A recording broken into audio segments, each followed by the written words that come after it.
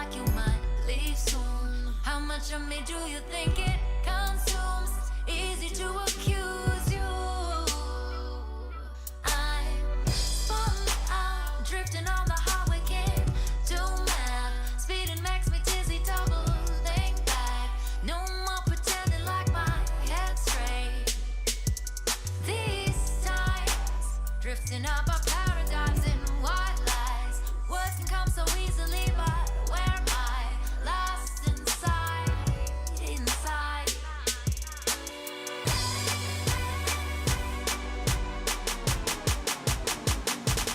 Tell me that we'll make it. Going all sideways, don't you know my ways? Scared this. It's all up to us, I know that we can make it. Going all sideways, don't you know my ways? Scared this. We blast off from these rooftops.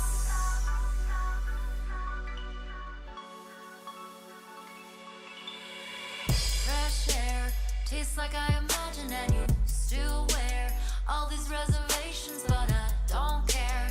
All this carbonation bursting out. Side note, pressure wash me off, cause I might explode. Damn, you're staring me down all these safe roads when I'ma try to drive blindfolded. Tell me that we'll make it. Going all sideways, don't you know my ways? Scared this. It's all up to us, I know that we can make it. Going all sideways, don't you know my ways? Scared this. We blast off from these rooftops, holding our breath as we go by, like a daydream soaked in red wine. Moving so slow as we get high, and baby, now it's our time. Moving so slow like honey drops, falling hard on these rooftops, falling hard on these rooftops, yeah, falling hard on these rooftops. We blast off from these rooftops.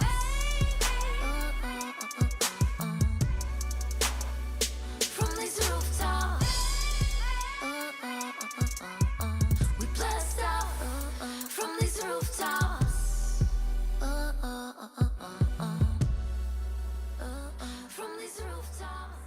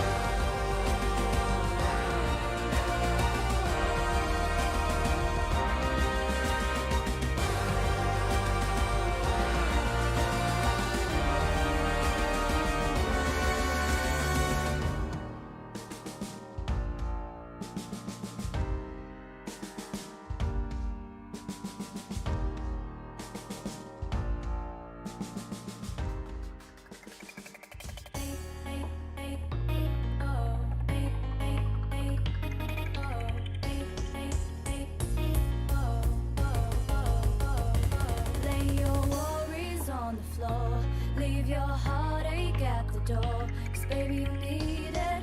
Yeah, yeah, yeah. Now take a step away from the glass walls anyway, and baby you'll like it. Oh, oh, oh. Bless you now. You're caught up in a dream. Now's the time to let it go. Stop so you can breathe. Rejoice, rejoice. It's the only way to feel like. Rejoice, rejoice. It's the better place to be at. Rejoice. Reach out, rejoice. Rejoice. Reach out, rejoice.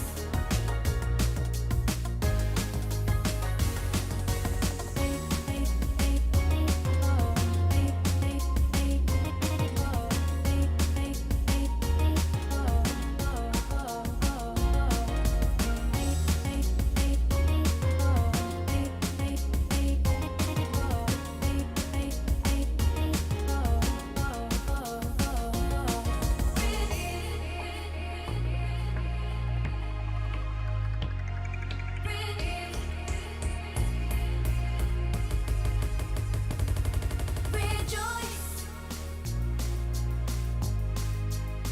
Reach up, rejoice.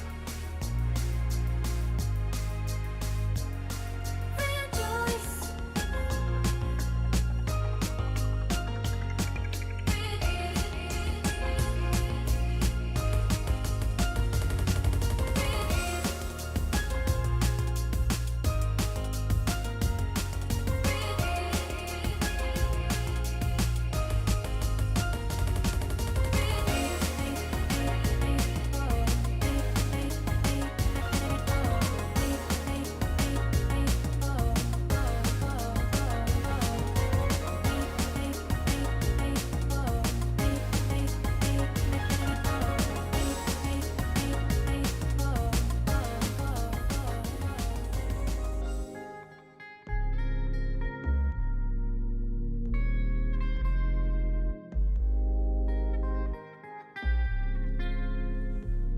It's the middle of the night and I'm still awake.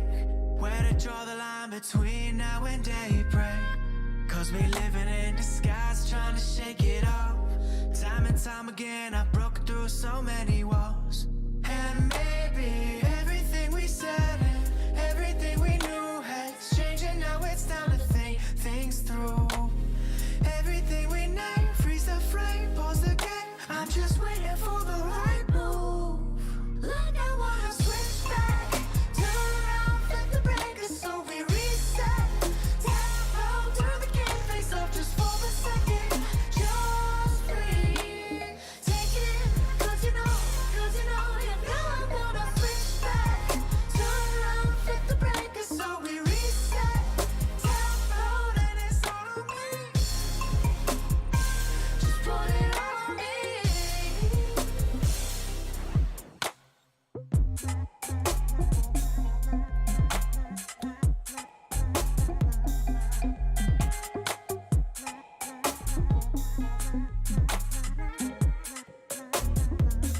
Now my eyes are heavy, closing like this door.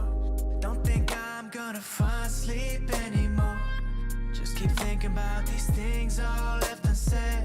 All these winding roads I wander, so misled.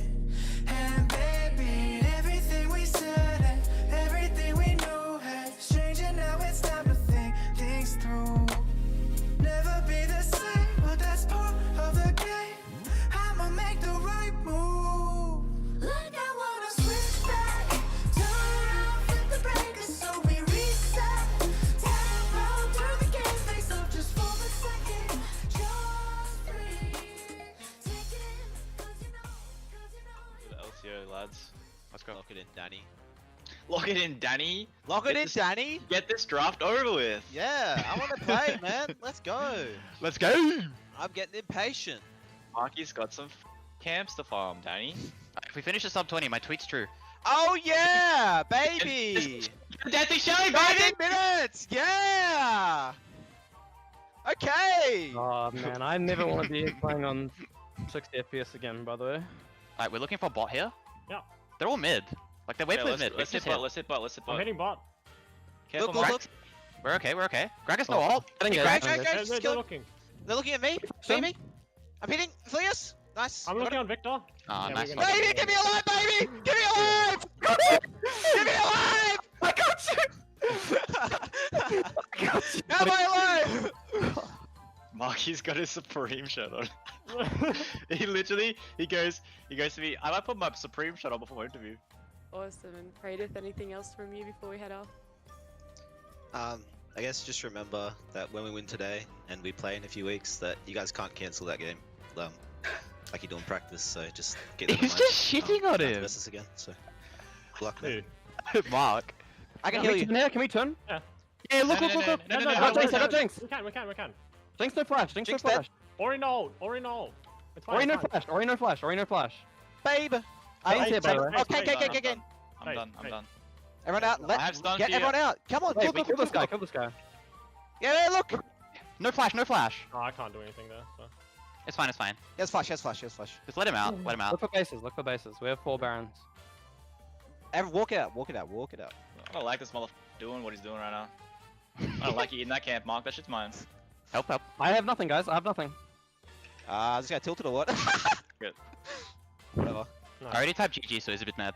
They're in here, they're going on me. Can we look? Oh, I'm ulting. TPing on mid tower. Just hit front. Just hit hitting front, hit rail. front. Yeah, How's we it win. make Nah, up? hit. They can't kill me. They can't kill me. Like. I've come I'm on gonna 3, guys, dive, I'm come gonna on dive. 3, come on Keep 3. going. Oh, Oh. You've absolutely gone on a trap. it's fine. We can keep going. We get going. Combo 4, Go mid. combo 4. Mark. Holy shit, what the f? Give me the penta. Give me the penta. Yeah, give it. There it is, baby. Baby! You can end, you can end, you can end, you can end. FF, guys. Mark, you have 17 kills, by the way. Yeah, Yeah. 17 And of them what, are all baby? mine. Bad, Mark. I don't know how you get that shit. I love how you talk shit and then just absolutely blast to oblivion. Absolutely. Get another penta, Mark. Get another one. Holy shit, your interview actually made you a fucking beast. I ult 8, and then we. Jinx is not living. They're going. I'm J4, ulting. J4. Damn, Jarvan, you're kind of snapping. Jarvan, you're off the right now! I'm going on him! I'm going on the Jinx! I'm going on the Galio! Damn, those kind of the turkeys. That guy is off the Wait. Fruit Loops right now. I'm sure of it. That's fucking emotionless! Nice guy. See, we're on the run here, steer clear, keep me going. He'll be giving all the fuel I need. There'll be no hesitation, ain't taking no persuading. Heading to the one where he discovers me. We're on the run, on the run, on the run here. We're on the run, on the run. Won't you steal me away? On the run, on the run, on the run here. We're on the run, won't you steal me away?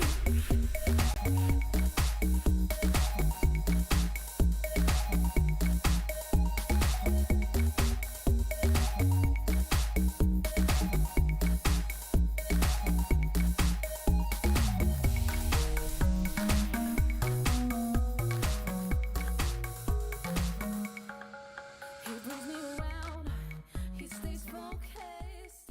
Without him, I surely fall apart.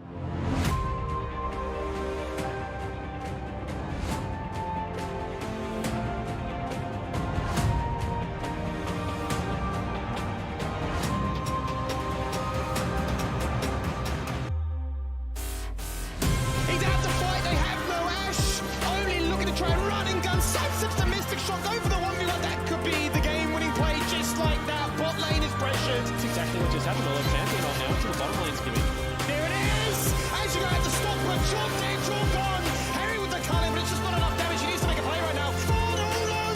They're all joined together. That's one, that's two. A double kill for him. A triple. Empress divide onto Johnny. Oh my god.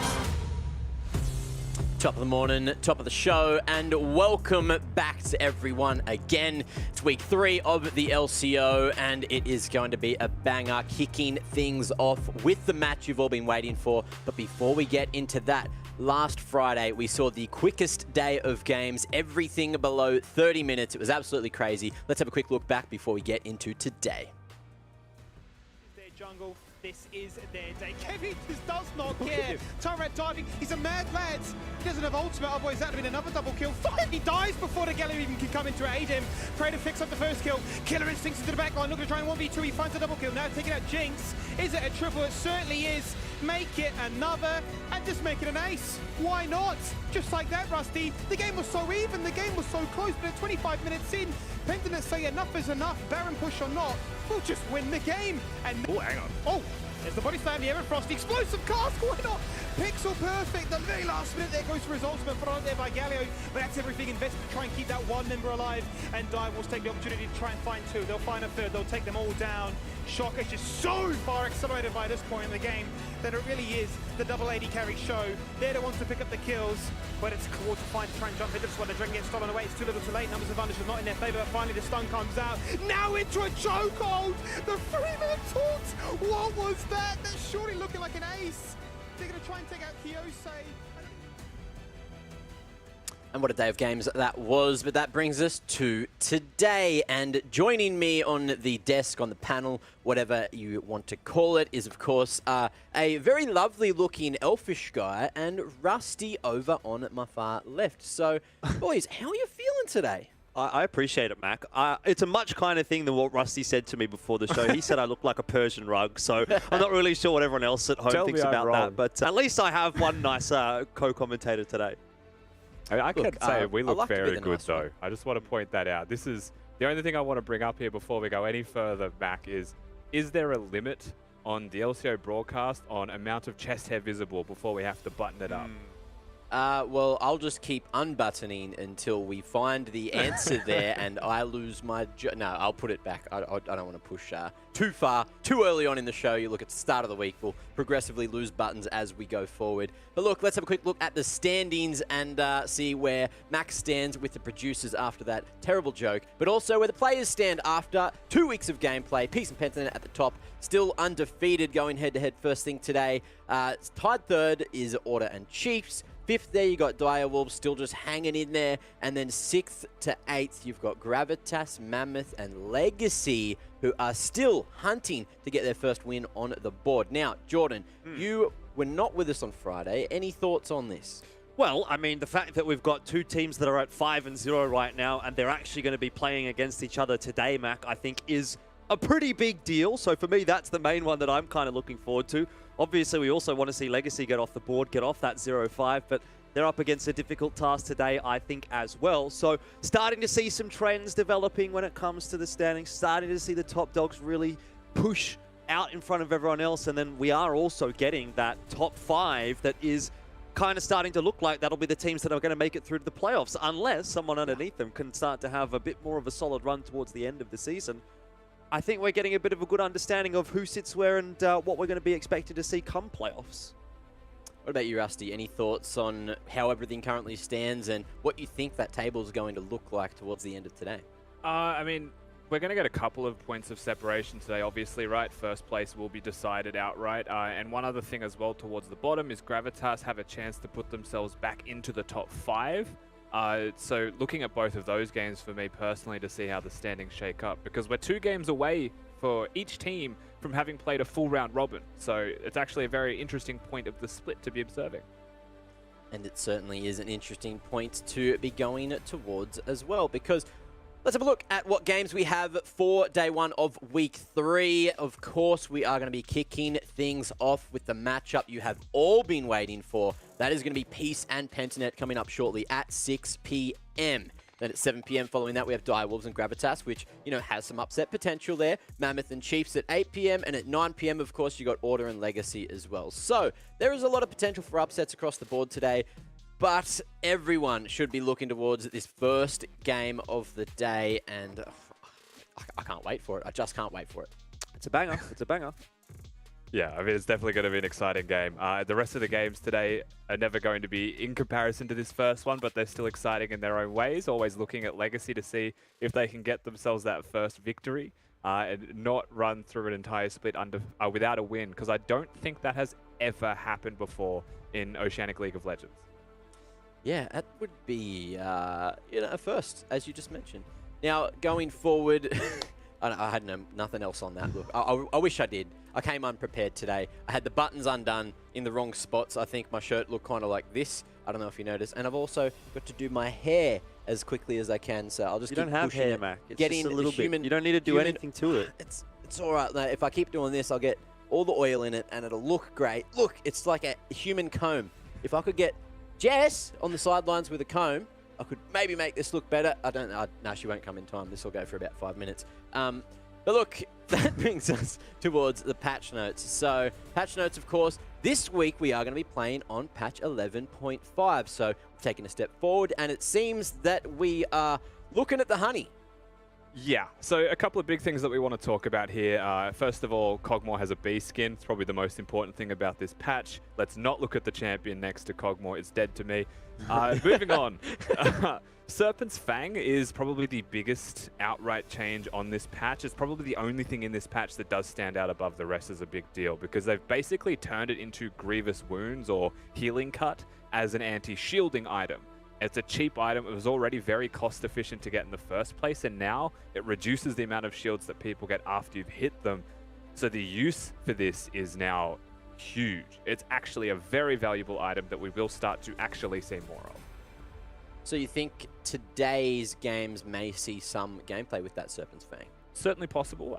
It is a lethality item, so it's not going to be universally applicable, but 100%, if the cards play right, we should be seeing that on the Assassin Champion. Okay, well that's very good. And speaking of Assassin Champions, sometimes in the bot lane you do get to see some of said Assassins, and we're going to have a look at the key picks for that ADC position, and it looks like we've gone with Kaiser, Jinx, Zaya, and Siva. So, Jordan, you want to tell me why you think these can be the key picks for bot lane? Well, I mean, I think calling Kaiser an assassin is probably pretty relevant based on what we've been seeing so far in the LCO. She seems to be the queen of the bot lane at the moment, and everything else is kind of a case of, okay, we didn't get Kaiser.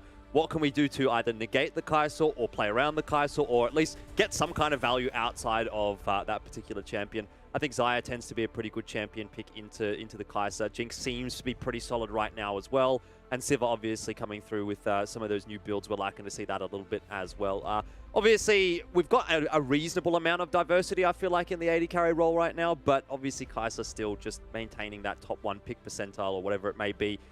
Seems to be the queen of the bunch. Yeah, I mean, Kaiser's a very big deal. She was contested by the Samira before Samira got nerfed, so it did kind of leave her alone on that throne now as one of the best.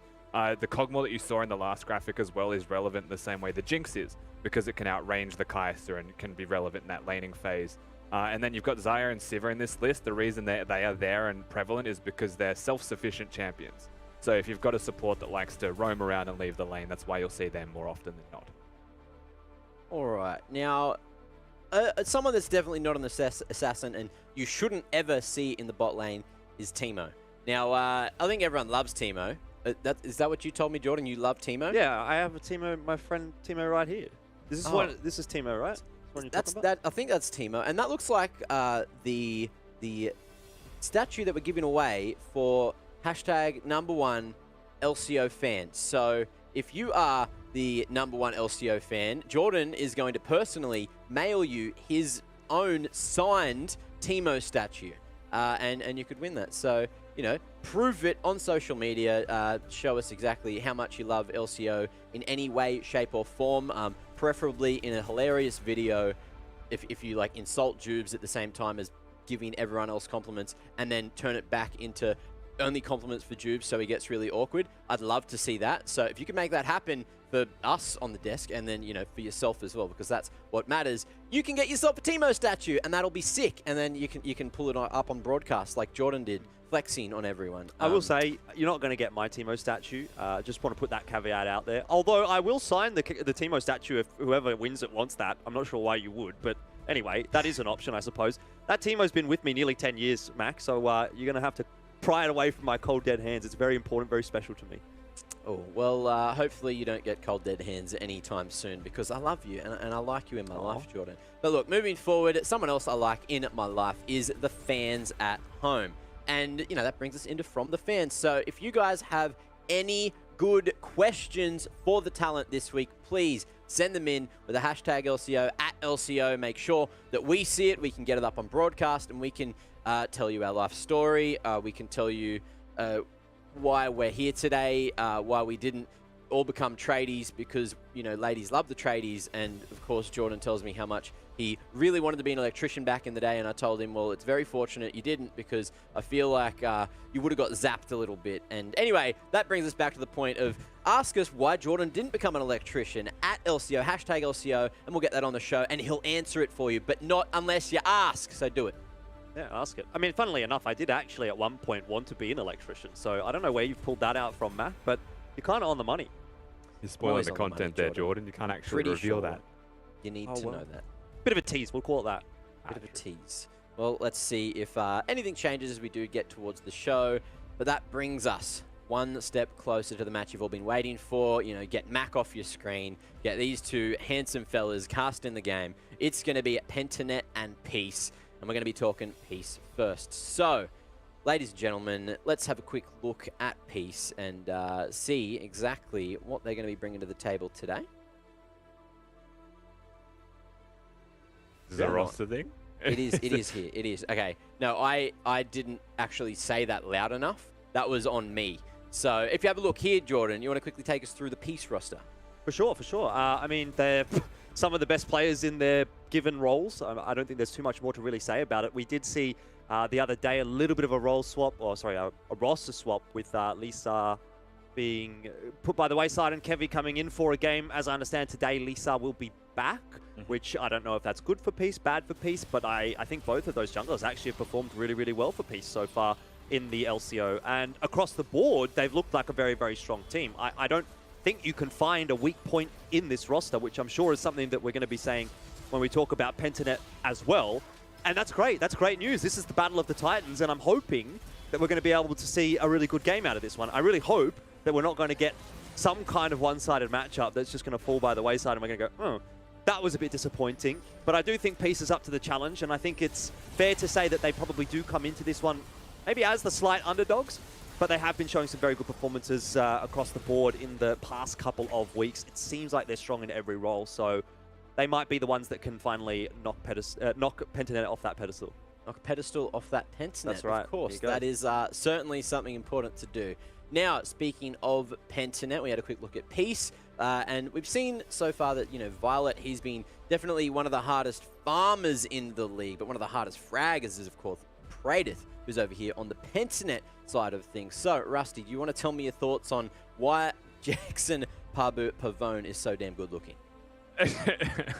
It's just similarities to some celebrities in the world is the main reason for that one, but he is a point of contention for his opponents to deal with, as he's also the most difficult to deal with draft-wise. If you looked at his left at Biopanther, there is the key of stability for this team. And overall, looking at the way PGG have been playing so far, it does feel like they have a particular recipe for success. It has always been successful. No one's really been able to best them on it.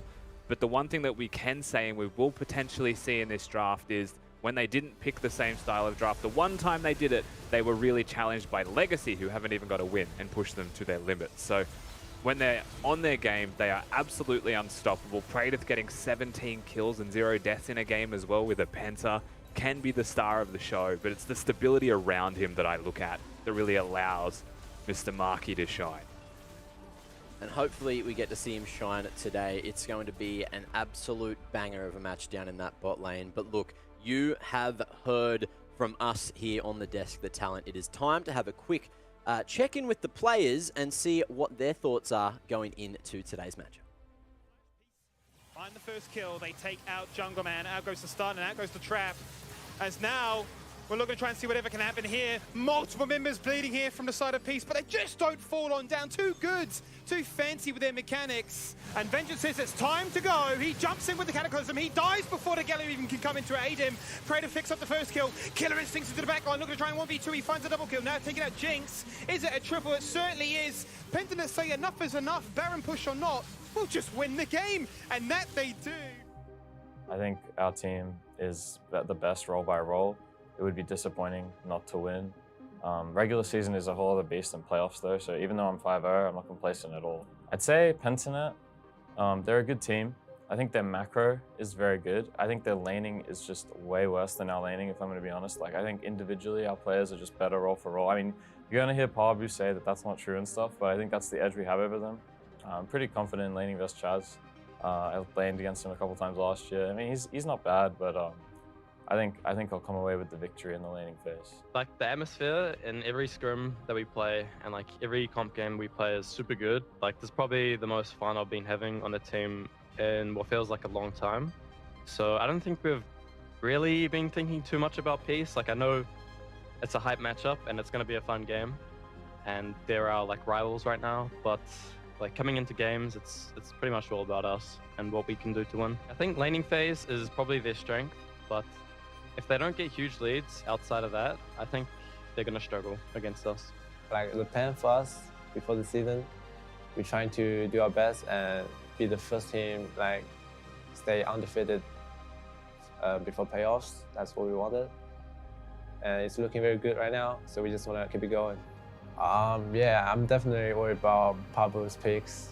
If he picks, like, I don't know what he's going to pick, but if he goes something crazy, I don't know. I'll be afraid, I would say. We don't want you to be undefeated. Like, that's our responsibility. This is our spot. Like, you guys are going to have to move. So yeah, they're just kind of in our way. I think there's a bit of a conversation between like Shock, myself, and Halo of like who the best mid is. I think anyone who's including Halo in the conversation doesn't really understand the mid lane dynamics very much. I think there's a pretty clear gap between myself and him. I think they're really aggressive. If we fumble the early game, they'll probably run away with it. That's probably the most dangerous thing about them. If we are able to have a stable early game and not let them run away with things, I don't think there'll be any contest in the game. So we just need to make sure that there's no like super volatility in the early game and we just play clean and methodical. I think they just talk a lot. Like, it's unbelievable. Like, it really is unreal how much they tweet. Like the thing is, I don't have to tweet. No one on my team has to tweet. We're just gonna win. Like, there's no need to bark like dogs. But like, even if they weren't undefeated, I'd want to beat this team. Like, I really do want to beat this team out of any other team. I do want to beat them. If Pentanet were a character in League, they would be Corky.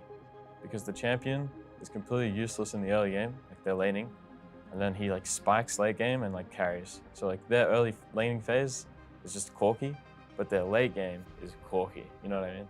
If they were a character in League, they're probably Draven, just one death open mid, something like that. The first champ that's popped in my head is Amumu. Because what Amumu do all the time is just crying.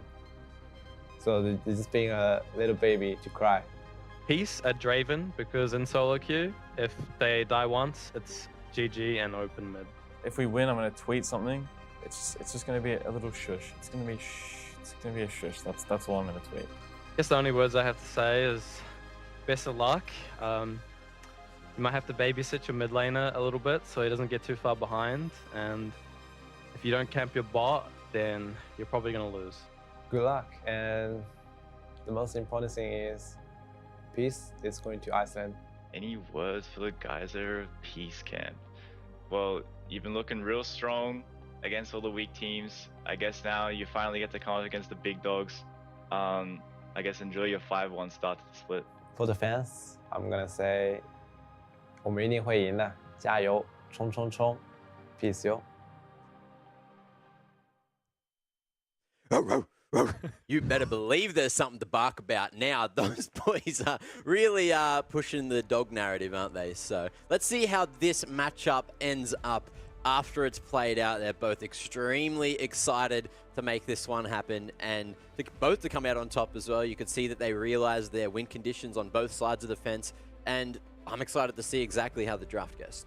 Yeah, it's very, very interesting, isn't it? I mean, there's been a lot of talk backwards and forwards. I like that video a lot, by the way. It really seems to, for me, build things up a little bit, sets the stage, adds a bit of extra pressure. There's talk going backwards and forwards. So, I mean, I feel like there's a little bit more weight to this game now, yeah, even despite the fact that both teams are already 5-0, and there is that to talk about. Now we've got this whole discussion surrounding, you know, who's the best mid, who's going to be the corky, who's not going to be the corky, who's got good mid game, early game, bad late game, whatever it may be. So, be the corgi. I love it. There's a few quotes in there I'm sure that we're going to be able to pull out during this cast, Rusty. Absolutely. I mean, I'm just a little bit sad, but not surprised that we didn't get Biopanther talking smack, because we've got everyone else. Like, Decoy's a very calm and happy man, and even he was getting in there, called him some names, but you'll never get Biopanther talking bad about people, I don't think. Well, I guess we'll see if anyone's going to be doing any talking before the game. And to bring us said talk, we do have Nat T down on the sidelines again with both these contenders today. Nat, how excited are you to go and chat with the boys?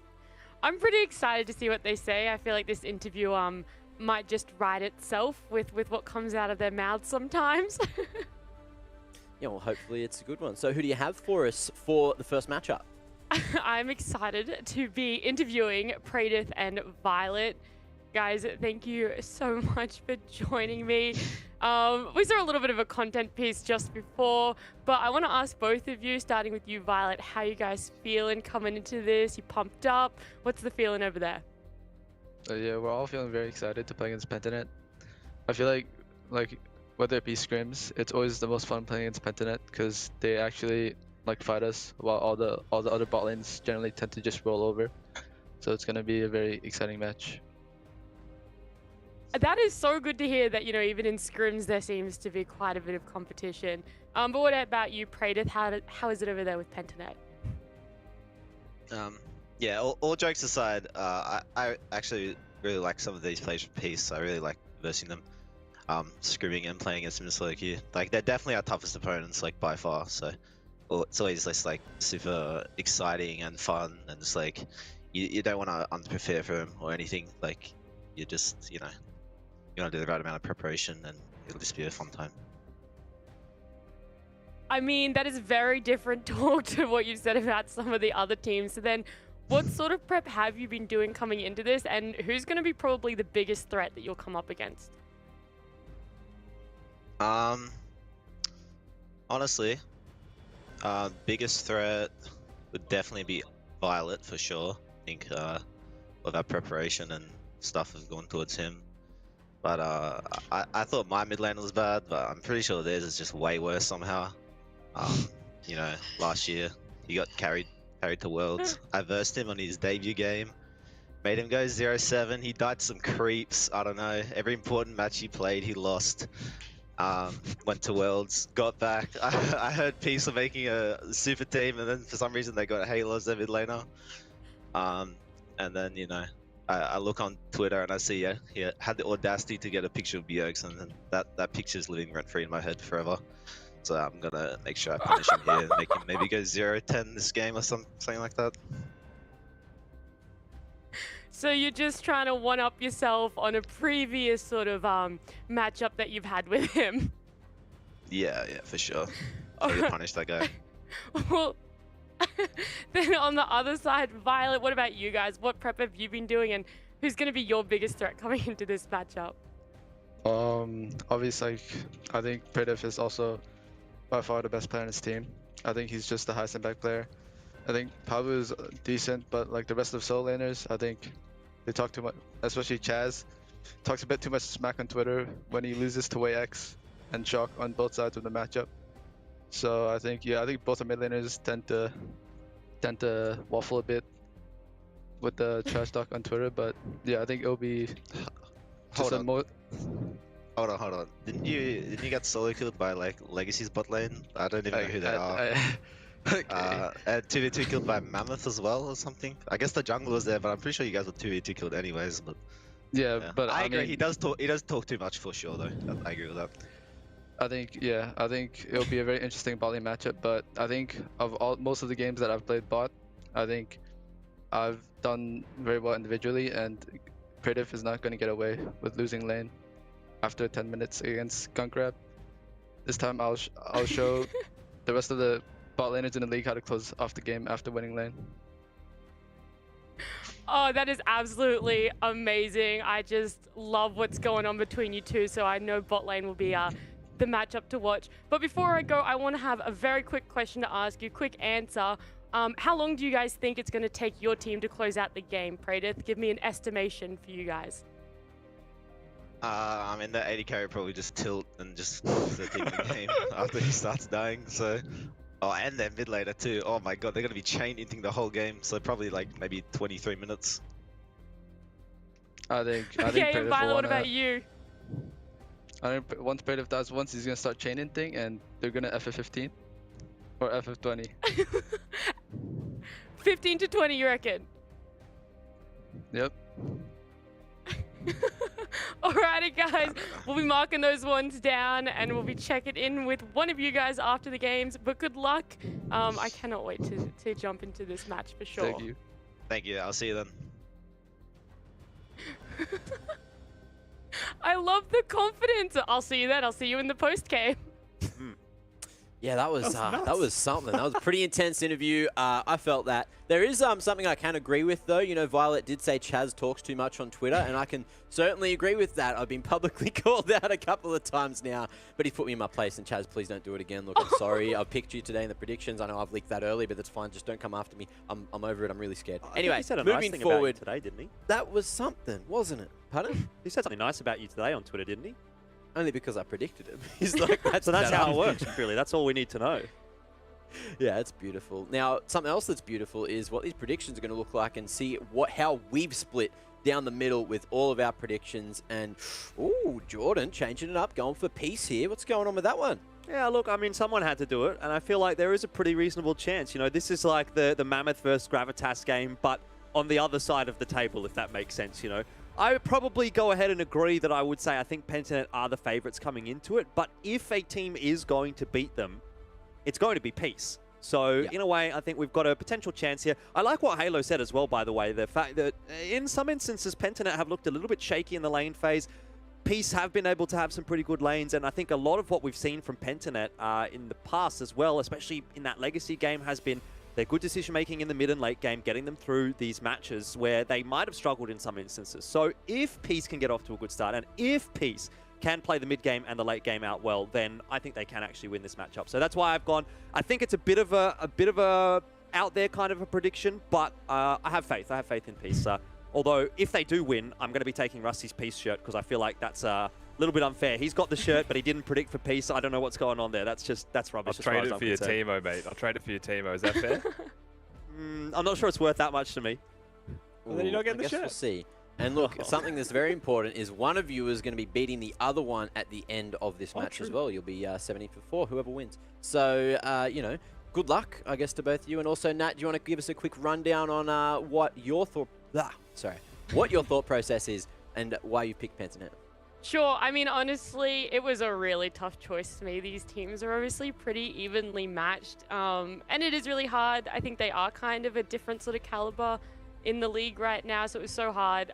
I kind of went off who I enjoy interviewing more, but even then, it kind of was a toughie. I think Pentanet kind of just won out for me in the end, so it was definitely in no way a strategical pick for Pentanet.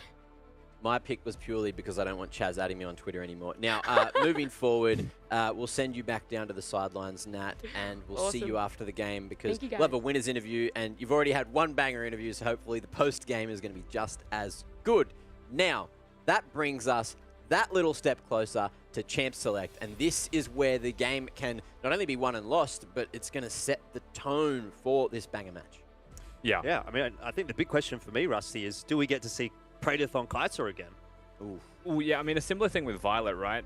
Both of these AD carries have kind of stamped their mark with the meta ADs and said that they're exceptional on them. So I do actually agree with looking at AD carries through the ban phase. I don't know who is blue or red side, which would be a factor in that also. And I also think beyond just the AD carry picks, the supports tend to play different champions as well as a matter of preference, not a matter of comp. So it could be a case of Violet Aladoric being Zaya Rakan into a Kai'Sa Alistar just because they like it. And something I actually quickly want to point out before we get into this is I don't know why Kevy's not playing today because he's got that perfect KDA. He's the only one in the league, and if he doesn't play another game, he's going to be the only one in the league with a perfect KDA. That being said, doesn't matter because he's not on the roster today. So it is time for Champ Select. It's time for the banger matchup we've all been waiting for. Jordan, Rustman, take us away.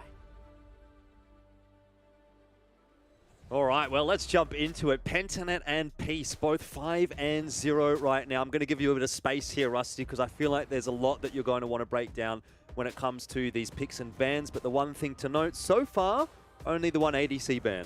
And it could be a mid ban too. Yeah, I mean, it's a flex ban at the moment. A lot more AD carries in the world are starting to put the Tristana bot lane, not just in mid lane. And that opens up, generally speaking, just ridiculous draft flexibility. So I always prefer seeing the Tristana banned if they're afraid of it being flexed and they have no answers. The Xayah are going to go with that one as well. So this kind of comes back to that small little point I'd had just before the draft, Jordan, on what could be seen by Peace in bot lane. Just because I know Alidoric loves the Rakan as well as a choice. So maybe not going to see that duo now. Probably not even see the Rakan because the Xayah is gone. The other big thing here before we get into this first pick is that it was a red side Thresh ban, which is usually the most common ban to stop. So it's a good counter into Rel, first of all, right? Usually it's the most commonly seen on blue side to enable the Rel first pick. But because it's a red side ban, you know, Rel's still on the cards. PGG have said we don't really want to prioritize that just yet. Alidoric has a good Alistar anyway into it, so they go for the Seraphim.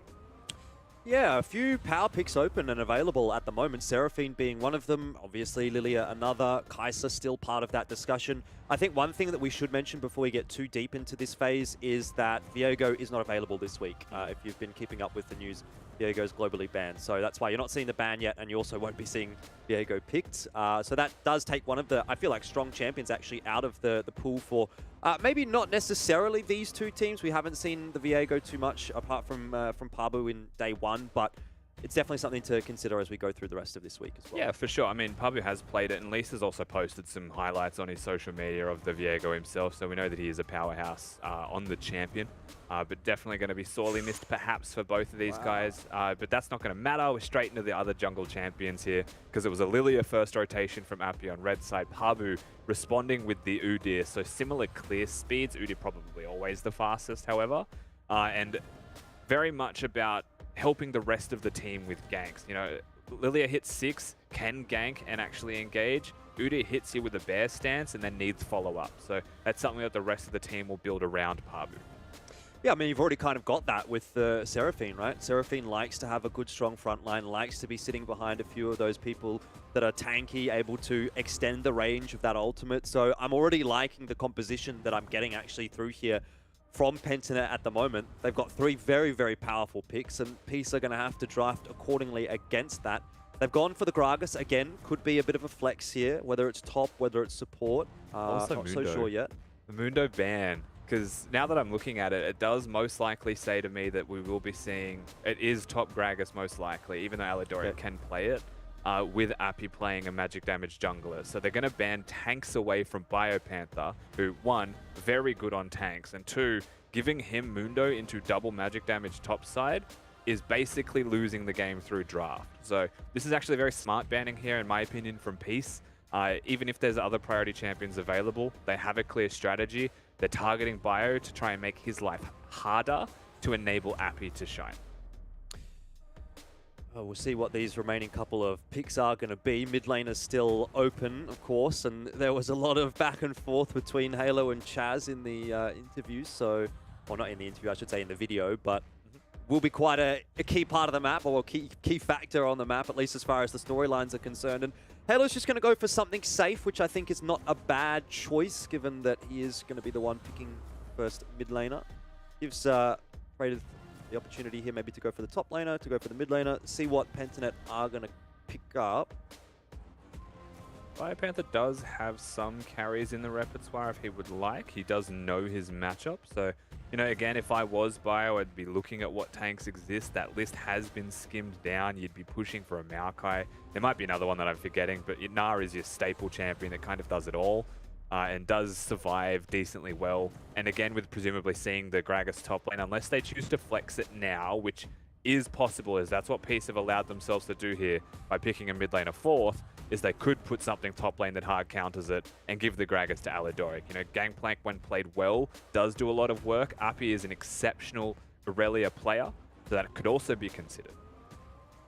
Looks like it'll be the Wukong. Not something that we've seen pulled out a whole lot so far in LCO, and not something that we've seen from Appy actually so far either, but definitely not a bad choice against the Gnar.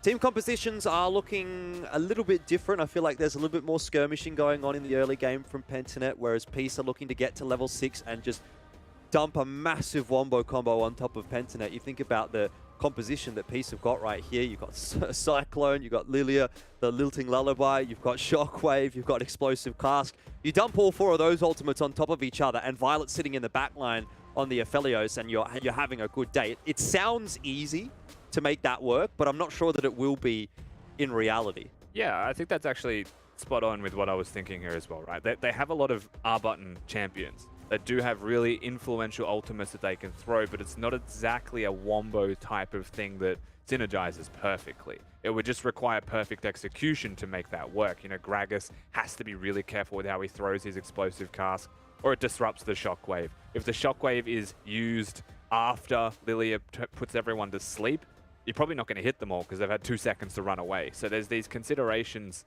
that has to be looked at, even though they're big ultimates. How do PGG deal with those ultimates themselves respectively to get out, as their composition does have a decent amount of mobility and movement speed within it to dodge those ults. Yeah, I mean, it's going to be a tough game, I think, to be a Seraphine, though, especially if you do get caught in one of those ultimates. That's one of the champions that's not going to be able to get out of the wombo combo. The good news is, though, that Praedyth has got the Kai'Sa, right? So you always have that kind of get-out-of-jail-free card where you can just ult away. Maybe it puts you in a rough spot, but it might not be as rough as getting caught by the Shockwave or by the Cyclone or what have you. So there's all these options, I suppose, for Pentanet. My main thing to focus on going into this game is going to be that early laning phase. Again, going back to what Halo said in that video. If Peace can get off to a good start, I think that is their win condition. If they fall behind, I've been very impressed by Pentanet's ability to just control the map macro-wise in the mid-game and in the late game. So I think it'll be tough for Peace to come back if they're not ahead. Hopefully we'll get to see a very good game coming out of this one, Rusty, because this is supposed to be the best game of the season so far. This is your grand final preview as we get into the game here as well, potentially. You know, both teams being undefeated, definitely something that we should be seeing again in the finals if it continues on this trajectory. And right now you can see the drafts completed on your screen as well. It's not just the Seraphine that might have a hard time in this one, it is also the Victor who could potentially struggle, and is the other person we have to look at as we get into game. All right, well, here we go. Day 1 of week 3 of the LCO, and we have a clash of the Titans, Pentanet and Peace, 5-0, going head-to-head. And finally, one of those win streaks will be broken. The question is, by whom?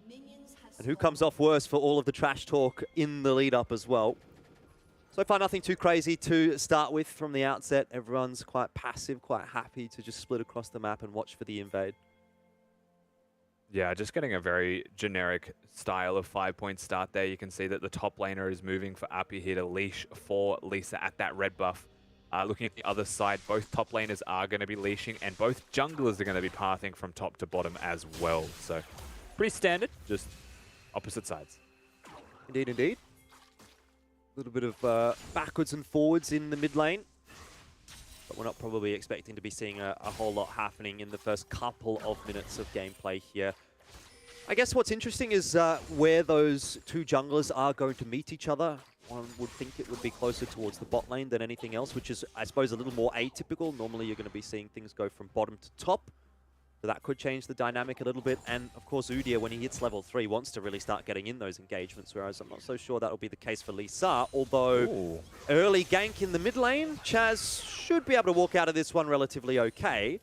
Copping a bit of damage, obviously not going to make you feel too happy as a mid laner, chunking through those pots earlier than you would like.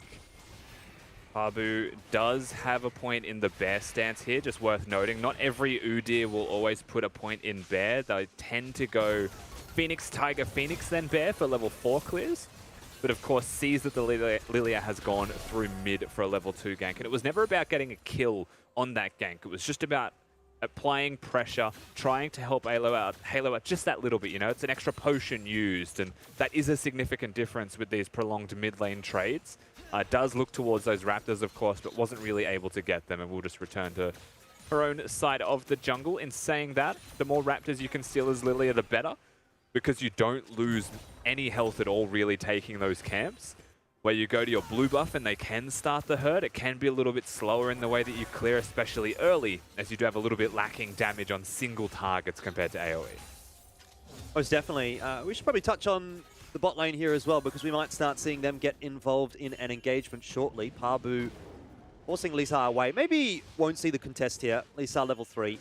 Udyr, of course, on level 4. But down in that bot lane, what does it look like to you? Obviously, having a bit of experience down there yourself, but to me this seems like it's looking more likely to be a farm lane. I think both the AD carries here are quite happy to just take this one slow and get into that mid game with a big stack of farm. Yeah, for sure. The only real volatility in this lane would have been maybe level 2, but both lanes realistically just want to continue to scale up and get levels. Gragas can be more aggressive at level 3 because he'll have sustain with his passive and his W usage. Seraphim wants to have a point in every spell as well to be able to trade more effectively. But because they are champions that are more reliant on item break points than anything else, particularly the AD carries, of course, then you would be very content just equaling farm with your respective opponents down there.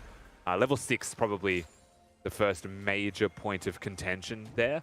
And otherwise, level 5 for wave priority for PGG is something that could be good as Chaz in mid. Yeah, he's back.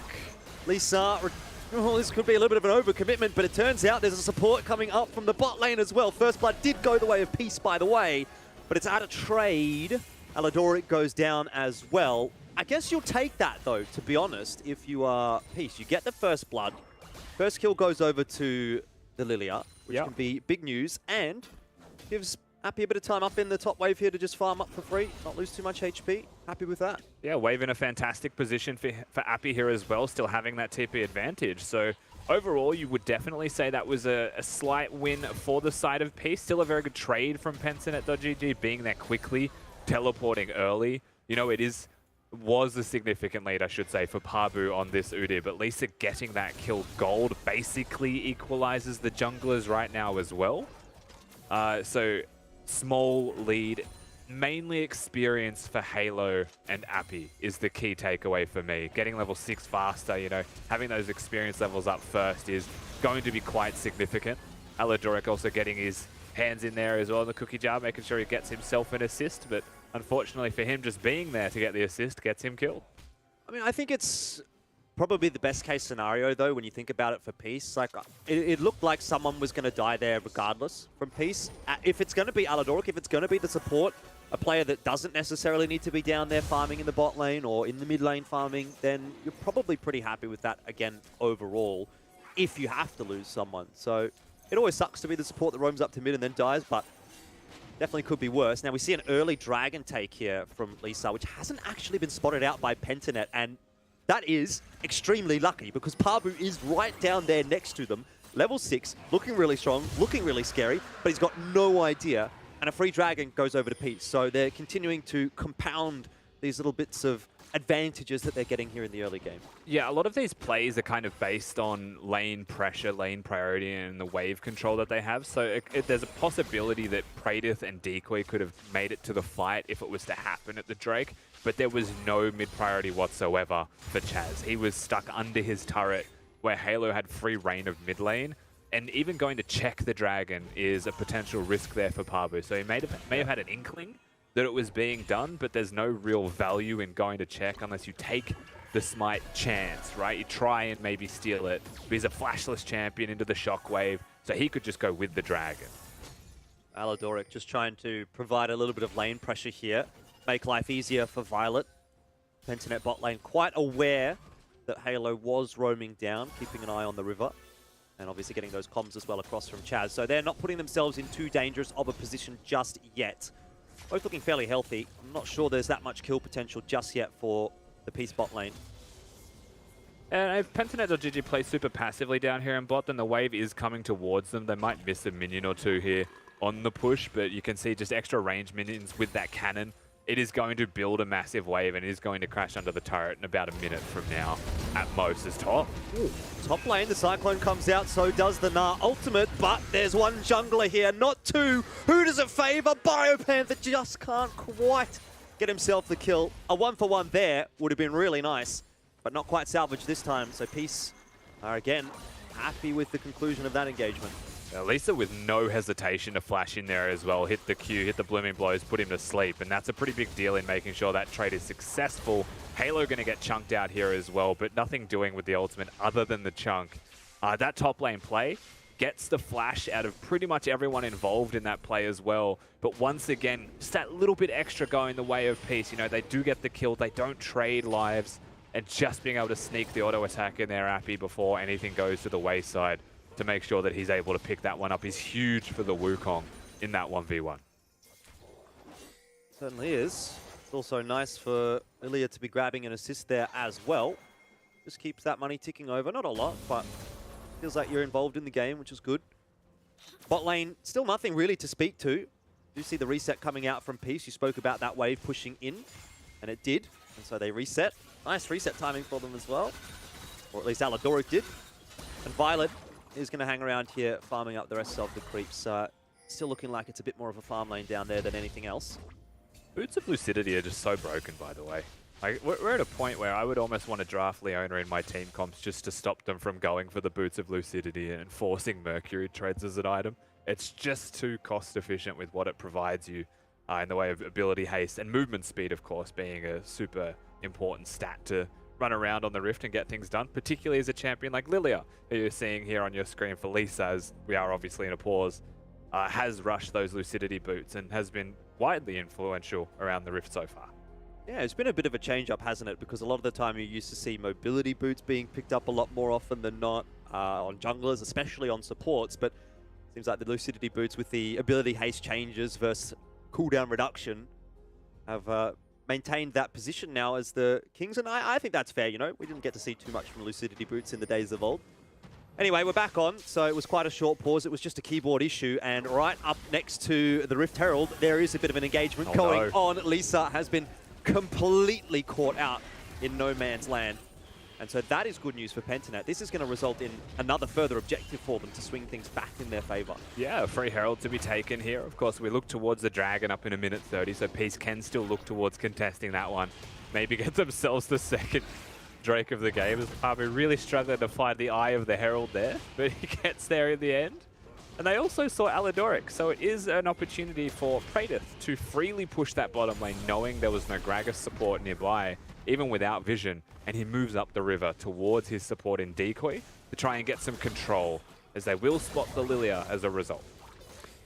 I mean, this could really start to snowball for Pentanet as well, now that they do have that Rift Herald, because Dragon's coming up in a minute, so they'll be able to split the attention of Peace once the Dragon does spawn by popping the Rift Herald in mid or in top, somewhere they'll have to go and deal with. Or, potentially, Peace are just going to have to give up a tower or two and try to contest the Dragon. Aladoric, of course, able to get off not too badly here. Just jumps around over the wall. No such luxury for Lilia. But gets a little bit of revenge, taking the Wraiths away. Not sure it makes it worth it. Another engagement in mid. Halo might be in a spot of bother, I think. Should be okay. Shockwave connects. And Lisa is there to help out as well. But this might be a little bit too much bitten off by the jungler of Peace. Again, a 1-for-1. Yeah, but also a free Dragon to be followed from this. Remember, top lane with the staggered teleport timings that you've seen from Appy and from Biopanther means that Bio will have teleport where Appy will not. And that Wukong does not look like he wants to move down the river whatsoever. So this is just going to be a free Dragon, as Pabu having a crack at Aladoric here. Aladoric might have bitten off a little bit more than he can chew as well. Praedyth decides he wants to get involved as well. Does make use of the killer instinct to steal that kill away. Just hook, line, and sinker, Jordan. That was... Yeah. I mean, Aladoric throws his ultimate offensively, looking to try and kill Decoy, but he's got back up just around the corner. Great use of vision there as well, but I will say supremely disrespectful for Aladoric, knowing that his jungler's not going to be nearby, knowing he'd have the numbers disadvantage. I think was just trying to force something back, maybe equalize the numbers, but definitely bites the bullet on that one. Yeah, I mean, I guess while we are still in the lane phase, it does feel like we're starting to see some of that macro decision-making from Pentanet proving to be a bit too impactful. Again, those discussions surrounding perhaps the lane phase favoring Peace and the mid to late game favoring Pentanet. Well, already starting to see that kind of eventuate. By and large, I feel like Peace have made a couple of minor errors and they've been well punished by Pentanet. And if that continues to happen, then this snowball is going to just get a little bit too much to deal with. Yeah, for sure. That really is the basis of it, though, is how quickly PGG were to punish. Absolutely has been a pretty major factor. Still, unfortunately for them, though, it is a 0-2 mid laner for Chaz. Is still farming decently well and will still have the upgrades on his abilities to augment and does kind of get soft spike timings from that. Very hard to push into it. A Victor, for example, once he hits his 100 Chaos points and upgrades the E. But not going to have as much of an influence when it comes to those team fights as someone like Halo will now, with how he has been set up to succeed by the rest of his team. That last shockwave in mid lane obviously was quite significant as well, and puts the Victor at 0-2. We'll potentially see some action down in the bot lane. Lisa is hanging around. I'm not sure that Peace are quite confident enough to go for the dive at the moment, especially knowing both the bot lane ultimates are available for Pentanet. And a bit of pressure in mid as well is going to force a rotation off from Lisa. Halo's been caught out. You can't escape an Udyr. And you certainly can't escape Chaz at this point either. He's getting himself on the board, getting involved. Lisa, this time just a little bit too late to the party. He's looking to have Aladoric reinforce him to perhaps contest this one, but it's still going to get the Herald charge off. It is still going to give gold over to the side of PGG as well as the kill on top of it. Again, Chaz still, unfortunately, not getting any of them. But Pabu's a monster Udyr right now running around the Rift, so does need to be respected. It's Ghost, it's the Chem Tank. There really is no way to run away from that one, even as a phase rush Orianna with Flash. Just no chance. Yeah, Udyr's one of those champions that is scary to begin with, but when he gets the Turbo Chem Tank, it's even worse. Now, Chaz might have overstayed looking for that first mid turret, and he'll be punished for that.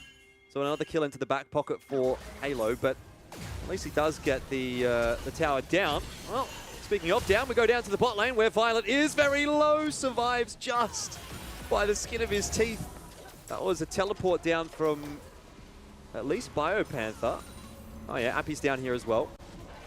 Yeah, just scrapes away though. He actually had the red weapon out, which he got just enough lifesteal and movement speed to get away with that. Just barely. So super lucky. Of course, did have the right items at the right time, or right weapons rather, at the right time, and we're thankful for that one. At the end of the day, though, it is still PGG trying to push the agenda around the map. You know, it was the ultimate from Praedyth going in, looking to put some damage down. It was Violet just getting away with his life. So CS advantage or not really able to have too much of an impact just yet on this Aphelios. We do have the Aphelios and the Gragas going up into the top lane as well. See how that pans out in a minute and a half, if they're going to stay there, because Dragon is coming up shortly. I dare say Peace will want to have their two bot laners the bottom side of the map when that comes online. Also mismatch. So mid outer turret being gone makes this extremely dangerous for Peace. You can see already Halo steps up to mid just to clear a wave and gets forced away by 3.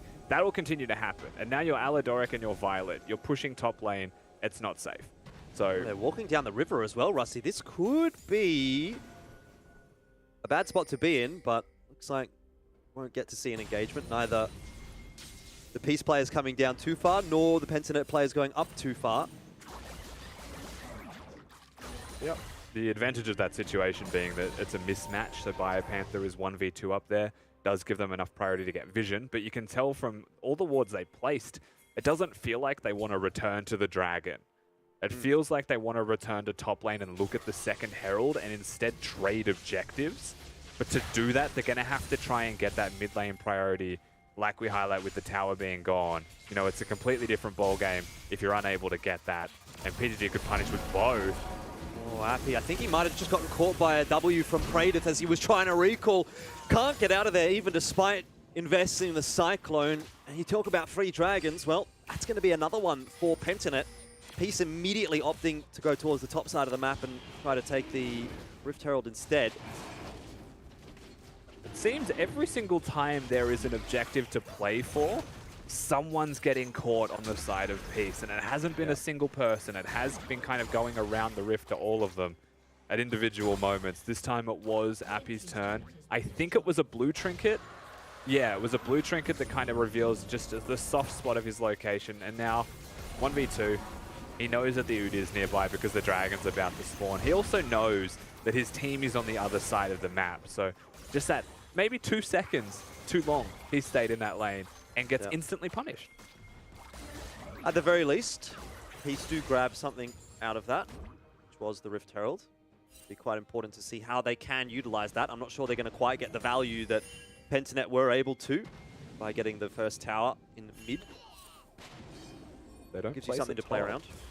You know, top was a free turret if they choose to place the Herald. While members of PGG were there, you'd expect it would have had enough time to get the charge off. So it does seem like their priorities are elsewhere. And they've said, we don't need any kind of immediate gold after 14 minutes. There's no turret plates. Let's just try and summon it while they're on rotation. They see Kais at top, and they say, let's place it mid. This will get hurt, but the charge should still kill it. Yeah. So, an exchange of mid towers equalizes things, at least in the mid lane, not having lost a turret. So it's 2-1 as far as Pentanet is concerned.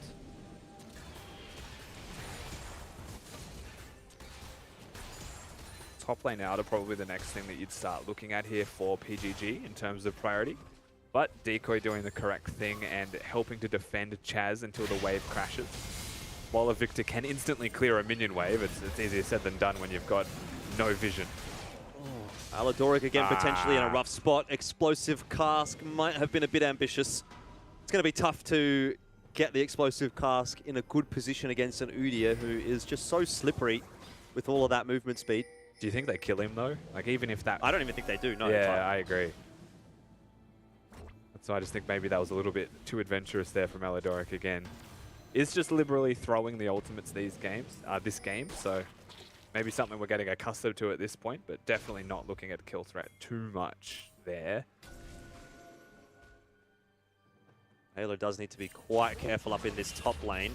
Gonna try and get aggressive here. Shockwave? Surely not. It's not going to connect. Praetor just walks out of it. And Peace again, another ultimate use that is kind of fruitless. Feels like they're trying to force a little bit. Definitely trying to force. Really going out of their way to try and force as well. Just chucking the Shockwave down, but that's a tab check there from Halo.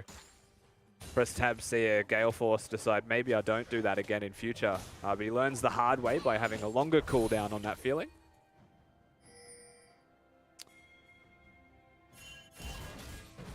Yeah, still not really seeing this team comp coming online for Peace just yet. I think Pentanet have done a good job of avoiding 5v5 fights.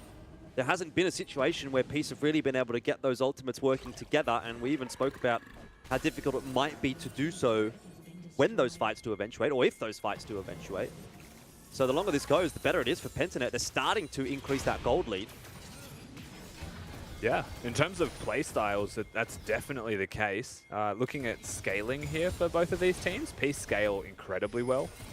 So I don't think they'll be too upset with the game state. You know, they don't see this, of course, but it is only 2,000 gold difference. They have a dragon. They've got some turrets. They have a lot of farm on their carries as well.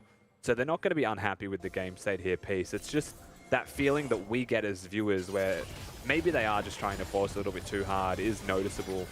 And now they're contending with a 3-0-3 Udyr. So I guess the big question I would have is, does he even die for the rest of the game? Has the Dark Seal, so Pabu's intending not to. Starting to get that one stacked up quite nicely already as well. So, yeah, what about it? Why not? He's already got 8 stacks. Try and stop him. It is an AP, like, again, Phoenix Udyr can build a Lich Bane if you're snowballed as like your 3rd or 4th item, so why not? Yeah. We're going to get to see some fireworks fairly shortly.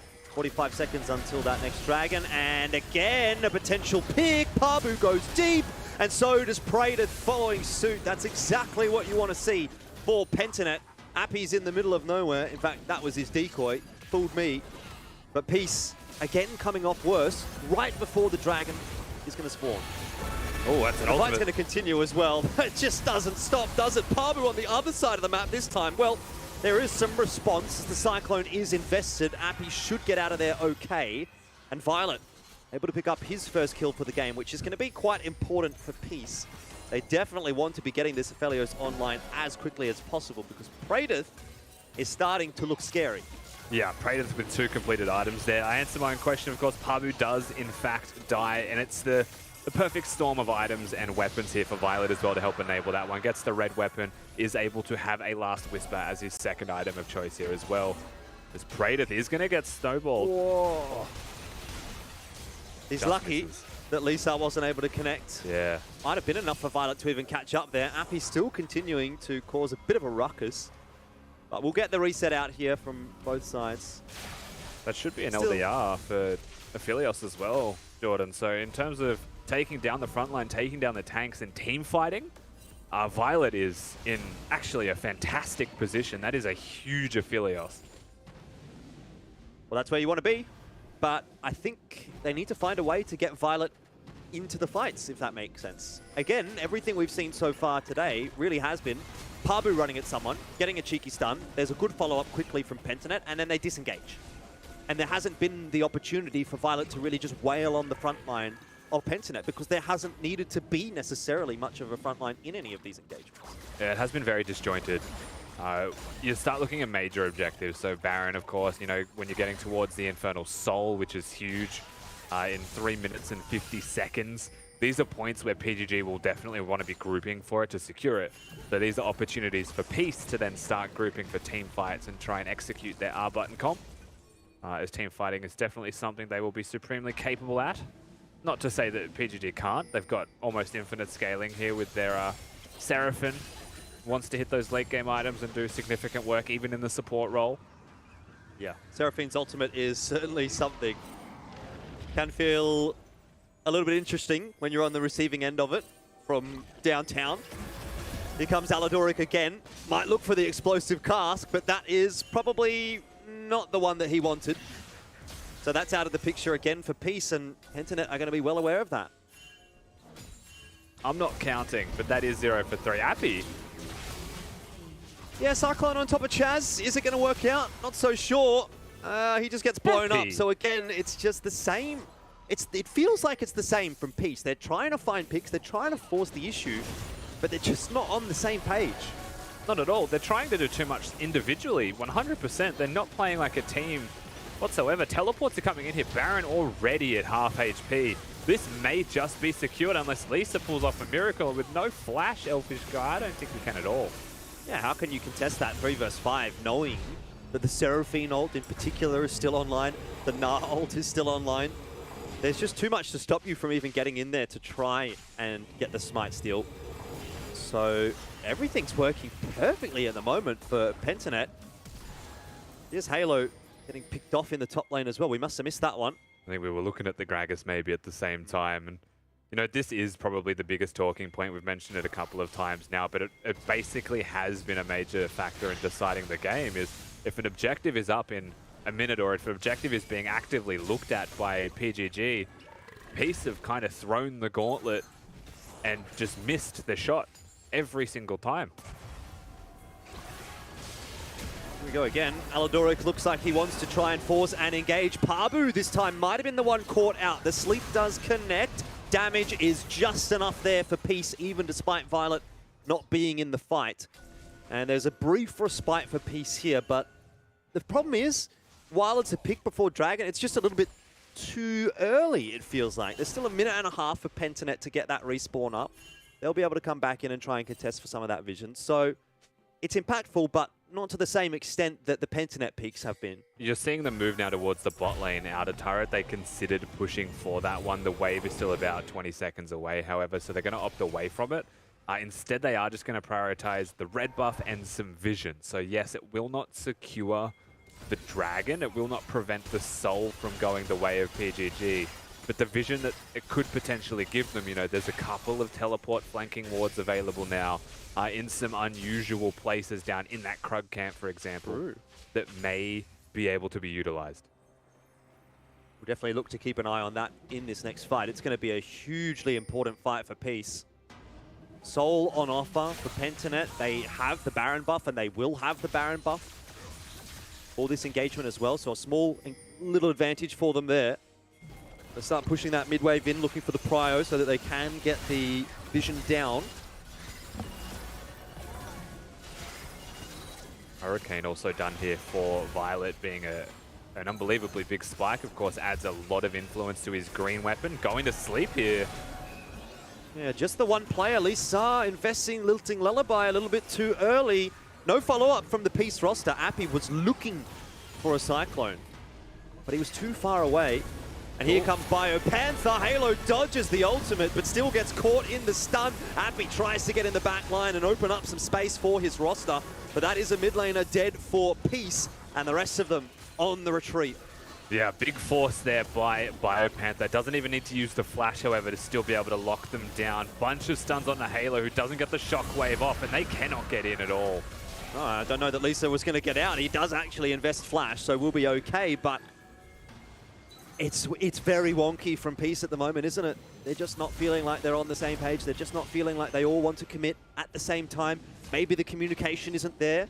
Something is off with this team fighting for Peace, and it's going to give the Soul over to Pentanet. Infernal Soul as well, might I add, which is not going to make life any easier for Peace. Oh, it's going to make it almost impossible. You know, Udyr, this tank champion that can duel quite well, is now going to be able to one-hit your carries. There's just no world where you can leave a carry alone. Pabu's unstoppable. BioPanther with the Stride Breaker, Randuin's tank build is now doing a lot more damage. And Praedyth is basically just going to one-hit everything. Yeah. From this position, there is no real play for Peace besides getting the pick first. Usually you don't want to let them whittle you down with that Infernal Soul. Yeah. You want to try and reduce the duration of fights if you can to reduce its impact. Yeah, and that was another thing that I was going to bring up, is that even if it's not going to be someone like Pabu getting in deep and using that Infernal Soul in that way, you have Praedyth just chucking these W's out. Decoy as well has some pretty decent range, as well as Chaz, so even the small bits of poke start to feel quite relevant when you have the Infernal Soul on. Here's Pabu, and here is a carry left alone. Violet is forced to flash over the wall, will just survive. Teleport from both the top laners to arrive in the fight. Appy will decoy out, but that puts Peace out of position. And I think that might have been a runaway W that's connected onto Violet. Unfortunate for Peace, that might just be the game. Yeah, looking like it, of course. You've got that Mega Gnar. Will he be able to get the ultimate off? Has the flash there. At minimum inhibitor here. Flash forward from BioPanther as well as the Gnar ultimate, and I think that is going to be the death throws for Peace. It feels like more of a victory lap, really, for Pentanet at this point than anything else, as they take down the Nexus turrets. The Nexus soon to follow. Babu just bashing away on that with Tiger Stance, and there you have it, ladies and gentlemen. One team goes forward as the 6-0, the undefeated roster, and that is Pentanet.gg. Peace falling today, and we'll have to look for revenge come the second round, come the playoffs, but unfortunately today it was not their day. And Rusty, I think there was a few moments there that certainly could have gone the way of Peace, but they really did just let the ball slip in the mid-game. Yeah, I think there's a lot of things that Peace can take away from that game, positively and negatively, of course. They did lose the game, but there's moments where you're thinking, okay, they have a chance here, and then you look at the setup and you're not seeing that chance be utilized at all. I don't really recall a moment where I saw the Aphelios front to back with a team in front of him. I think we always saw someone dead before that could even happen. So Violet never got the chance. And so this is a lot of things that they could spend time learning in the VOD reviews. And the next time we see this matchup, it could be a completely different ball game. Yeah, definitely. Yeah, we need to get one more talking head in here as well. So let's bring Mac into the conversation once again. Look, an interesting game there, Mac. I suppose you're feeling pretty happy. You got your prediction right, which is out of the ordinary for you. Are you kidding? I have the best track record with predictions. I don't know, production, they just keep getting the score wrong. That's all I really got on that one. But look, speaking of getting things wrong, you were wrong. You didn't get the Peace W over the line. So congratulations, Rusty, for getting ahead in predictions. But also, I want to have a chat about what's going on down in that bot lane. There was just absolutely no action almost the whole time. Violet was ahead until the end in terms of CS. So yes, he still managed to be the biggest farmer in the server. Unfortunately, as you mentioned, Rusty, he just never got a chance to shine, never seemed to be around a lot of these fights, around these engagements, had to leave his supports for dead, as you can see on the screen there. And then there was a few questionable decisions where you could see that Peace weren't on the same page with one another. There was one point just before Baron was up where AP went in, fully invested. The Cyclone invested his life, and no one came in to help him out to follow up. So that turned into the Baron getting taken. That turned into this crazy fight at mid, which was another tower. And just off the back of that, all these little pieces came together, and PGG, their team play just looked so much better in the end of the day. Yeah, absolutely. Looking at the team play from PGG is definitely a shining point here for them. BioPanther was team fighting exceptionally, and they were always finding a priority target. You know, it wasn't just take out a tank and then like try and play the rest of the game. It was one pick, basically gave them the thing that they were after, whether that was a Dragon, a Baron, an Inhibitor, or the game as such as well at the very end. It was something crazy, right? And in that fight that you just saw before, you know, BioPanther going in off the back of Lisa missing the ult, which was very unfortunate, but that allowed, you know, Pensinet to realize, oh, cool, we can initiate, and there's going to be pretty much no counter initiation off the back of it, which led to the Soul, and then from there, you know, as I mentioned, pieces coming together. Pensinet really just looking like the coordination was what got them over the line. I really loved that early game, though. You could see that, you know, Peace were almost setting themselves up for victory, and everyone was hell standoffish. You could see Chaz even trying to get bullied at mid lane. They ganked him 2 or 3 times there. And that was just a glorious game to watch, and I cannot wait for the next time we get to see both these teams go head-to-head. Now, that leaves us with the question, you know, where to for Peace? Because Pentanet now are looking like the champions. And speaking of champions, and speaking of speaking, we have Nat T, who is a professional speaker and a professional speak to people that speak down on the sidelines. And who do you have that is the speaker, resident speaking to you today, Nat T? Wow, that's a lot of speaks, but I guess the resident speaker that I'm going to be speaking to is Pradith yet again. I thought we'd get you back in after, you know, a very enjoyable pre-game interview. But how you guys feeling after that win? You're now 6-0. Honestly, a bit, another word is a bit like disappointing. I expect to be a lot more hyped. The game wasn't as hard as other games, unfortunately. But, I mean, it doesn't mean the game was hard, but it wasn't very close. Like, we knew from draft that we had the upper hand for sure. And then, the game just went our way. So, yeah, we're pretty happy. Can you talk me through the draft a little bit? You know, it seemed coming out of it, everyone kind of swayed to your side. They're like, there is no way they can lose off this draft. So, like, how was that drafting phase for you? They left, so the 2, like, I guess the 3 power picks on red side that you have to ban are obviously Udyr, Seraphine, and Viego. Viego's disabled, and then they left Seraphine and Udyr, so I thought they were just going to trade one for some reason. And then they just, like, they gave us Udyr and Seraphine somehow on blue side, and then they wanted Aphelios. Like, Aphelios is my champ. I don't know what that look, I want to be honest, I don't know what that guy's doing on my champ. I kind of got a little bit pissed off, but yeah, obviously Aphelios is for me. He's trying to pick that off me. I mean, whatever. So I'll just go Kai'Sa. Like, we're happy with that, and I mean, yeah, we're happy. But Violet played well for sure in lane. He was pressuring me a lot, so. I was actually going to ask that. You know, in the content piece we saw, Halo said that they feel as if they could play laning phase better than you guys. How was it for you? Did you feel pressure? Did you feel they did better than you guys in the laning phase, or? For sure, their bot lane knows how to play with waves the best, knows how to pressure me on every CS. Everything about their bot lane is just better than everyone else's bot lane for sure. But I think because the way draft went, we had perma jungle priority. And I mean, I think for sure our mid lane is way better than their mid laner. Like that was a bit funny that what he said. Like, it's just not true at all. We have like strengths where they don't have strengths. I guess they have strengths where we don't have strengths. Like, their bot lane's probably a lot better in lane, but I think our mid laner and top laner is a lot better in lane. And then we just get like the better jungle champ. And then Violet loves eating the Gromp camp, so he's up a little bit of CS, so he can have that ego on me. Well, thank you so much for the insight to that game. Again, congratulations on that win and now being 6-0. And enjoy the rest of your night before your game tomorrow. You too. Awesome. Well, there you have it. They just had it from the draft, apparently. Yeah, well, I think everyone in chat, everyone on the desk also thought, hello, how has this happened when we saw all the picks come out? That was something crazy, and it's good to see Udia still has that 100% win rate, so let's see how that goes for the rest of the season. You got to respect the bear slaps, man. They come for you.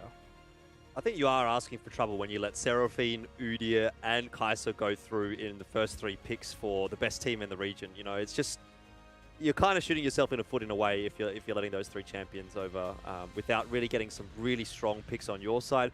We did see the Lilia early in the draft for Peace, but I didn't feel like there was any like wow moments for them when it came to the draft. Whereas at least for me, I mean, if you go back and look at the replay, as soon as that Udia was picked, I was like, oh, you know, you've got Seraphine Udia, and you're thinking, this is starting to look pretty bad. This is starting to look pretty strong. I wonder how Peace are going to deal with it. And it turns out they didn't have an answer. Yeah, I think Udia was actually open for Peace to take as well, but they chose the Lilia was as well. instead. So, man, I don't know. Maybe they thought they had it. Maybe there was a bit of ego going in there. Maybe Peace just really thought that they were the better team and thought that they could give a bit of a chance there to Pentanet. But Pentanet said, hey, we're going to take every chance you give us, and demolished Peace at the end. So that will lead us to the break. We do have another match to get to. So before we get there, go get yourself hydrated. Don't go too far, and we'll see you in a moment. He will decoy out, but that puts Peace out of position. And I think that might have been a runaway W that's connected onto Violet. Unfortunate for Peace, that might just be the game. Yeah, looking like it, of course. You've got that Mega Gnar. Will he be able to get the ultimate off? Has the flash there. At minimum inhibitor here. Flash forward from Biopanther as well as the Gnar ultimate, and I think that is going to be the death throws for Peace. It feels like more of a victory lap, really, for Pentanet at this point than anything else, as they take down the Nexus turrets. The Nexus soon to follow. Babu just bashing away on that. Halftime, tuning out as usual in my mind's eye, watching this horizon as you float by. Words are scattered stars across the sky. Blood moon, feeling out of sorts like you might leave soon. How much of me do you think it consumes? Easy to accuse you. I'm spun out, drifting on the highway, can't do math. Speeding makes me dizzy, doubling back. No more pretending like my head's straight. These times, drifting up our paradigms in white lies. Words can come so easily, but where am I? Lost inside, inside.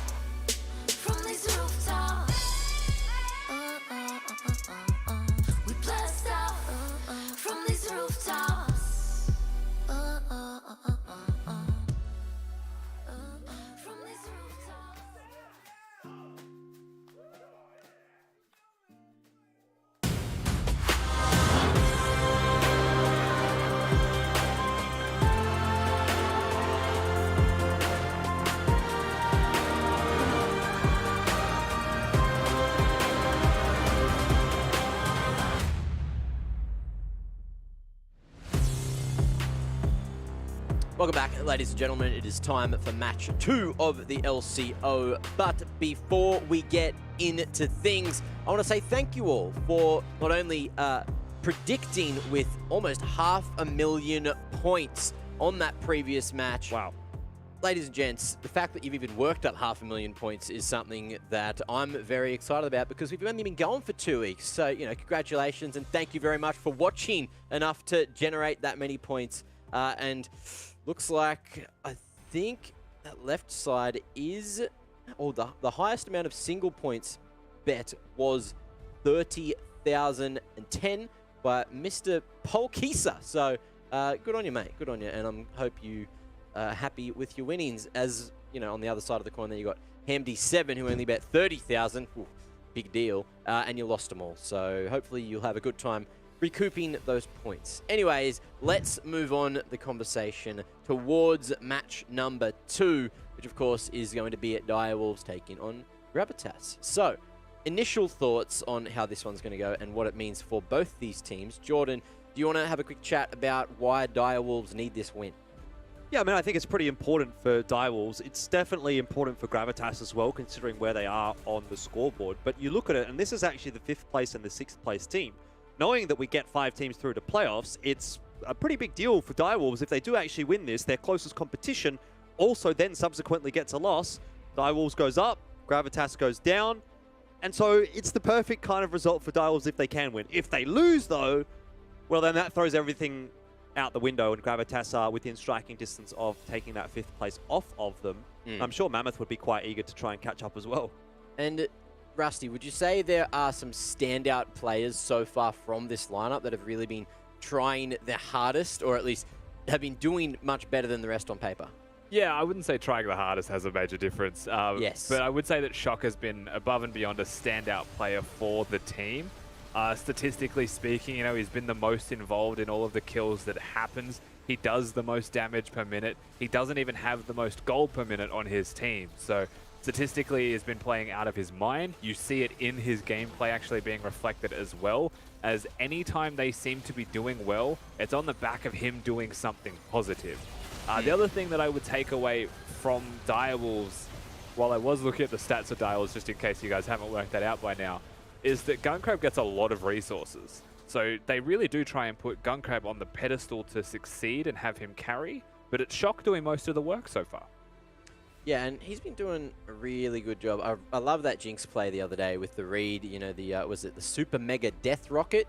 Did I get that one down, Pat? That's it. You got it. Oh, look at that. Learning as we go. Super Mega Death Rocket sniping across map is something we love to see. So hopefully maybe a bit more Jinx in the lineup today. But speaking of lineups, let's have a look at Gravitas, the other side of the field, other side of the rift, rather, as they are going to be really wanting this win. This is another great opportunity for Gravitas to try to contest for that 5th spot, and going up against Direwolves, who are currently in 5th, this is the place that they need to start things. Yeah, it certainly is. I mean, Gravitas have a lot of the makings of really solid gameplay in a macro sense, which is probably the last thing to really come across for a lot of these new teams who tend to just be young challenger players who will do the micro mechanics and then have to learn the rest. But even, you know, in some of their defeats, what we have seen from them is a solid foundation that just isn't complete. And if they are able to actually finish that off, like for example, the last game Safa did have a shocker. If he's able to, you know, shore that up, the rest of the team look good, suddenly they're taking games off better teams. You know, that is genuinely there on the cards for them. And that is a situation where we find ourselves today. And someone else that we are about to find back on the broadcast is Nat's T. So, Nat, how you feeling down on the sidelines, and who do you have for us for this matchup? I'm feeling pretty good. Keen to jump into my interview with Shock and Kiyose. Welcome to the both of you. Shock, you know, how are you guys feeling coming into this? We're getting closer to the end of round 1 for the round robins. How are you feeling in terms of where you guys are sitting at? Obviously, like, we're not where we wanted to be at the start, and we really need wins at this point. But I'm pretty happy with how practice has been going, so I'm feeling pretty good right now. That's so good to hear. And Kiyose, what about you guys with where you're sitting at the moment? How you feeling? Honestly, not too good. We're just still trying to improve, but yeah. what do you think is going to be the main key to winning this matchup for you guys over at Gravitas? I feel like we just need to work on more like communication. I feel like comms is a big issue for us, but we're definitely improving in macro where we spent time to definitely improve that. So yeah, yeah. Cool. And Shock, with Dials, what do you guys think is going to be your key to success? I think their mid laner Jose is probably their best player. In my opinion, he's one of the most up and coming players in OPL. He has a lot of potential, but right now he's held back a lot by his champion pool. So I think it'll be kind of hard for him to play against me, but I think he has a lot of potential and people should keep looking at him. Awesome. And any final words that you want to say to each other? Starting with you, Shock? I don't know, good luck in CS mid.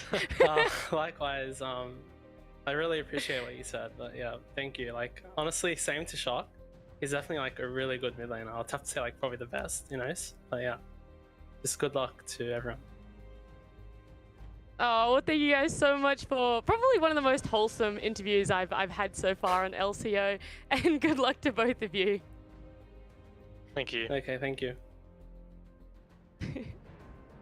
A very humble ending to that interview, which is a complete contrast to what we had earlier on in the show. I've definitely done a 180 in terms of interviews there in the span of about 20 minutes.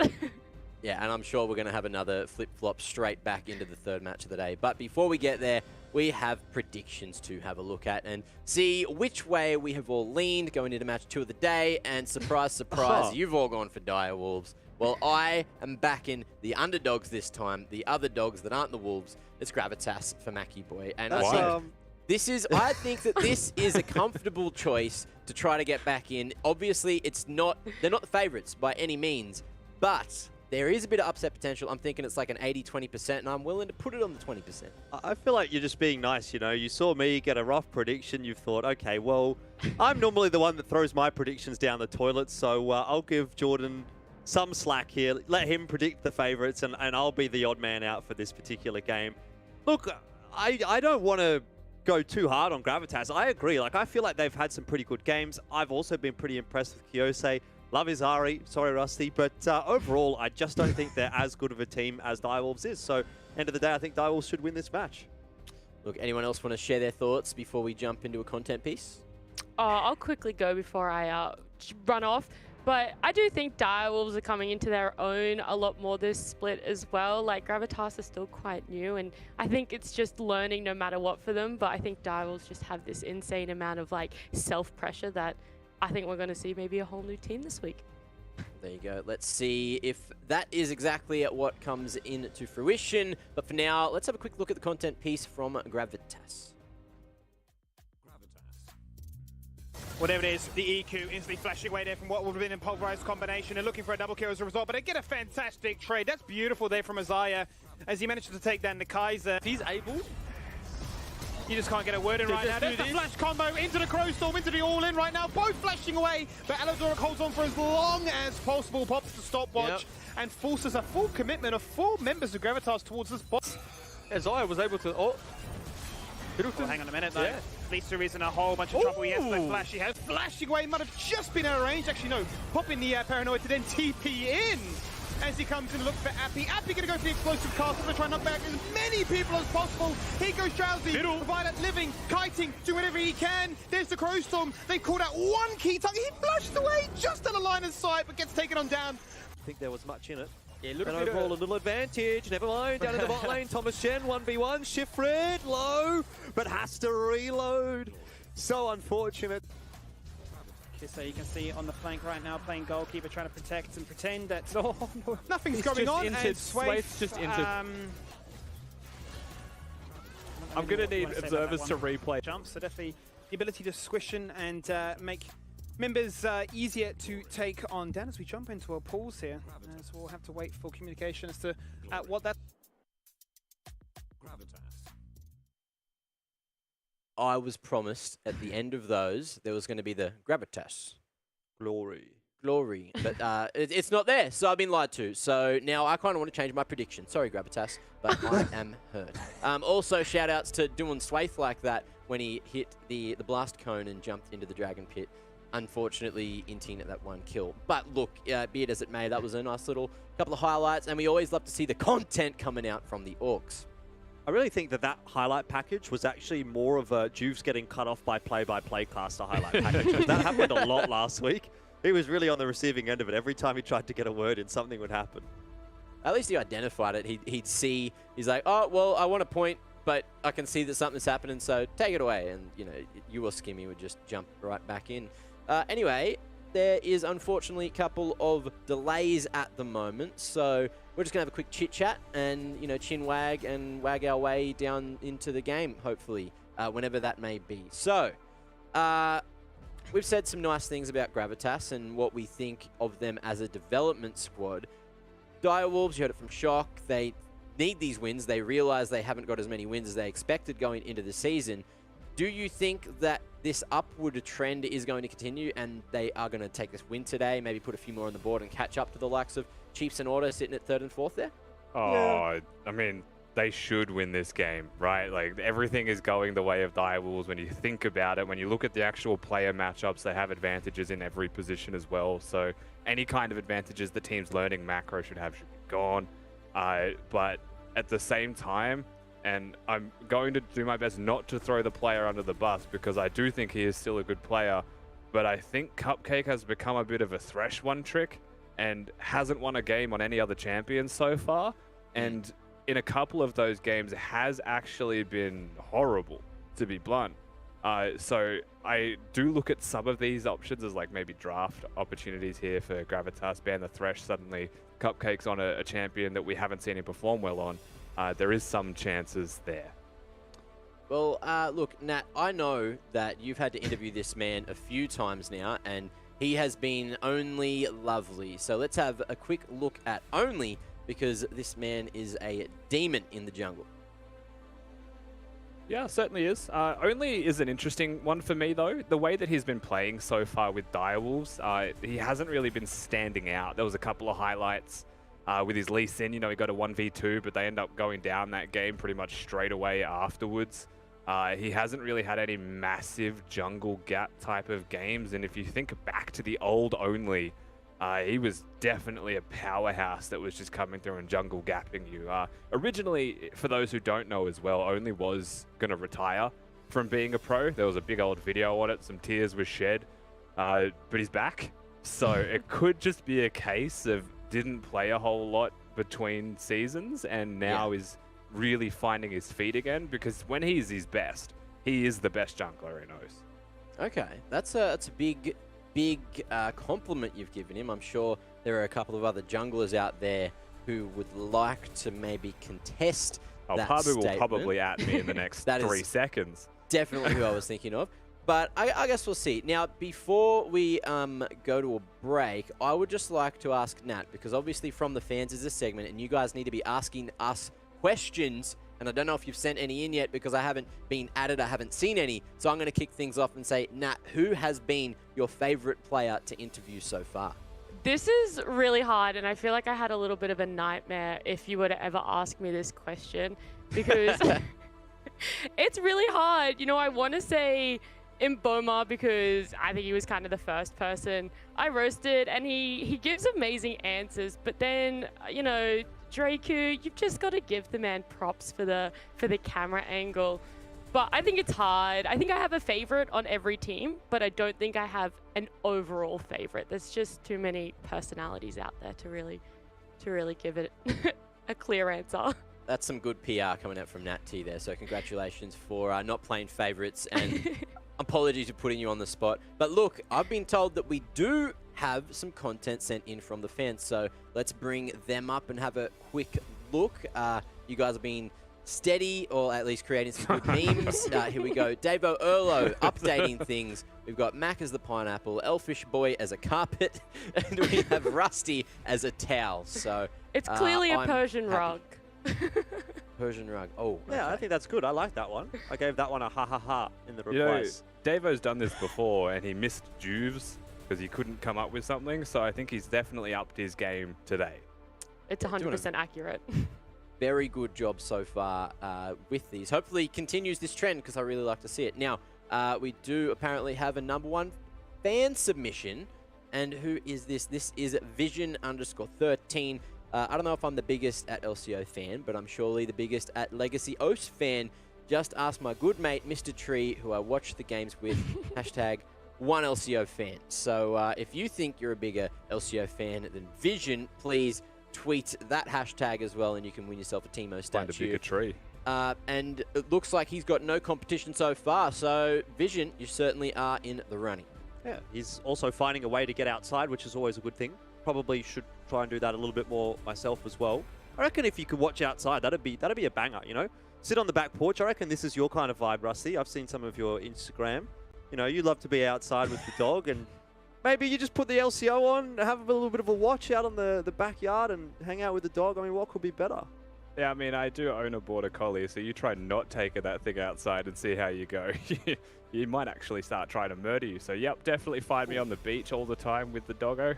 Haven't had a phone there, but maybe that's an idea on my day off. Well, speaking of phones, Nat, it's time to hang up on you, unfortunately, because I've been told that the game is pretty much ready. So we'll send you back down to the sidelines and see you after the game.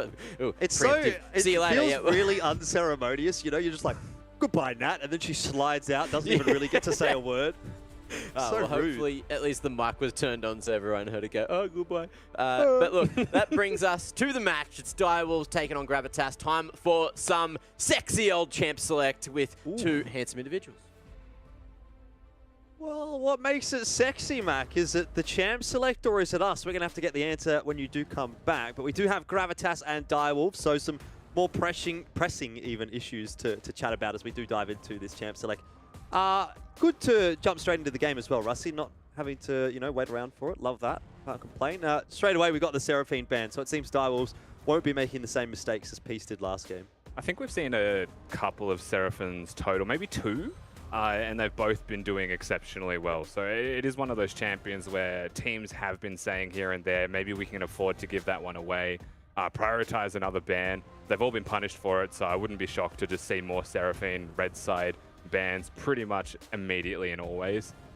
Note here as well, Gravitas being on the blue side could look towards a Thresh first pick, just because Isaiah is a big hook style champion player, loves the hook champions, and would love to take that away from Cupcake.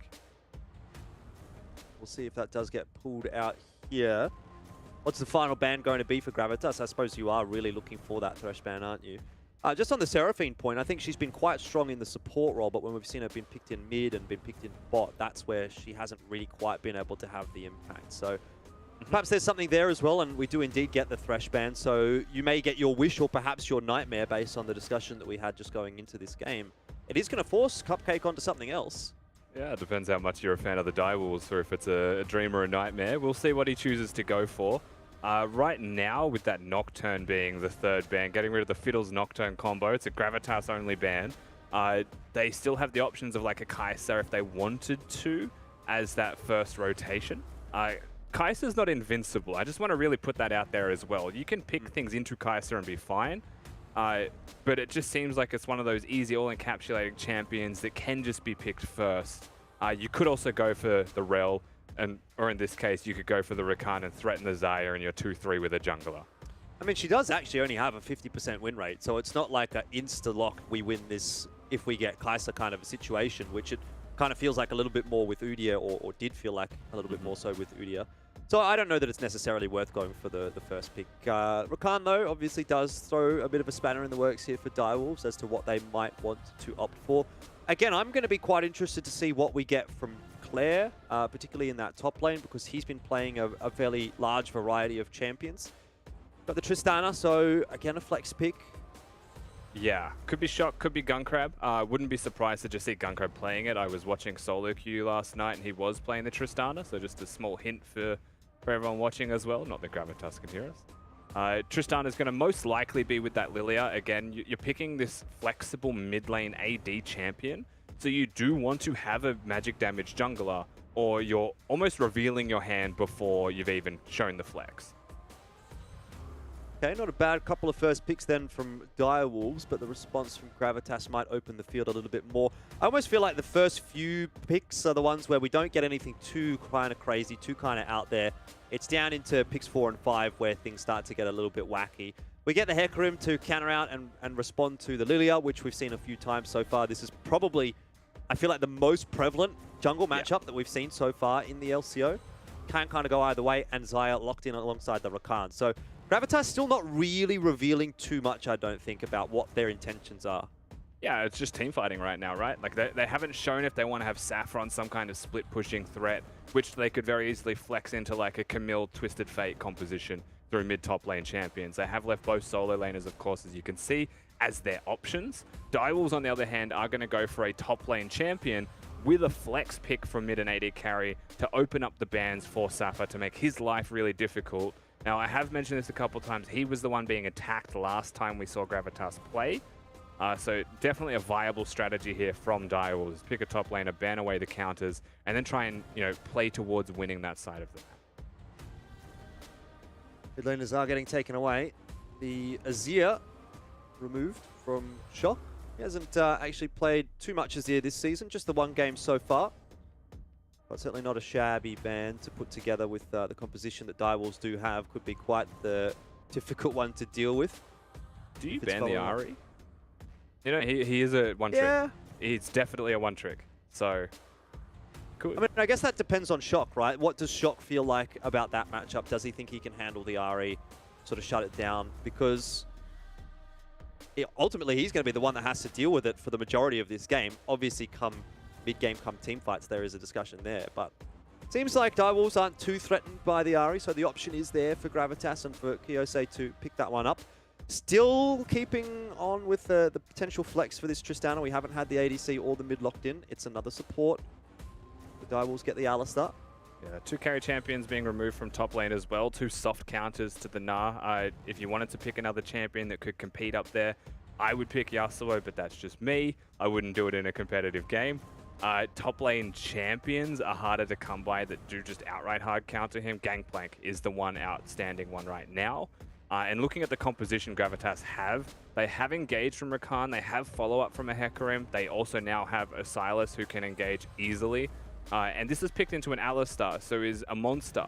Once teamfighting comes about, you steal the Alistar ultimate, you're a damage-dealing Alistar suddenly, right? So the comp actually is quite open for Kyose to play whatever he would like in its entirety. It's going to be Syndra this time. I feel like ultimately does do a similar role to what the Ahri does and will probably be in the wheelhouse quite nicely for Kyose. The answering pick from Shock is going to be, interestingly, the Shockwave champion, the Orianna. So it's a nice, well-rounded kind of a team composition from Direwolves. You can kind of see what they want to get at here. Big combos, obviously with that R button, and then Gunkrab just getting those resets and jumping all over the place. Yeah, Trist Alistar is maybe the most dangerous level 1 and 2 composition as well that you can draft in a bottom lane. They're against the Xayah Rakan, who can also, W-start Xayah level 1. Just infinitely increases their damage, makes them super dangerous. So bot lane super volatile. Mid lane control mages, so they start to scale up into being scary and they'll whittle away health bars. Top lane for me is the place that could decide the entire game. If it's not bottom lane, just winning 2v2s. And that's an ignite on Safa to really make that statement known. It's the first time I think that we're going to be seeing Claire on Gnar as well. So another champion that he's going to be pulling out. I do wonder if Safa's feeling like the way that you're feeling as well. Does he feel, okay, well, I'm a top laner, Claire's made that role swap. Maybe I can try to prey upon him. Maybe I can try to force the issue up in the top lane and relieve some of the pressure, maybe off the bot lane, maybe off the mid lane. We'll see how this sort of ends up panning on out, but now that I do have a bit of a look as we are actually loading into the game, it was changed over to a teleport, so the Ignite didn't actually get maintained through. So it's all standard, it's all fair in love and war. We've got teleports in the mid lane as well, so teleports all over the place, Rusty, and that's a little bit more of the standard fare when it does come to the summoner spell selection for the top laners in particular. I was a little bit bamboozled by that one. It had me worried for a second there that Safa was going to go all in. I was about to say this could just be a 20-minute game if it fails. But it's not going to be the case. And it doesn't mean that Kyose has to do any kind of side lane duties against Claire as a Syndra, which could have been dangerous. We will just have a much more standard game of League of Legends overall. It does look like laning phase will be the biggest determining factor, and that doesn't surprise me with Gravitas against Direwolves. They've drafted teamfighting comps, but they snowball so heavily if they get laning leads that you are looking at Azus and only to try and influence that. Similar to last game when we saw Lisa get a lot of Lilia ganks off, that is definitely possible in a game like this. Yeah, I mean, we see the Hecarim for the first time in a little while. It feels like we almost often seeing it with the Kana selection in mid or top. Not going to have that little bit of assistance, but overall, definitely a nice, well-rounded team composition coming out from both of these rosters.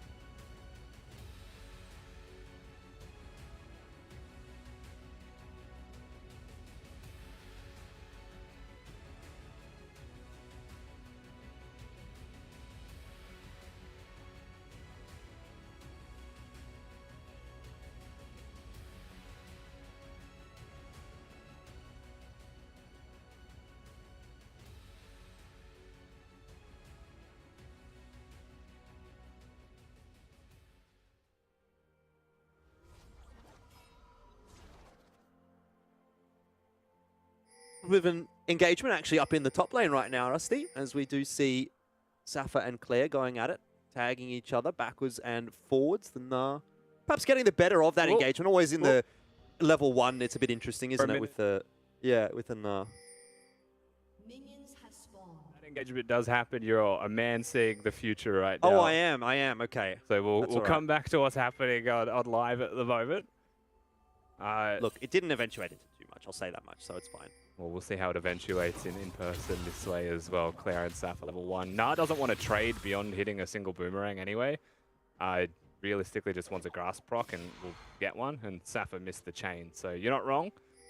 Nothing crazy, except that will be a potion you would have to imagine used by Safa pretty early, which in this type of lane 100% can influence it. It's a Doran's Blade opponent here as well. So Claire trying to put down some damage, not just sustain with the shield.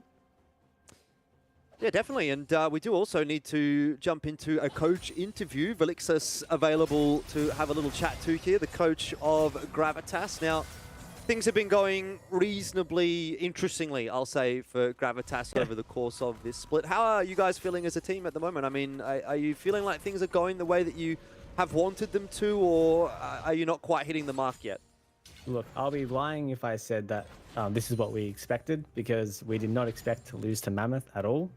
That was a very disappointing loss to take, but it really did shake up the entire team to really, start concentrating and start playing better. So, yep, we're here to win today, that's for sure. Well, that's good to hear, because this is actually quite an important matchup for you. I'm sure you're aware of the stakes that this is potentially the battle for 5th place, and that could be a spot in the playoffs. Has there been any extra degree of preparation been put into this matchup for you guys, or not at all so far? Well, we've gone with a different type of playstyle. So pretty much our last few compositions have been more scaling bot laners, when this time we have a Zyra Khan, which is obviously a lot more early aggression, which should be able to unlock the entire team's early aggression in terms of how we play around our dragon control. Our early objective should be much more apparent in this game, as well as in future games to come. So we're taking a different approach, being much more proactive. Awesome to hear. Well, hopefully things are going to go well for you across the map. Tell us about Kyosei and the Ahri selection as well. It's obviously not this game, but was that in the ballpark? Was it something that was discussed going in, especially when it was left open in the draft? To be honest, as coaches, myself and Poltron, we pretty much said that we don't want to be drafting you Ahri, regardless of how crazy good he is on it. If you check his solo queue history, he's legit 83% win rate over 30-something games, something in Grandmaster Challenger. So he's really good at it, but at the same time, it does limit the amount of compositions that the pick can fit into. So we wanted to, still have the versatility as a player, and Kyosei has that. So while we have that pocket pick in our arsenal, we don't want to use it all the time. Same with our Nocturne Fiddlesticks, but I was a little bit of chuckle to myself watching them ban the Nocturne third and leaving Camille open. That was interesting. But yeah. Yeah, I was actually going to wrap the interview up after that last question, but I'll throw one more in here. Was that really just a strategy that was going to be like kind of a one and done and you're not expecting to use it too much more? Because based on your answer there, it seems like that might be the case. Oh, no way. Like straight up, a lot of our mindsets is every player will have like unique picks that people aren't used to playing. So when we can bust them out and catch people off by surprise, we're going to do it. So the fact that people even now need to think about Gravitas and think about Nocturne Fiddlesticks and even Ari and everything else that we have planned, like they need to be on their toes. So that's one thing that we keep true to ourselves and we're going to be exposing as the season goes on. Awesome. Well, it's really great to hear your insight, Vilixus. I really appreciate your time. I think we'll leave it there for you, and I'm sure you'll have a good time watching this game. So thanks very much. Too easy. Thank you. Cheers, mate. All right. Well, Rusty, a few interesting little tidbits in there, and I'm sure you've got a fair bit to update me on because just from watching, there was a lot going on. 5 minutes of catch-up to do here. Bot lane actually got forced to recall at level 1 from Gunkrab. We may have to hold that thought as only threatening the dive up here. This will come first. And this could be very successful. Well, who's going to take the tower shots initially? Looks like it'll be Claire, which is quite smart because he's able to just jump out of there, no problems at all, and only says thank you very much for the freebie. Well, level 6, that could have been super dangerous, but I believe a ward was in the bush that just died, so Kyose does veer to the side of caution. Rightly so. Shock now going to find Azaya as well. So, to try and quickly catch everyone up, Azus did get out pathed by Only. They both went for full clears. Only met him at the Gromp camp with a level advantage, pushed him out of the jungle and took the Gromp. That kind of cascaded into a lot of the control around the map that you're seeing now. That dive threat that was there, we haven't seen the Hecarim do anything just yet. Mid lane has been farming very well for Shock. There's been a lot of stupid aggressive trades, honestly. They're just going for each other. And that can make the lane quite volatile, but Shock has a teleport advantage right now still, as they both walk to lane. Kyose teleported top. So they're already in a very good position. Well, Kyose maybe not in a very good position anymore. Gets caught by the shockwave, headbutt pole to follow things up, and that is a very dead Syndra very quickly, and Shock's going to be very happy to pick up a plate here as well. So just compounding upon the extra advantages. Exactly, yeah. It goes from bad to worse. You know, Kyose trying to help his top laner up there, uses teleport, now gets punished by Cupcake roaming. And this bot lane that we saw, you know, there is a significant CS deficit that came from Gunkrab being forced to recall and use heal at level 1. It's huge, but the wave has been pushed in, and at one moment they get, Cupcake roams, and they get a kill in mid lane from it, so... Okay, with the Hex flash forward and a headbutt pole to open up the door for an easy kill. It was obviously enabled by the Lilting Lullaby from Only. And that is a free dragon. Man, this game is just snowballing out of control already. Yeah, massively. You can see the dragon reset. Only doesn't have enough mana if they wanted to contest this one, but the jungler was the person who died here from the side of Gravitas. You've also... Oh my god, he did it. All right. Well, you'll take those as Gravitas. They kind of needed something to just get a bit of that momentum rolling back in their direction. Has been a rough game for them so far. That's one of the things that can sort of build the spirit back up a little bit as we see Safa jumping on top of Claire, steals the ultimate. This could be bad news for Claire, and it is. Safa wins the 1v1. They steal a dragon with a Xayah Q that does like 70 damage. Then they get a 1v1 in top lane after Claire has all of the advantages in that lane. From the Lilia dive up there earlier. He doesn't get the kill, I will say, but he's gone for the Merc Treads and has no real right dying in that. Suddenly, you know, Gravitas, they're still very behind in terms of gold, and a lot of that is on Shock, which is exactly where the Direwolves want it to be. Safa, though. Oh, no. This could happen again. Claire under pressure. Safa low. Can he turn it? You never know. Healing can always come out, but Azus is going to get rid of Claire again. So at the end of the day, this is going to be still not an enjoyable time in that top lane. Good flash from Kyose, avoids the shockwave. Brought his own ultimate into the Zhonya. And now things turn back on their heads. I don't even know which way this one's going. Only does die. Azus has committed for that kill. Shock picks up a bunch and is now 4-0-0 in the mid lane. It's going the way of Shock. That's it. Whichever team's winning, it's just Shock that's winning. Safa's Hang on, something's teleported. happening in the bot lane. Safa down the bottom. Isaiah trying to chase Gun Crab, but Cupcake might be the one that's going to be the focus of fire. Oh, is this a double kill for Gravitas? Just what they need. Oh no, he's traded Safa though. will die to the turret. This is just madness, Jordan. This is just... It never stops. Yeah, constant fighting. You've got Orianna pushing top lane right now. He's going to get a couple of plates up there as well, Shock. And he's a 4-0 Oh my Orianna. God. We'll see this trade again. Only flashing to try and hit that Q would have confirmed it much sooner. And that could have been extra health for Claire, potentially, but just missing. And now Shock's already walked up here. He knows that Kyosei is just there. Wants to hit the shockwave instantly. Good flash. And then Kyosei, of course, not doing the tab check. Doesn't realize that the stopwatch is picked up there and commits himself to death in an attempt to get it. And unfortunately for Only, that was mid-command protect from the Orianna to potentially keep him alive. But not the case. It's Cupcake mid. Man, when am I going to get to take a breath? Cupcake's just decided to dive on top of Isaiah and Kyosei. That might not work out too kindly for him. He doesn't have Unbreakable Will available, and he's going down very quickly.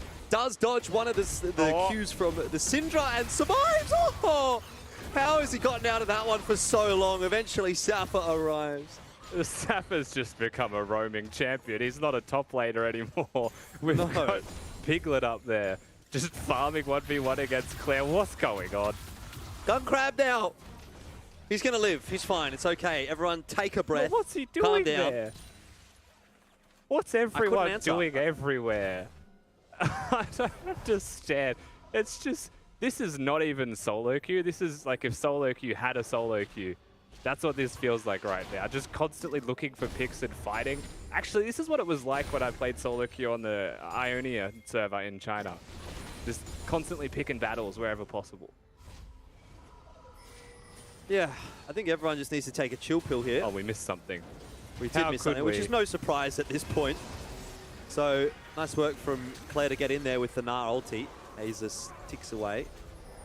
And they get the blue buff there as well for Direwolves, so keeping those advantages ticking over. I mean, the thing is, with all of this fighting, there hasn't actually been that much of a shift in the gold advantage. Direwolves have been able to keep it fairly steadily ahead of Gravitas, but they haven't been able to really increase it either.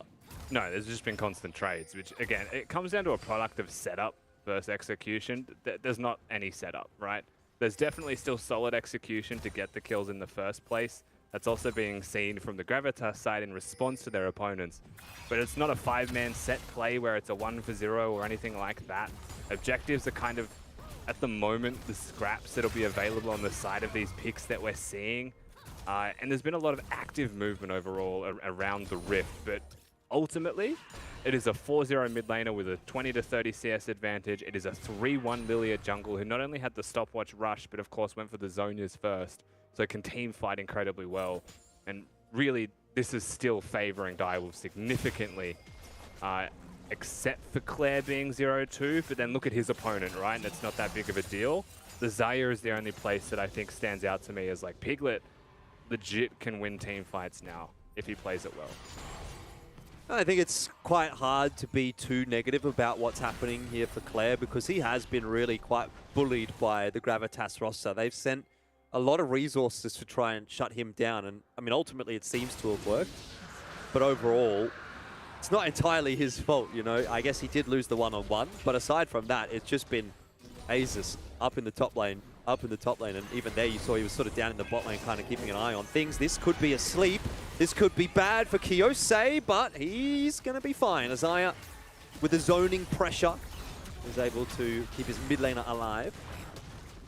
Charge has connected though. The tower. Oh, shockwave. Won't result in too much. Them, though.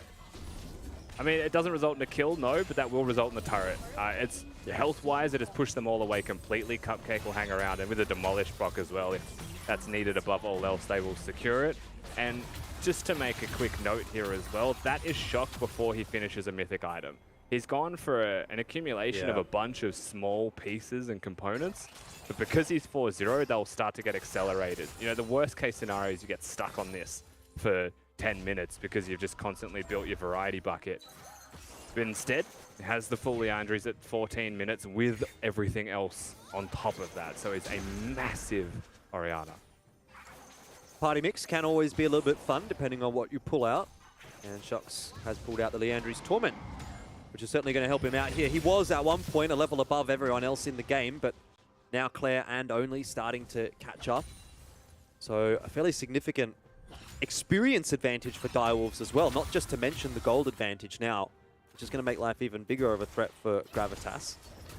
I mean, the one takeaway, though, for Gravitas is that they've got a couple of dragons, so they might be able to start looking to pressure that. But imagining they win a dragon fight here, I think is wishful thinking when a third one comes up.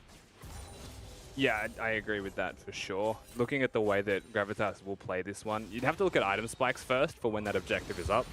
And then you have to look at setup, because right now we do have an item for the Hecarim. It's the Chem Tank, so he's gone for the Tank Hecarim build.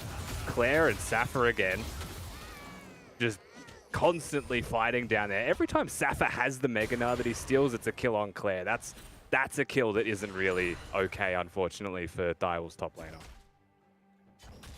No, certainly not.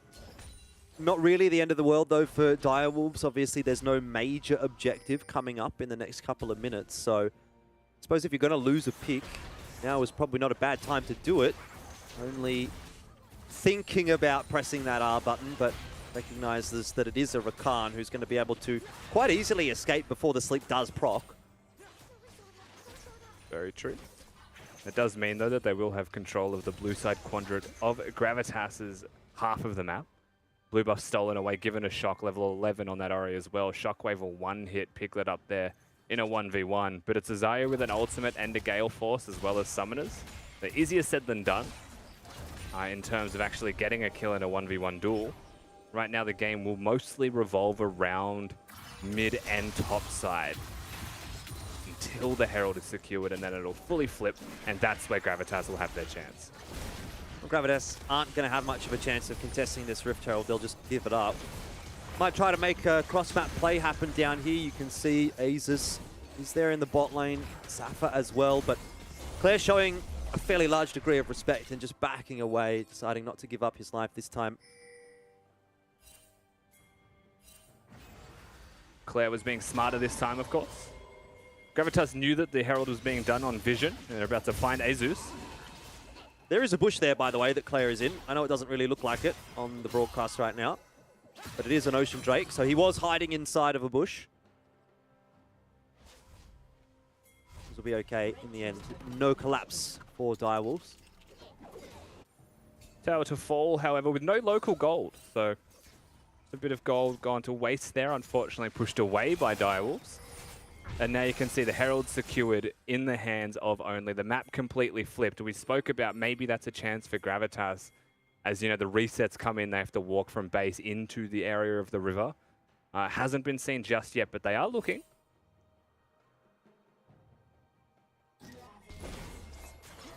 We'll just see a little bit of a battle for Prio in the mid lane for the next 10 or 15 seconds. Once that happens, then Gravitas are going to look for something. Never mind, Shockwave! Maybe I got a bit too excited. Nothing comes from it. No one was there for Direwolves, but that's a lot of damage, and you lose Prio. Cupcake decides now is the time. Flashes forward with the Pulverize, and the rest of Direwolves have now arrived. Onslaught of Shadows to his death for Azus, but it opens things up for the rest of the team, and maybe Gravitas could have found a way to salvage that fight. Unfortunately, not quite going to be enough, and it's a 2 for 2 in terms of who's left alive, but Direwolves certainly looking better for it with the HP lead, and they'll take the dragon. Yeah, and once again, you know, Shock doesn't kill them by hitting his ultimate Shockwave, but it does so much damage that they're able to engage like this. Only, unfortunately, wasn't able to sleep all of them, I believe there. Azaya does just keep walking away, but that would have been yet another kill in the hands of Direwolves. I like the killer instinct from Kiyosei going forwards, making sure he flashes in to get those kills and trades. At the end of the day, they just didn't have enough health to start that fight in the first place, and they were the ones being engaged on. Yeah, definitely could have been a different story if that Shockwave didn't hit so many people in mid. But I suppose in that instance, then maybe Direwolves wouldn't have even gone for such an aggressive fight. So we reset things.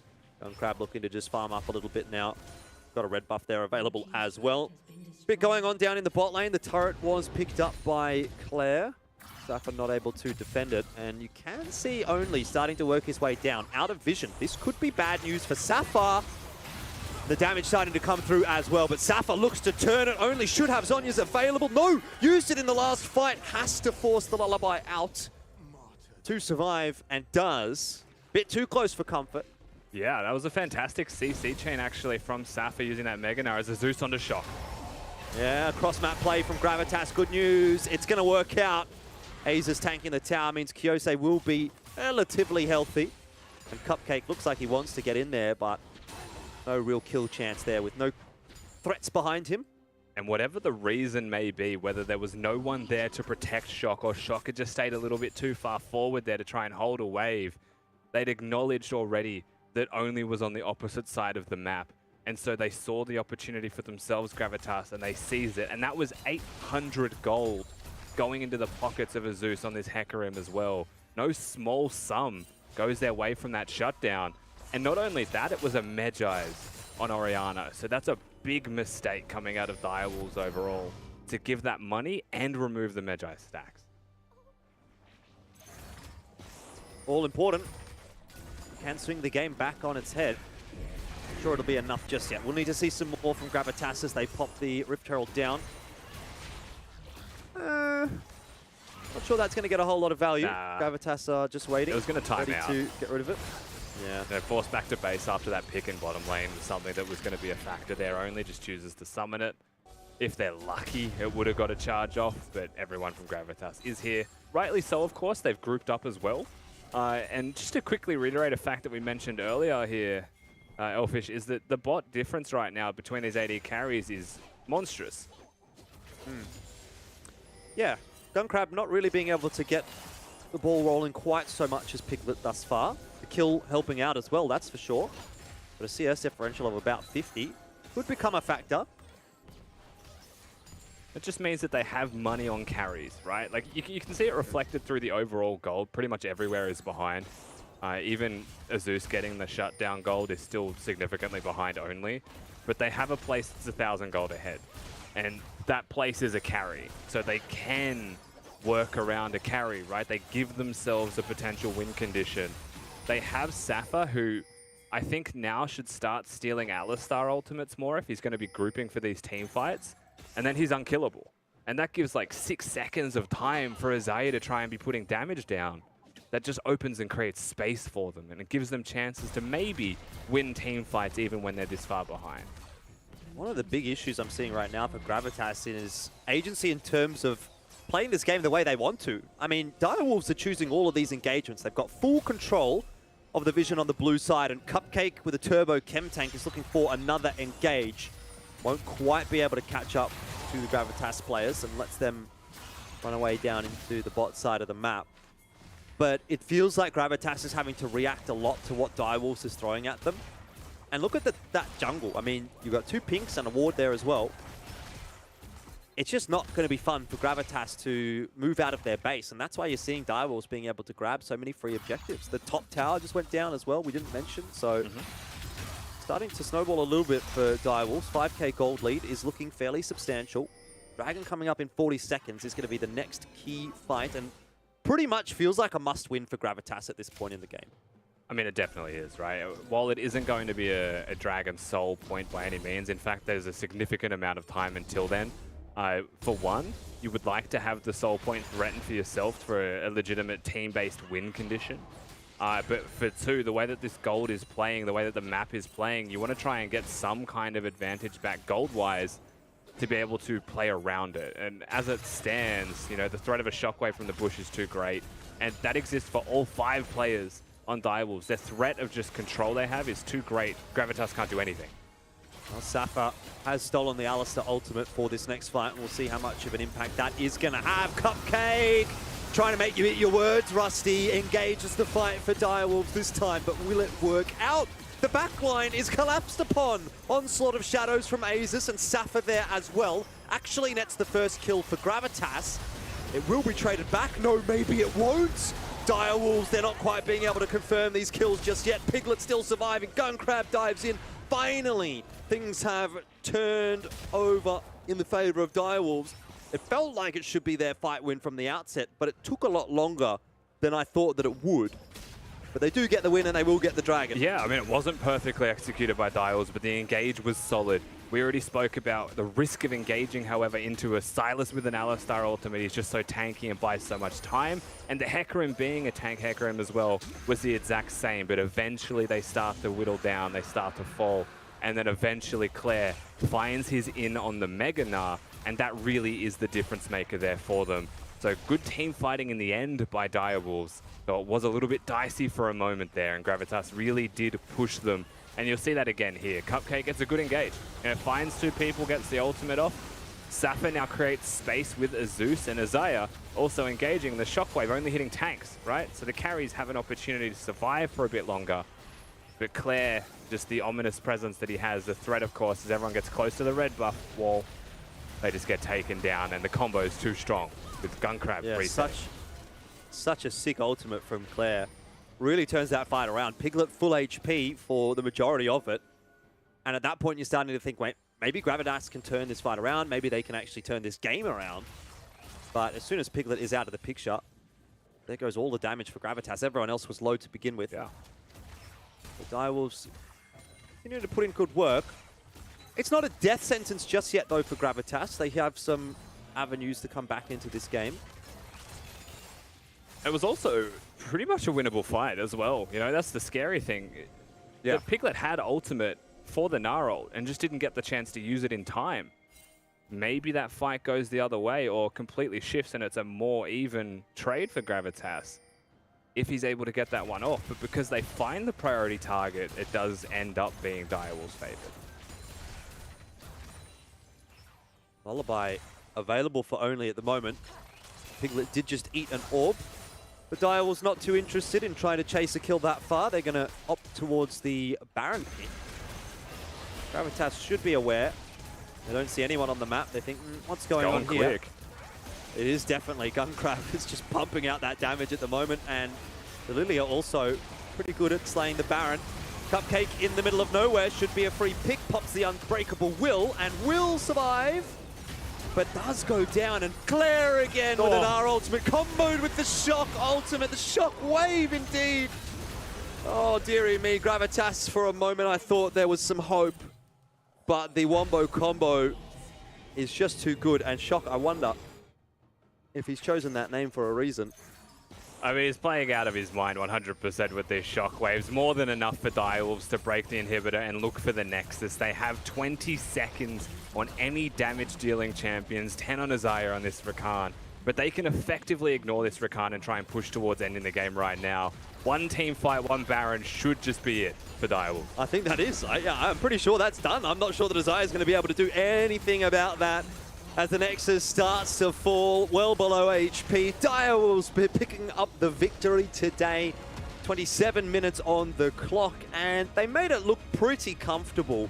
There was a few backwards and forwards fights, but there was never really a moment where you thought Gravitas is in control of this game. Yeah, it was always Direwolves in control. It was always, you know, the shockwaves dealing damage before fights, which, you know, most people would look at that and say, why not save the shockwave to win the team fights? But the damage was done, right? The objectives were secured. Gravitas with no way in. Vision control was always the way of the Direwolves. And at the end of the day, we do get what you would say is the expected result. But there are still positives that we could take away for Gravitas. So while we celebrate Direwolves, we should still be acknowledging that Gravitas pushed them in certain areas. And they've done that a couple games in a row now. Yeah, indeed, and we'll bring Mac back into the discussion here as well. Pretty interesting game coming through there, Mac. The Direwolves getting the victory. Seems like it should, at least for the foreseeable future, lock them into that 5th place position. So as far as today is concerned, that's mission successful. Yeah, mission successful. And of course, look, as Rusty said, you have to acknowledge what Gravitas did well, especially towards the start of the game.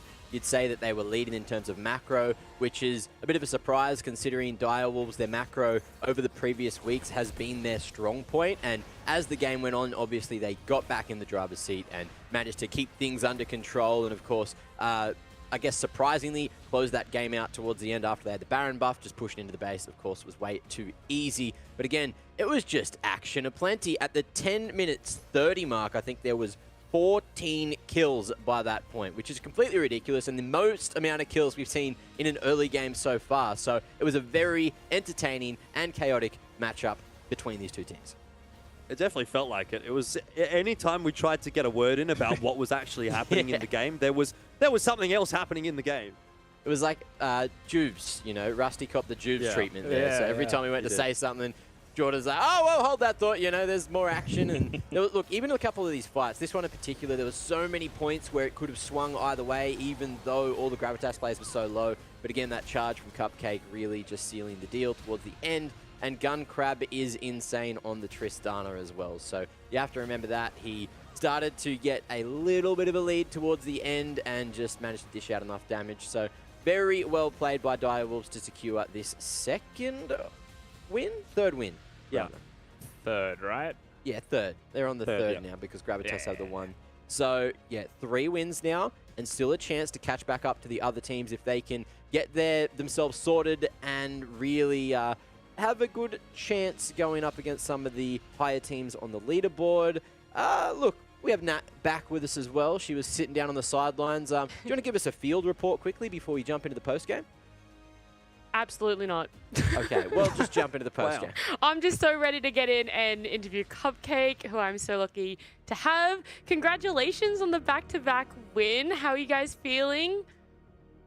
Honestly, it was pretty relieving. I'd say our practices has been pretty up and down for the last few weeks. We've had like subs in and out and struggling just to find a groove. So we're really happy to win relatively quickly and have some nice team fight combos as well. Actually, on the topic of team fights, that game felt so back and forward, especially in the early game. You know, walk me through it from your point of view, and how were the communications as well? I think we may have had a little bit of a slow start. I know there were a few level 1 bases and solo kills and stuff, but you know, we're mentally strong enough to not let that affect us in our game plan, and we just stuck to what we knew what to do best and play to our composition. So wasn't the cleanest start, but we got there in the end. Yeah, was there any point at all that you were kind of worried? You know, Gravitas got that first Drake steal. Was like, did that affect you guys at all? Or were you just like, let's just stick to it? Nah, that was alright. It was a little bit unfortunate, but no, we had the composition. It didn't really, like, they weren't going to have the 24-minute Soul Dragon win condition, and our mid laners just turbo smurfing on their mid laner the whole time. So we always had a point of pressure in a win con. No worries. Awesome. And, you know, like with now 3 wins under your belts, are you guys starting to become a little bit more confident coming into games, or is it still very like you're just not yet there? No, until we're winning every single game and until we're playing a lot better and until practices feel really clean and smooth, we're not going to take our foot off the gas. We're going to keep trying to improve as fast as possible because it's a really short span of time for the split one. So we just got to keep grinding, and we'll be the best soon. Of course. Well, you know, there's only one more game left of this round, so good. Like, congratulations again for the win, and good luck for the rest of the week. Thanks a lot. Well, there you go. It was a nice little post game, and unfortunately we didn't get the pitch report. So, Nat, how are you feeling about that game? Were you happy with the win? Happy with your prediction being correct, etc., etc.? Yeah, you know, it's been a pretty good start to week 3. As much as the teams are feeling the pressure of, you know, winning in this round robin, I feel like I'm feeling the pressure on getting some predictions. I'm doing a lot better than I thought I would be. I mean, I think I'm tied with Elfish at the moment. That's pretty good for me. Are you? Maybe. Just have to double check that. Hang on, I'm just double checking that one. Let me just read that one No, up. I just want to point out I am actually one prediction ahead. Okay, all right, okay. Actually, that might have been going into today. I'm not sure if it's been updated with that piece, that little bit of a piece throw that I threw in there. So maybe you have equalized things, but I'm just going to hold on to the fact that I am at least one ahead of going into today. Well, let's see if that changes, because there's 2 more matches coming up. After this break, we are going to be watching Mammoth take on the Chiefs. So don't go too far, and we'll see you then for match 3. Oh. Now arrived on Slaughter Shadows to his death for Aces, but it opens things up for the rest of the team, and maybe Gravitas could have found a way to salvage that fight. Unfortunately, not quite. No, maybe it won't. Direwolves, they're not quite being able to confirm these kills just yet. Piglet still surviving. Gunkrab dives in. Finally, things have turned over. Will survive, but does go down. And Claire again with an R ultimate comboed with the shock ultimate. The shock wave indeed. Oh, dearie me. Gravitas, for a moment, I thought there was some hope.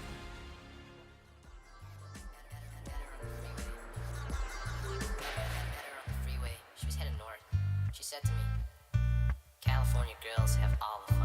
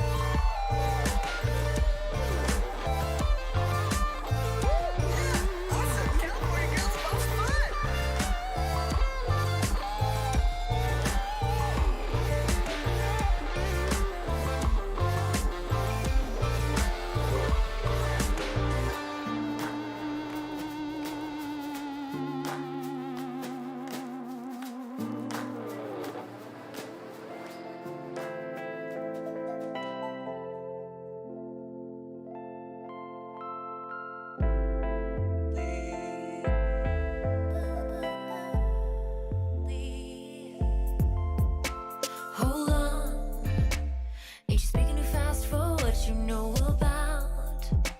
We should take the time to check and figure out. Maybe all these thoughts are from imagination, but you don't doubt it's not too late. Are you feeling me when I say you're tempting fate? Double back, check your facts and get it straight. I promise you it will be worth the wait. This altered state. Can you hear it louder now? Trying hard to knock us down.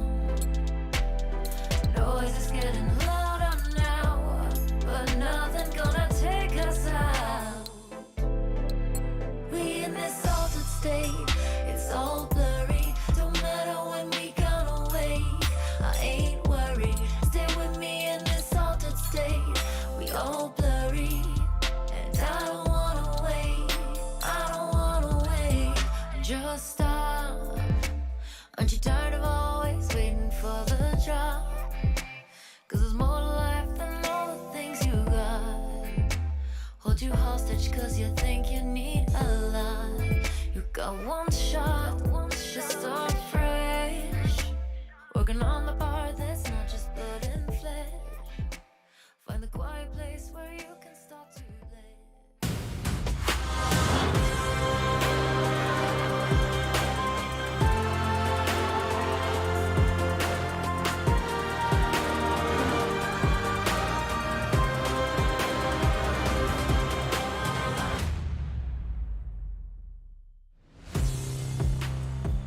Time for some Chiefs and Mammoth action as we head towards match 3 of the day. Of course, I'm joined by these two handsome men, Elfish Boy and Rustman, your heavenly duo. I don't know. Sure, I mean, I'll take that. yeah, all right. Yeah, sure. Yeah, I don't know. It's like when you had this, beef last week, you both thought you were from the A team. So are you happy to call yourself the A team now, or are you going to have a bit of a biff over who's the A and who's the B? Yeah, always. Whenever I'm on air, I'm the A team. That's exactly it. Oh, okay, beautiful. Well, I'm glad I've got the third A team, and at some point, I guess I'll have the fourth A team here with me as well. But look, let's divert this conversation back on track, and we'll have a quick chat about Mammoth first. So, Jordan, you said hashtag Tusks Up earlier, and what did you mean by that? I meant Mammoth, today is the day, I guess. If I've been thrown under the bus like that. Hopefully today is the day, to be honest, for Mammoth, because it's been a rough season for them so far. It's a difficult matchup, of course, for them against the Chiefs, but we've seen some pretty good stuff from them. In the mid lane, I thought Wei's been pretty impressive when he's been able to get the champions that he wants. There has been some instances, maybe like the Talon game, where we've been scratching our heads a little bit, but would love to see him back on the Yasuo and see what he can do there, although I'm not too sure that's going to be getting through the draft. Overall, you know, it's hard to say that Mammoth is looking like a huge contender right now for a top placing in the league, but I think if they show a little bit more success in the later stages of this season, they could potentially make it through to a 5th place, potentially grab themselves a slot in those playoffs and see what they can do from there. I think they've been doing a very good job so far, and I really hope the Chiefs are ready to respect the neck today, because there's going to be a bit of a battle up towards the top lane. And speaking of the Chiefs, let's have a quick discussion on what the Chiefs are doing, why they look so damn handsome, as you can see here, and if Lived still has that two-tone haircut. I think he does, actually. We saw a video interview of him recently at the start of the season, so he definitely looked at least similar to that. Nevertheless, when we're looking at a team like the Chiefs, they actually have the longest average game time in the LCO of 34 minutes, which when you're looking at teams in the LCO, that's really long. That's 9 minutes longer than the fastest, by the way, just as a random fact for you. Their team fighting has been, and I'm actually quite worried for them while we're coming into 11.5. Their team fighting has been pretty revolvent around Sway. Roll with it. Sway's been playing the Viego, has been playing a bunch of carries, and has been doing a lot of work. 1, Viego's disabled, and 2, we've been seeing a lot of assisting style of gameplay from Kisei coming out. He proved he can play the Galio, for example, in this game, but he is more of a carry player. So I think that we'll have to see them maybe reframe that identity again to look at Kisei playing more carry champions, because you cannot rely on Viego existing. I wonder if we're going to see maybe a bit of Heimerdinger action. I know we speak about it a lot, and Mboma makes it look like a very good champ, and of course it is. It does free up the ability to go for roaming and, you know, many other positives to that champ. But, of course, you have to think about Dragku. What's he going to be doing, and how is he in the interview? That's a good question. And we have Nat back to bring us said interview. So, Nat, please tell me, do we have the big man Dragku in this interview again? We do. You know, I talked about him before when you asked who was one of my favorites, and I did say Draku. I'm lucky enough to be joined by him and Shinky as well. Thank you both so much for joining me. Shinky, I'll ask you first. You guys were coming close to the end of the first round robin. How are you guys feeling with your last 2 games coming up, and where you're sitting at the moment? Yeah, I think we're feeling pretty good so far. Like, we've improved a little bit, so this game should be a banger, I think. Yeah. Yeah. I mean, I would say you guys have improved a lot, so I am very excited for this game. Draku, what about you? How are you guys feeling coming into the end of this? Well, I think that this game is very exciting because both of the supports on Mammoth are my IRL friends, and sometimes when I have a day off, I actually help them out, and I actually really like how they've progressed, so I'm really excited to see what they can do against me. Hey, they could be pulling out some of the tips you've given them, and it might even backfire, who knows. But, you know, you say that you've been helping them, so what sort of prep have you guys been doing this week to come up into this match? Well, we treat every team like equally, and even like Mammoth, even though they're like bottom 3, I still respect them, and we prep for every single team. This week has been a lot better than last week in terms of scrims, and yeah, this week we are much more prepared because we had more than 2 scrims this week. I'm very glad to hear that you have a little bit more scrim time. Shinky, what about you guys? What has the prep been like over on the Mammoth team? So far, like during scrims, like we've prepped quite a lot, like about drafts and stuff. So for this game, like we've focus a lot on like just communications and stuff. So we hope to prove ourselves for this game that we could actually win. In the prep, have you guys had a certain player that you've been keeping your eye on, or who do you think is going to be the biggest threat to your gameplay? I think for Chiefs, I think we like equally all of them are good players. So like we treat them like as the same. So like we don't really have a threat. We just treat them as like just normal players. So yeah. And what about you, Draku? Would you say similar sentiment, or is there a standout player for you? I think Wei is actually surprisingly really good in laning phase, but I'm also very excited to see what Shinky does against me. Yeah, I think Mammoth are developing quite well, so it'll be pretty good. By the way, do you like my new camera angle? I was just about to comment on it before we left, right? That was my last question to you both. But Draku, man, I'm so proud of you. You finally learned how to move the webcam from the table to the top of the monitor, and it's looking mint. It's looking really good. In game, I'm just gonna put it back because, like, yeah, it's covering my screen, so. Alrighty, well, hopefully we can keep the webcam there for any more interviews we do. But good luck in the game to both of you, and we'll see one of you on the other side.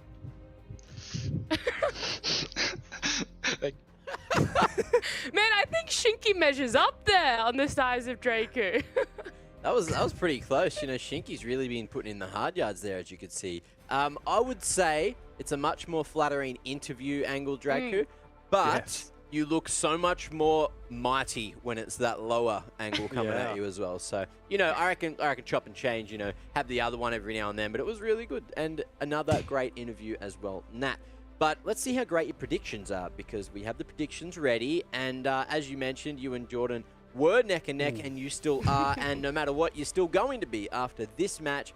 And I'm 100% sure that every one of us talent picked Chiefs for this matchup. So unfortunately, no one in terms of us have believed in Mammoth. So everyone at home, we really need you to, you know, put your hashtag tasks up and have a little. Well, I have what's a stat the but? for you. I have a stat for you. Stat me. Chiefs have never won more than one game in a row. Ooh. They've always lost after they have won. And the last game they played, they won.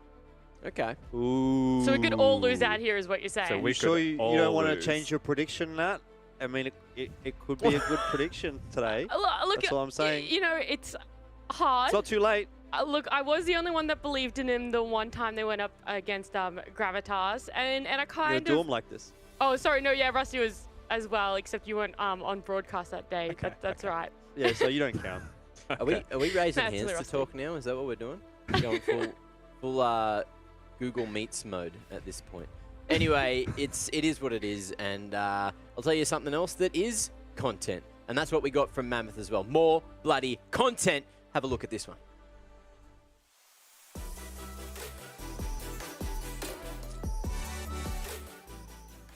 Today we're versing Chiefs. I believe our lineup is quite experienced, and I believe it will be a tough match for us today.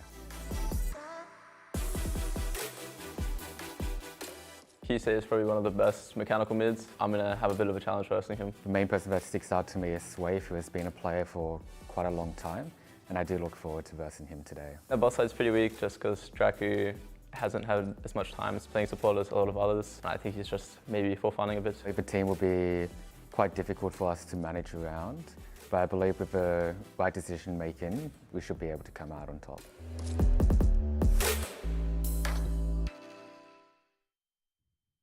Well, straight from the Mammoth's mouth, you did hear from Buggy there, giving us some great hot goss, of course. Nat had to run off back to the sideline. She really wanted to get those front row seats before the match did get underway.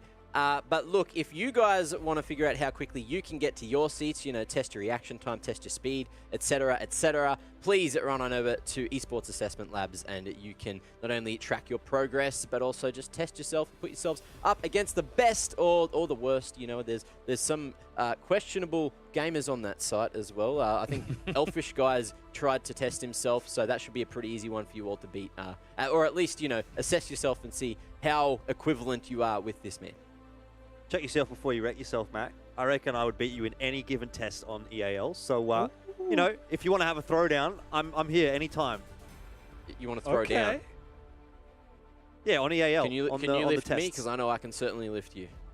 I'll throw you into a bin, Mac. Okay. Don't even worry about it. It'll be easy.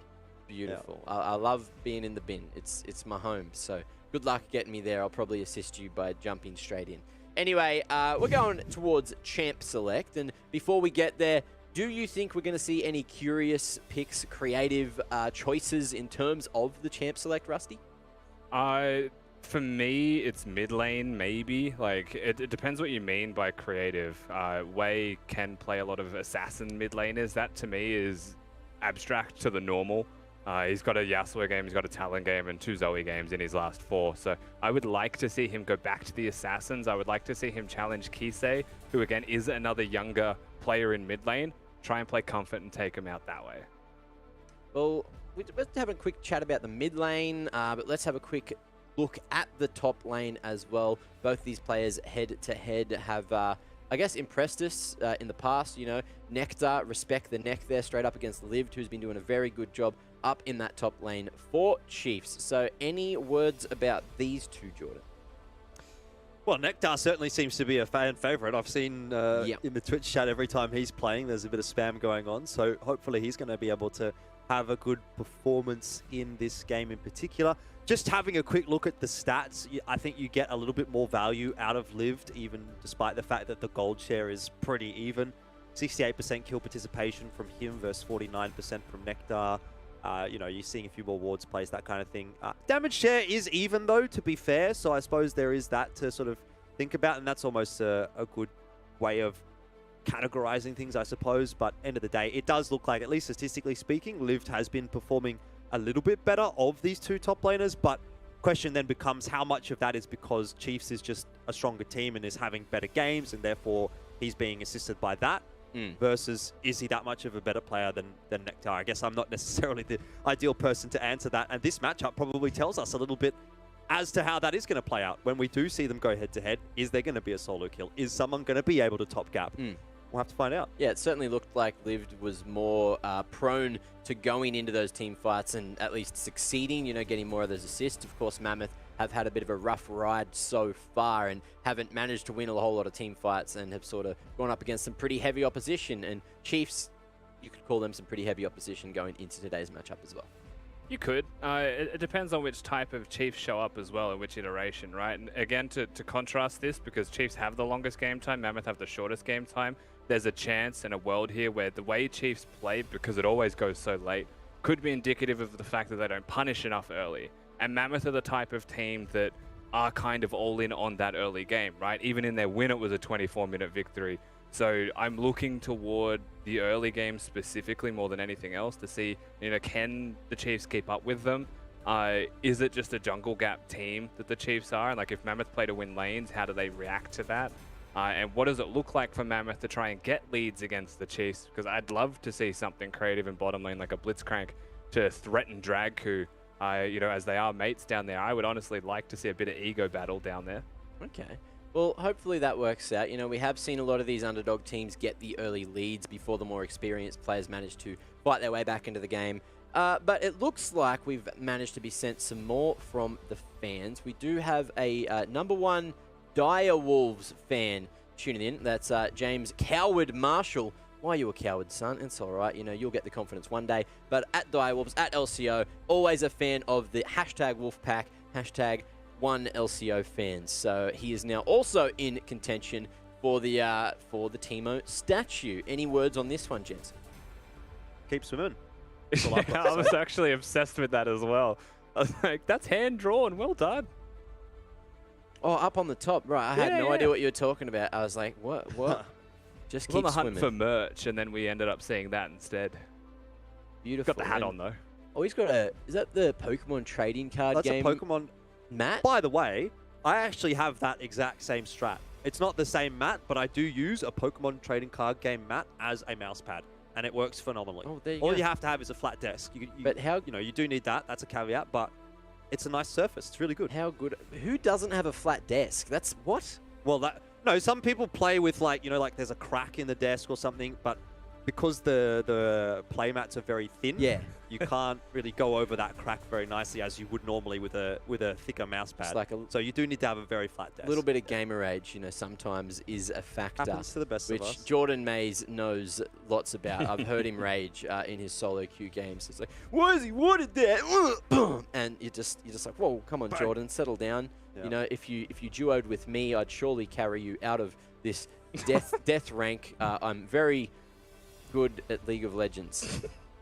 You are, Mac. I've played a few games with you in my time, and you're probably the best player I've actually played with. You're kind of unstoppable sometimes. Honestly, don't know why I'm on the desk and I haven't been picked up as talent yet. That was a 10 for confidence, Mac. You sold me on your ability to play League just from how you described your ability to play League. Very good at that. Both playing League and describing it. And that's why I'm the host and not a caster. But look, we do actually have another from the fans to quickly show you guys before we get into the game as well. And someone's finally sent in a question.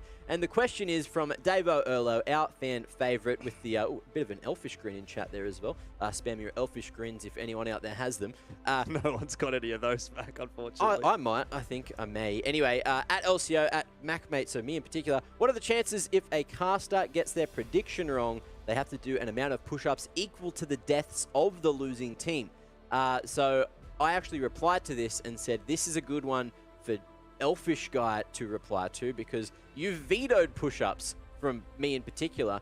But what about in a situation like this where there's usually, like 10 kills on the losing team and you only have to do 10 push-ups? Is that sustainable for you? I could get behind it. It's not so much the amount of push-ups. It's just that I don't want you to be able to control when I do the push-ups, Mac. But if it's going to be the viewers, if it's going to be for the content, I'll be glad to do the push-ups. That said, I don't get my prediction wrong very much, so it's probably a little bit too easy for me. So maybe we'll have to think of another one. Maybe, we don't want to see yourself and Nat doing the push-ups all the time, because me and Rusty and Juice were up there at the top of the predictions, and it's not too difficult. I don't know if Nat's ready and if she wants to be brought back in, but I can hear her molding in the background as you say that. And that's very rude, because she has no chance to reply here. So I'll let you know. It's easy for I'll me. let you know that when she gets back on the panel, that you're going to be hearing about it, all right? She's angry. She just told me that she hates you. I mean, Yeah. Elfish is perfect tip-wise on the day, of course, so he never would have done any push-ups today, right, Jordan? Yeah, that's right, yeah. Absolutely. In saying that, how would we ever do push-ups with our current setup?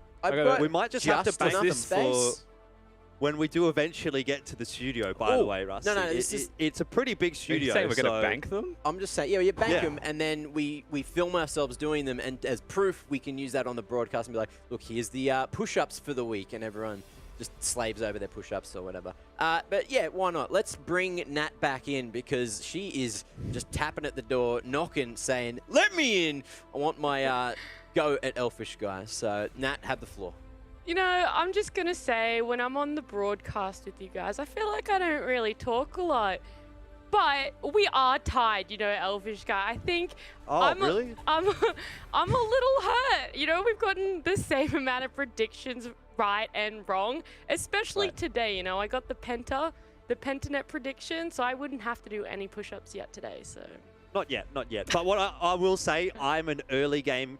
I'm not so great in the early game, right? When it comes to casting, when it comes to predictions, I feel like you've got one of those early game champions, and I'm like the Corky, right? I'm going to come through in the late game. I'm going to dominate the predictions at the later stages of LCO. So this first round, we'll just call this a warm-up, and when we get into round 2, you're going to be seeing 100% prediction rate from the Elfish Guy, right? That's right there. that's Easy a quote peasy. right there as well.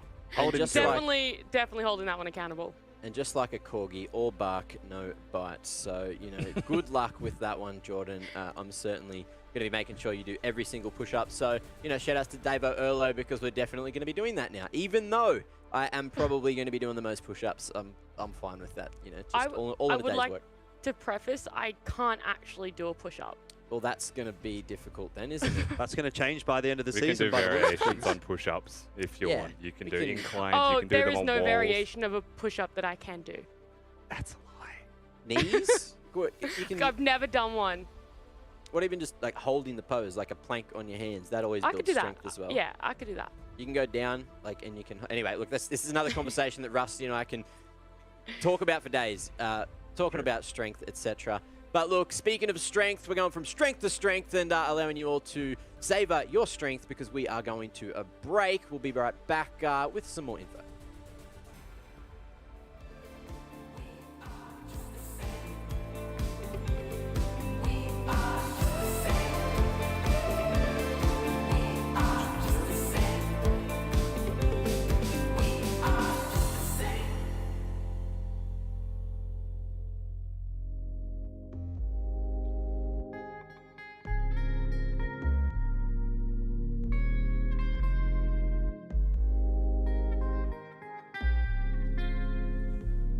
It's the middle of the night and I'm still awake. Where to draw the line between now and daybreak? Cause we living in disguise, trying to shake it off. Time and time again, I've broken through so many walls. And maybe everything we said and everything we knew has changed, and now it's time to think things through. Everything we name, freeze the frame, pause the game. I'm just waiting for the right move.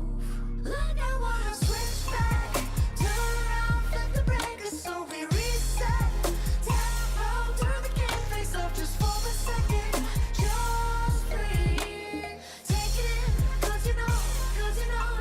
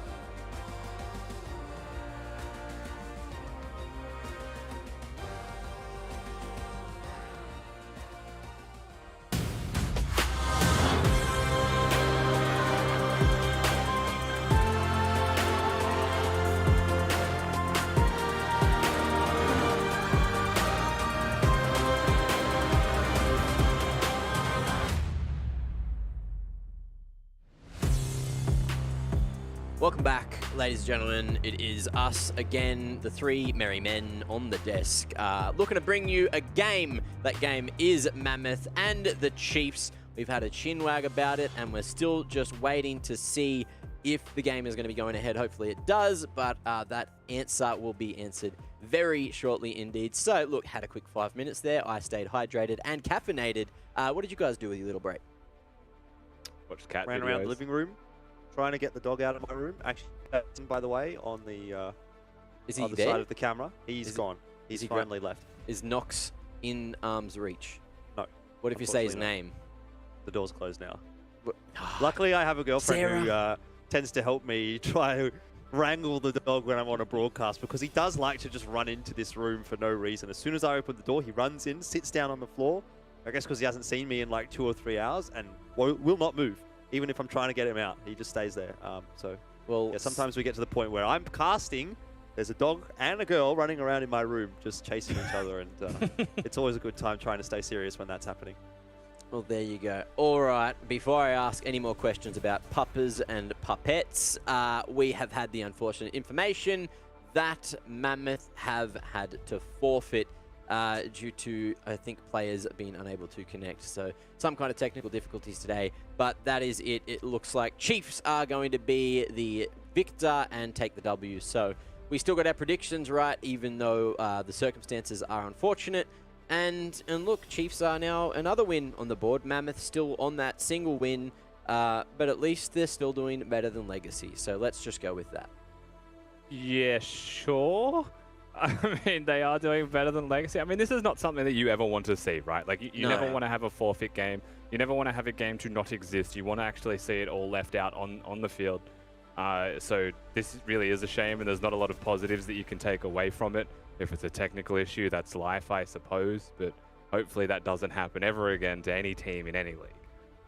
Yeah, so the confirmation, the technicalities are Mammoth were unable to fill the squad due to a technical issue. So that is the call, and unfortunately that is why they've had to forfeit. But something that is fortunate is we're going to be welcoming Nat back in, because she has another mate down on the sidelines to have a quick chinwag with, don't you? I do.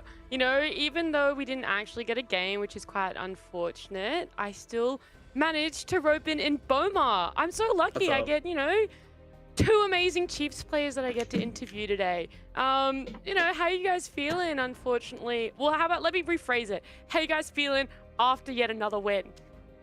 Honestly, we're a little bit disappointed, to be honest, because, we wanted to play this game, and I think, as a team that's trying to improve and build confidence or whatever, it's pretty good to play against, one of the less favored teams and just get practice and scrim, on stage games, which is a bit unfortunate. But, I mean, we're mostly just going to look onto our next games and see what we can do, going into those. Yeah, can you give me any sort of insight as to what you would have loved to draft against them, or I guess just any expectations you would have had throughout that game? Yeah, I think we would just play, I don't want to reveal too much, but we would just play champions that we find fun, just kind of have some fun on stage. I think that, we had a couple of rough games in the last couple of weeks, so I think that playing against one of the weaker teams, we can just pick the champions we like playing and, just have fun with it, really. I think everyone on our team didn't really want the game to get cancelled, so it's a bit of a shame, but what can you do about it, really? Definitely. I don't think anyone wanted it to play out this way. That gives me a little bit of insight then. So you guys were hoping to draft more for comfort picks and maybe something out of the box because of your opponent, rather than specifically going in on, we need to pick these champs to counter them? Yeah, I mean, we felt pretty confident. It feels weird to say after the game got forfeited, but we felt pretty confident going into the game, right? So we weren't too, we had our draft plan or whatever, but we weren't too, worried about, we need Exodia to win, PGG, right? When they played earlier, I felt like they had Exodia versus Peace, right? It wasn't anything like that going into the Mammoth game. We were just okay, this is what they could do, and this is their best option, and we're just going to play what we're comfortable with, really. It wasn't a specific draft plan, I guess. So then what are you guys going to be doing for the rest of the night? I know you said, you want to look forward onto the next game, but what exactly are you guys planning on doing? I think we're gonna. Oh, my brother came in during the interview. Alright.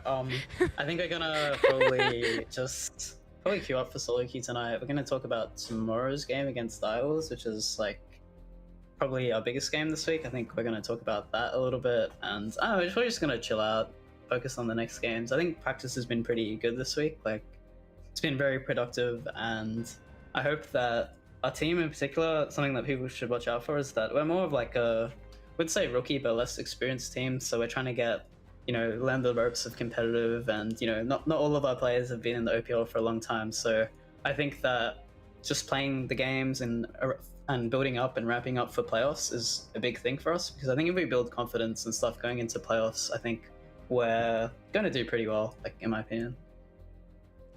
Yeah, so I've also interviewed, so this is not really a tangent, but I've interviewed a bunch of people from Gravitas and Mammoth, and they're on paper the youngest and like freshest rosters, and they both seem to always come in saying that communication seems to be their weakest aspect in the team so far. Is that something that's also for you guys? Is communication something that isn't really there yet and you need to focus on? I think, yeah, it's an issue, but I think just like fundamentals of the game are like things, and fundamentals of competitive, right? Like, a lot of our players do quite well in solo queue, and we can get high rank on the ladder, and we have good mechanics, whatever, right? But I think that when it comes to like team play and stuff like making decisions as a team, linking waves, working with your jungle and stuff like that, I think that's more stuff that you don't really learn in O solo queue. O solo queue is a bit of a, like, I don't know what to call it. It's a bit of a circus. Anything happens, anyone can win, right? Like, but I think in competitive, some of the other teams are a bit smarter about the way they go about things. I think playing against them, screaming versus them on stage and learning from it, I think that's mostly what we're working on in scrims. And like, while we're not really getting immediate results and we're not at the top of the table, I really think that when it comes around playoffs time, if we all improve and we kind of work on these things that we've been, working on in scrims, I think we can put on a good showing for playoffs. So we're more thinking about the marathon and not the sprint at the moment, I'd say. Thank you so much for, all of that insight that you just gave me. That was absolutely amazing. I hope you guys enjoy your night off. Enjoy the circus that is the solo queue. I hear you can get some pretty interesting picks come out in the solo queue these days. Definitely. I think Amumu's support last night was a big one. Shout out to Aladoric.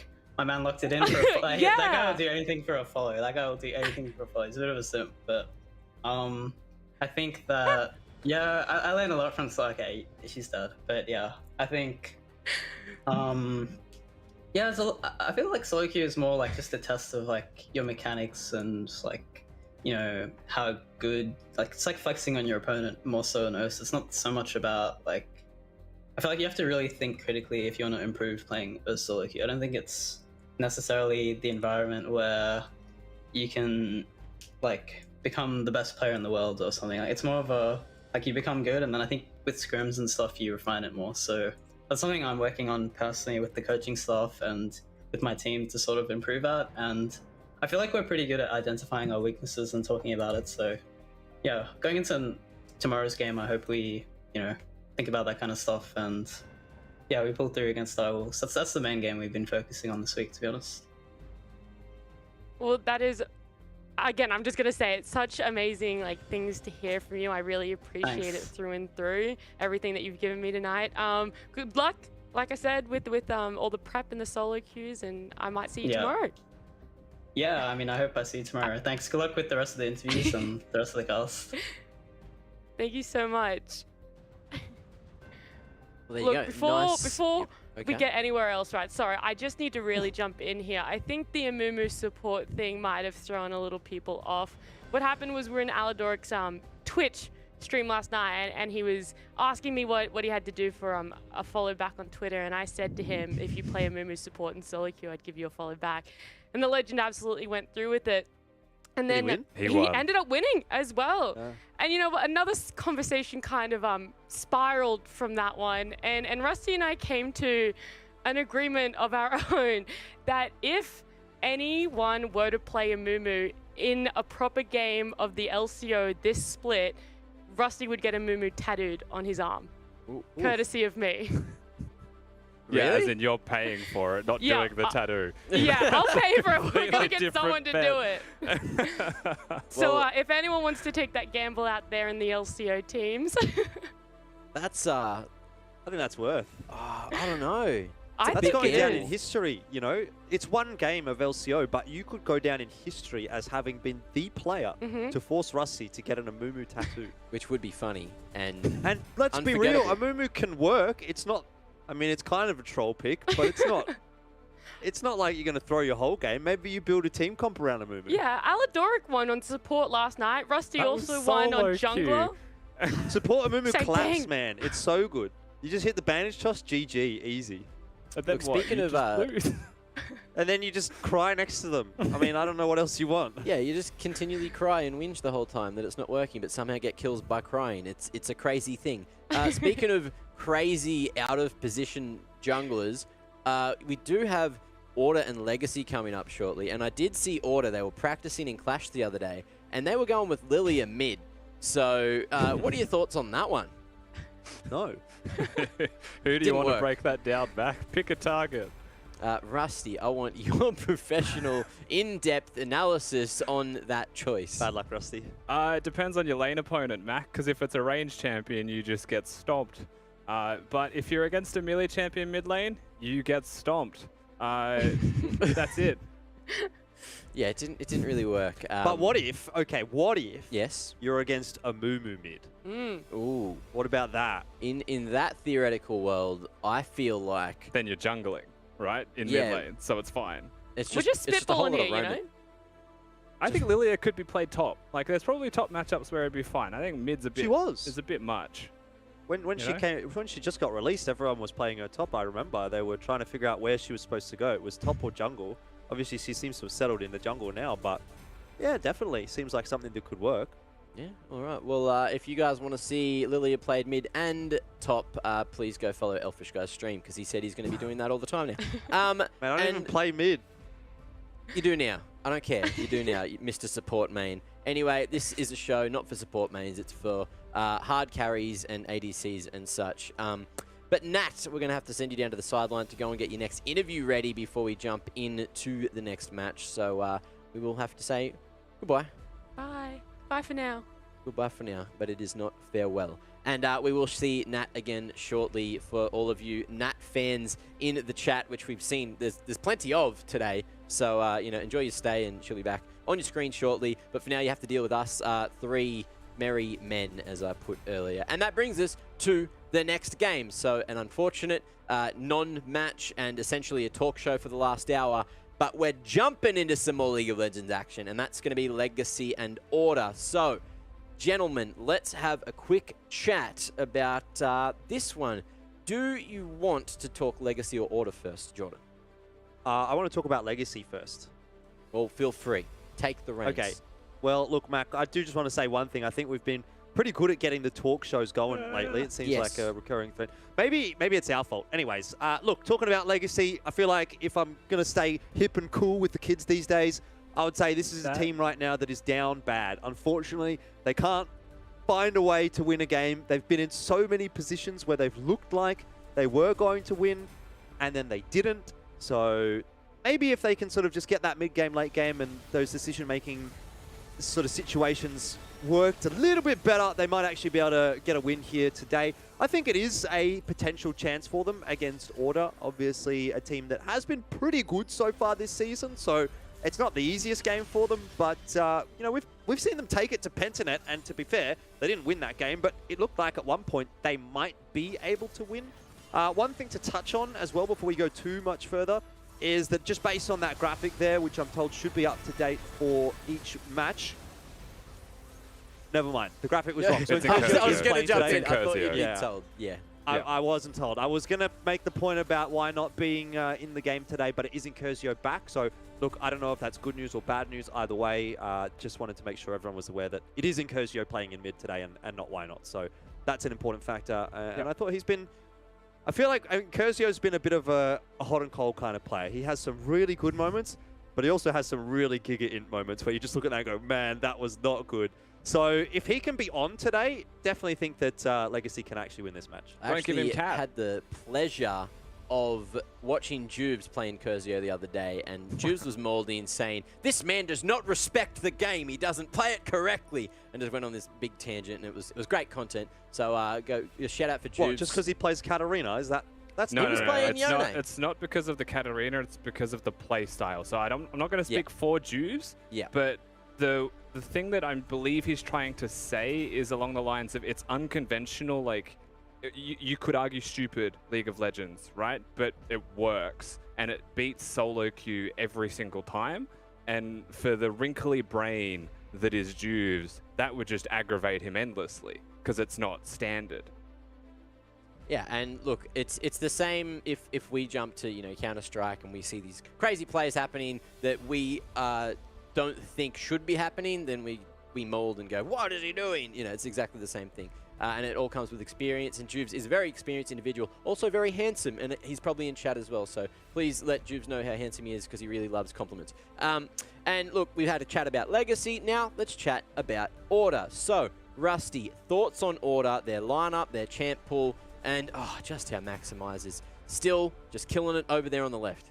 Yeah, no changes for Order in regards to their lineup. Maximize definitely still killing it over there on the left. You are not wrong. He's also got Vengeance by his side. Order have been... They've played very slow League of Legends in their last game against Pentanet. But ultimately, what happened in that game was they took the first step, they overstepped, and then overstayed, and they just got completely demolished from that point. Now, they were playing decent League of Legends until then, and it was against the best team in the league. So we're not faulting Order for losing that game. What I'm trying to say here is actually they seemed solid until they made the mistake. They've been playing very much avoidant, I'm saying avoidant every time, by the way, it's on purpose now. I'm committing from this moment, not the last one. We'll make it a thing. Chungy's been very facilitative for the rest of his team. He doesn't play the carry champions. He plays Galio. He's played Twisted Fate. That's the only two champions he's played so far, and has presented no threat through draft for any of his opponents, really. So you could come into Order and approach it to say, well, their AD carry, their top side are insane, but their mid lane is just playing around them. So you've got clear ways into the game, right? Clear strategies you could use to try and take Order down and contest them. Yeah, I feel like this is going to be one of those games where we might see Order going for a lot more brute force earlier in the game. We did see them essentially dominate. Was it the Chiefs the other day where they had that crazy snowball performance from the get-go? I think that was on Wednesday last week. Direwolves? Maybe it was Direwolves. Yeah, it was a game where Chiefs was Tuesday.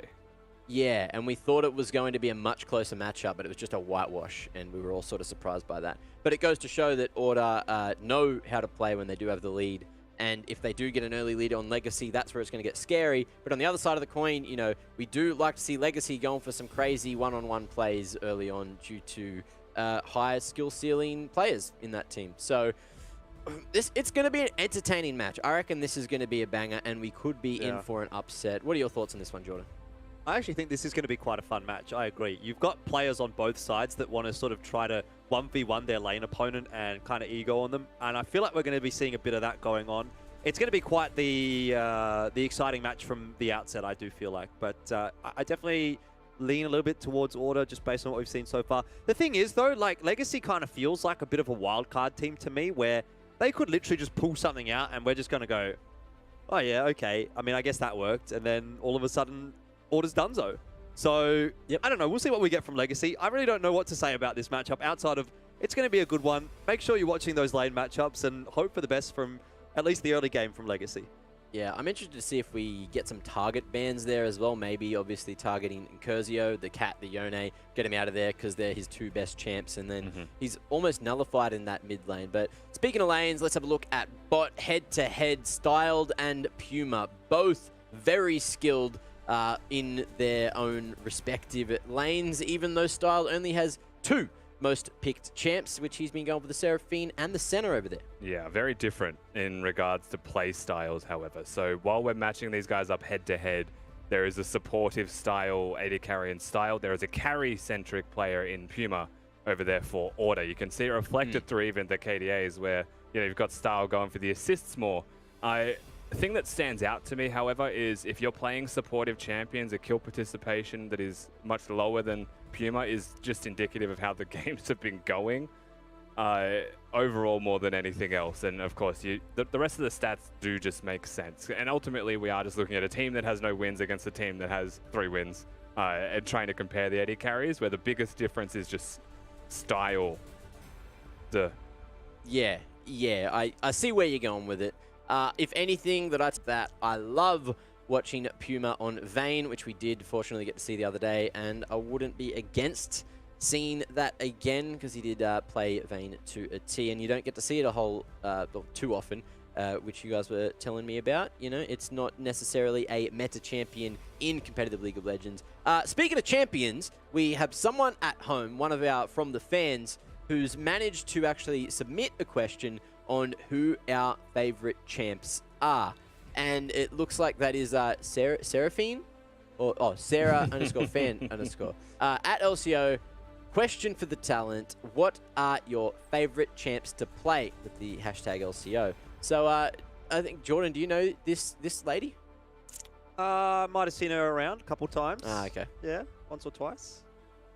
Yeah? Are you going to answer the question?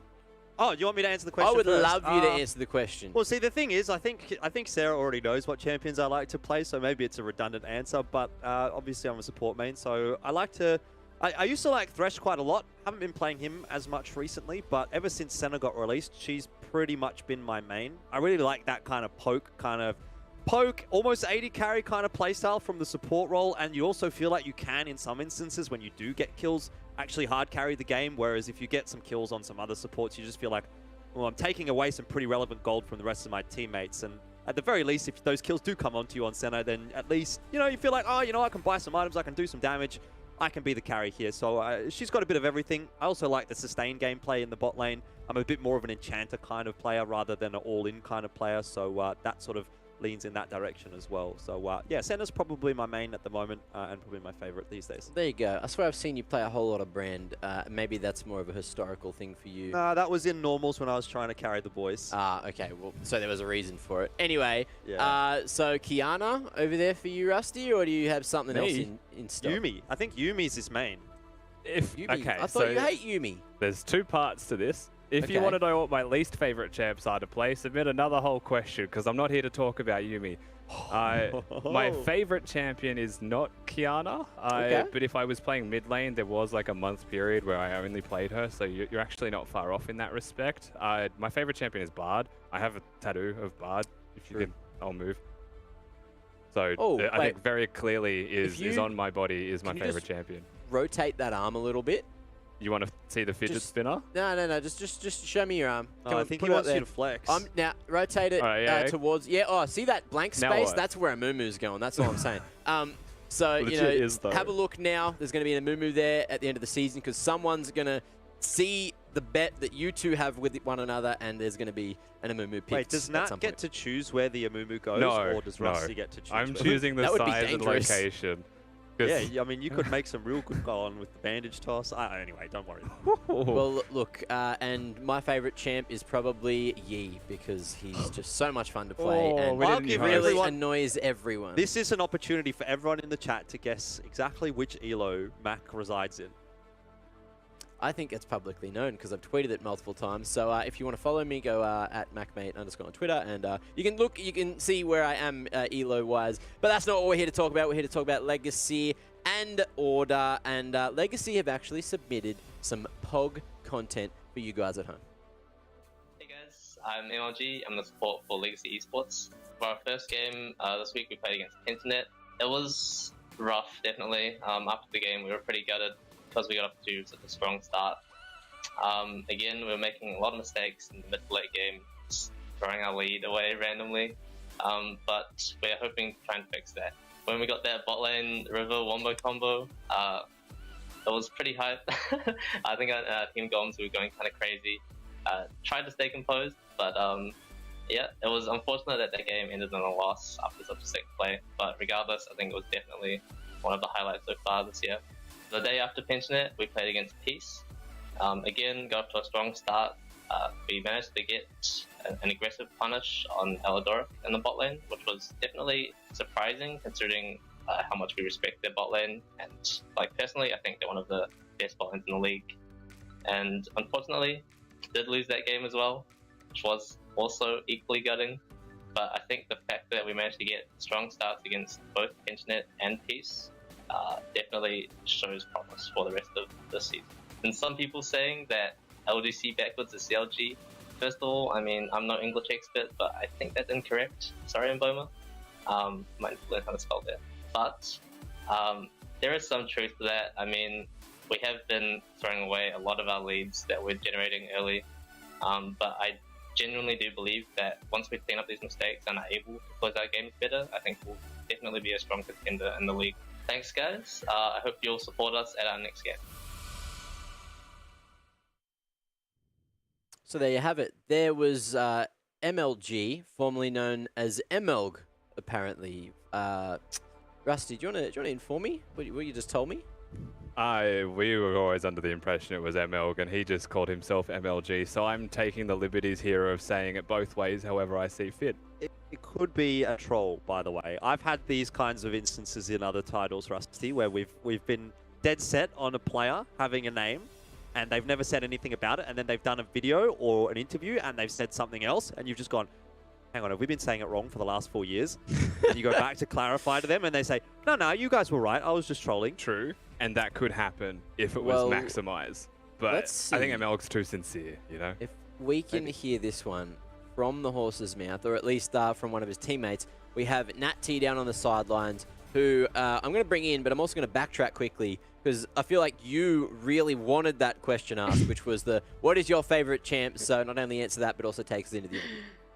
I just really wanted to make today's broadcast all about Amumu, you know? I think Amumu would have to be my favorite. It's a tie between him and Nidalee, only because they were like the first two champs I felt I ever really mastered when I played League for the first time, like however many years ago, 10 years ago or something like that, you know? So I think they just hold a special place in my heart, especially that Amumu.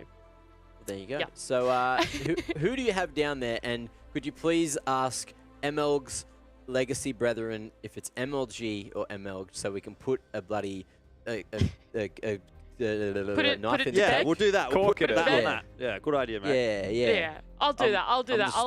I'll ask Incursio, who I've been lucky enough to be joined by, and Puma. Thank you both so much for joining me. Puma, it's your first interview on the LCO, so I want to start with you and ask you how you're feeling about where Order's standing at the moment as we come into the end of the first round robin. I think as a whole, we are like at least top 4. I think we haven't proved that we are like 2 of the best teams or even top 3 yet, so we still have a lot of work to do. So I think by the end of the second round robin, we could be maybe top 3 team, I think. Okay, I love it looking ahead. And what about you, Incursio? How's it feeling down there at Legacy as we close this out? How's it feeling down here? I'm sorry to say, it's looking a bit rough. That's all right, though. We'll walk it off. Hey, we're going to be looking strong soon after today's victory royale, all right? We're listening on that one. Guys, you can laugh all you want, mate. We're getting that shit, all right?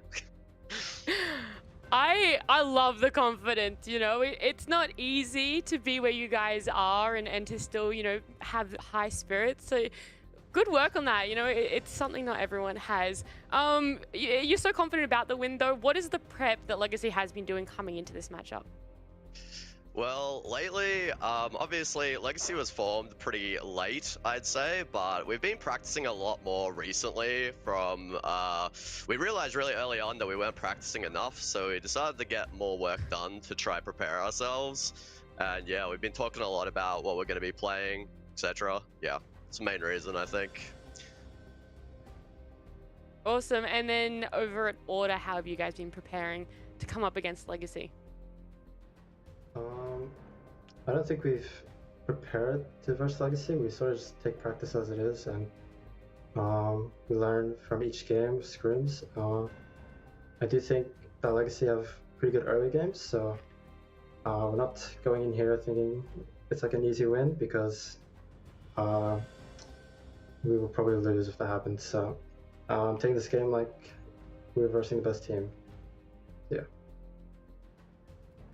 That is really good to hear. Do you think you'll be aiming to ban out the cat, or are you gonna maybe letting Curzio see if he can do something with her? I'm not gonna expose anyone, but our mid laner is scared, so yeah, that's all I'm gonna say.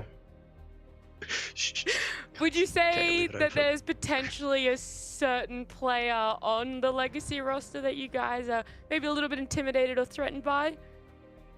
I don't think so, but I do think Incursive probably has the best mechanics on that team, so I think shutting him down will probably give us a free win, so yeah.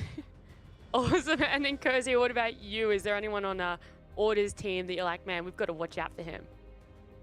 I definitely think Order's roster is pretty like balanced in terms of skill, but Puma's actually impressed me a couple of times with his ADC mechanics. He plays all the carry champions, like pretty much like me in mid lane. I love playing the carry champions, so I can respect any person that loves to play all the hyper carries instead of playing some like Galio mid lane. Looking at you, buddy. Looking at you, mid laner man. But yeah, anyways, yeah. Puma's good. Maximi's really good. I like he plays a lot of carry champions too, so respect. Amazing. Thank you both so much for this interview. Good luck with the game, and we'll see what happens in the drafts. Thank you. Bye. Yeah, thank you. Well, there you go. Good to know that Chungy is shaking in his boots. And let's see how this mid lane plays out. I actually really appreciate that interview, you know. I think it brings a little bit of vulnerability to the Order team. We've heard a lot from Maximize before, and I think we all know where he stands with himself and with Order as a roster. So it's quite nice to hear from Puma and potentially the insights of a few other players. Yeah, well, we need some insights from what we're all thinking going into this game as well. So let's bring up the predictions and see where we've gone with this one. And today it looks like at least all of us have gone for Order. But I know that Juves has picked Legacy. And did Skimmy pick Legacy as well, or was it just Juves? I think it was just Juves. Pretty sure just Juves. Okay. Skimmy So was on the just peace Juves. train. That was where he differed. Yeah. Yeah, okay. Well, it's good to see Juves at least changing up his idea. And I asked him why he went for that, and he said that the way that Incursio plays is just so hard to read that he thinks it's going to be the answer, and he doesn't think that Order were going to, be able to deal with this disrespectful style of gameplay. So yeah, I just try to do my best Juves. Just trauma, no? Rant impersonation there. But. Juves just loses in solo queue to Incursio, immediately tips Legacy. Like, I don't on. necessarily disagree with him though. Like, I think that is a fairly good standing point if that was actually what he said. I mean, Incursio and the rest of Legacy all just feel like I said before, they do feel like a wild card. Something crazy can happen. They can pull something out, and Order could potentially lose to it. We've seen teams get close to losing to Legacy. No one has yet, but someone will. It's a matter of when it's going to happen. It feels like the cookie's going to crumble at some point. Speaking of crumbling, I know you're all going to feel like you're crumbling at some point, but to make sure you're not, you can quickly head over to Esports Assessment Labs, make sure that your reaction time, your physicality, and your whole body's working by doing a whole bunch of tests to see how your genetics are going, how stable mentally and physically you are, because I certainly am not. And you can go and make sure that you're much more mentally stable over there than I am. So please go do that. And yep, now you all know. Too hard. If you didn't know I was insane already, now you do. But Nat, so are you going to be going and doing Esports Assessment Labs down on the sideline before the match starts, or were you just going to do it after the broadcast? I think I have enough time for to do it before the champ select ends, and then I can just really focus in on what's happening down there in the Rift. So I might run off and go and do that one now. All right. Well, that sounds good, because we do have a break, so it's a perfect time to do so as well. Perfect time to go get hydrated and get yourselves ready for the final match of the night. Order versus Legacy coming up just after the break.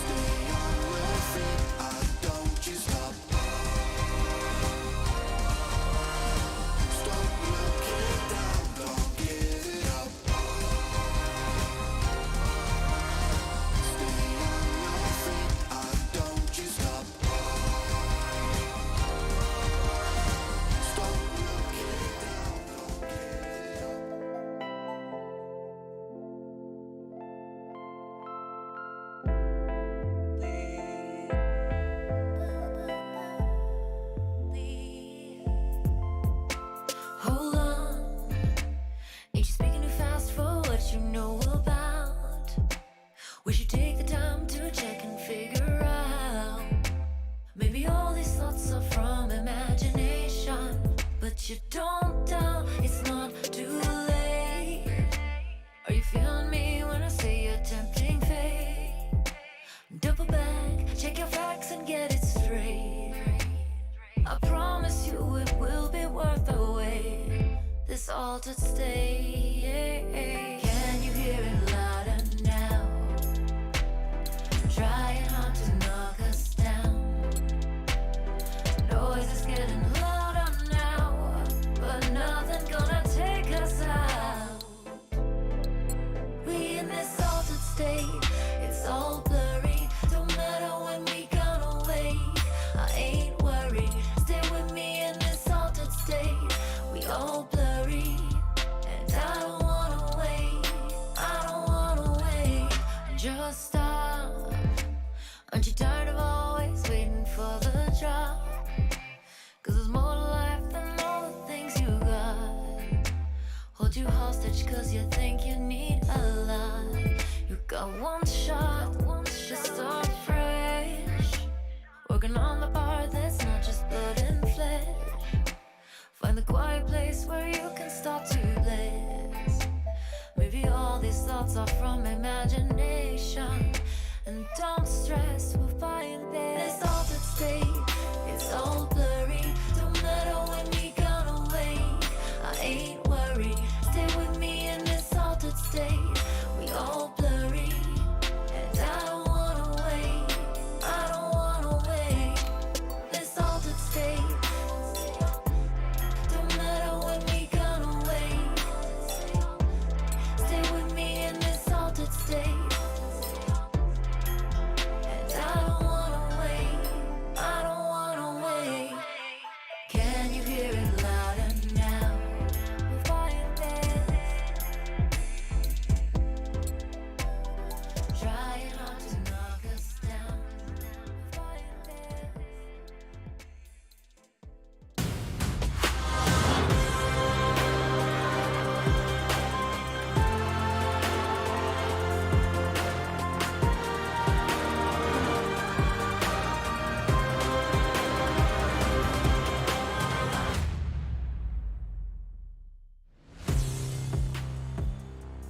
Hello everyone, it's MacMate here. Oh wait, never mind, we don't have Mac anymore. We're straight into the pick and ban phase. Thank God we don't have to deal with that guy, Rusty. And we also don't have to wait too much longer for this game. Hey, straight away, I see two very interesting bans right there on the order side of things. Katarina, Yone taken away, and actually for Incurzio, he's gonna have to go on to something different this time.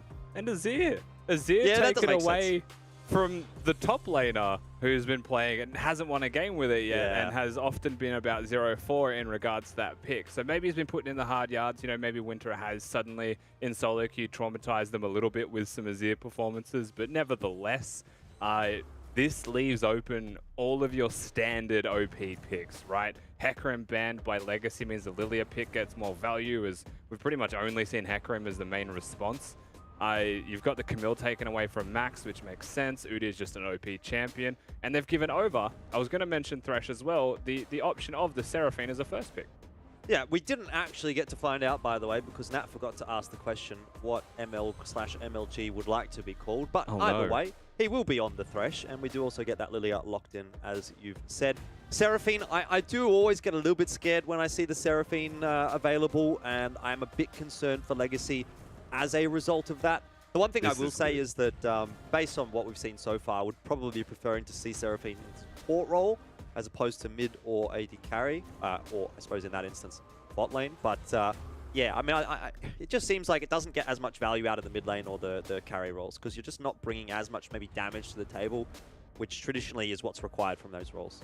I'm wondering if that is going to be AD Tristana, by which I mean bot lane, sorry. It's always going to be AD. We've already spoken towards Chungy and his champion pool and preferences. He's played only Twisted Fate and Galio, so this is a complete 180 if it's going to be flexed towards mid lane.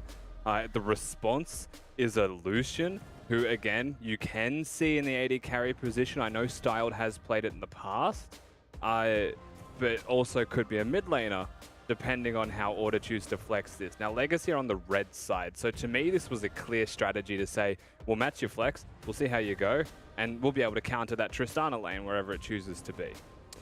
Yeah, I mean, the Lucian to me sort of screams mid lane. I feel like it's very much an Incursio champion. Not at all knowing his champion pool personally, but just based on the kind of champions that he likes to play and the playstyle that he has, I feel like Lucian does fit into that, right? He's the kind of champion that wants to win mid lane, wants to fight a lot, wants to be aggressive.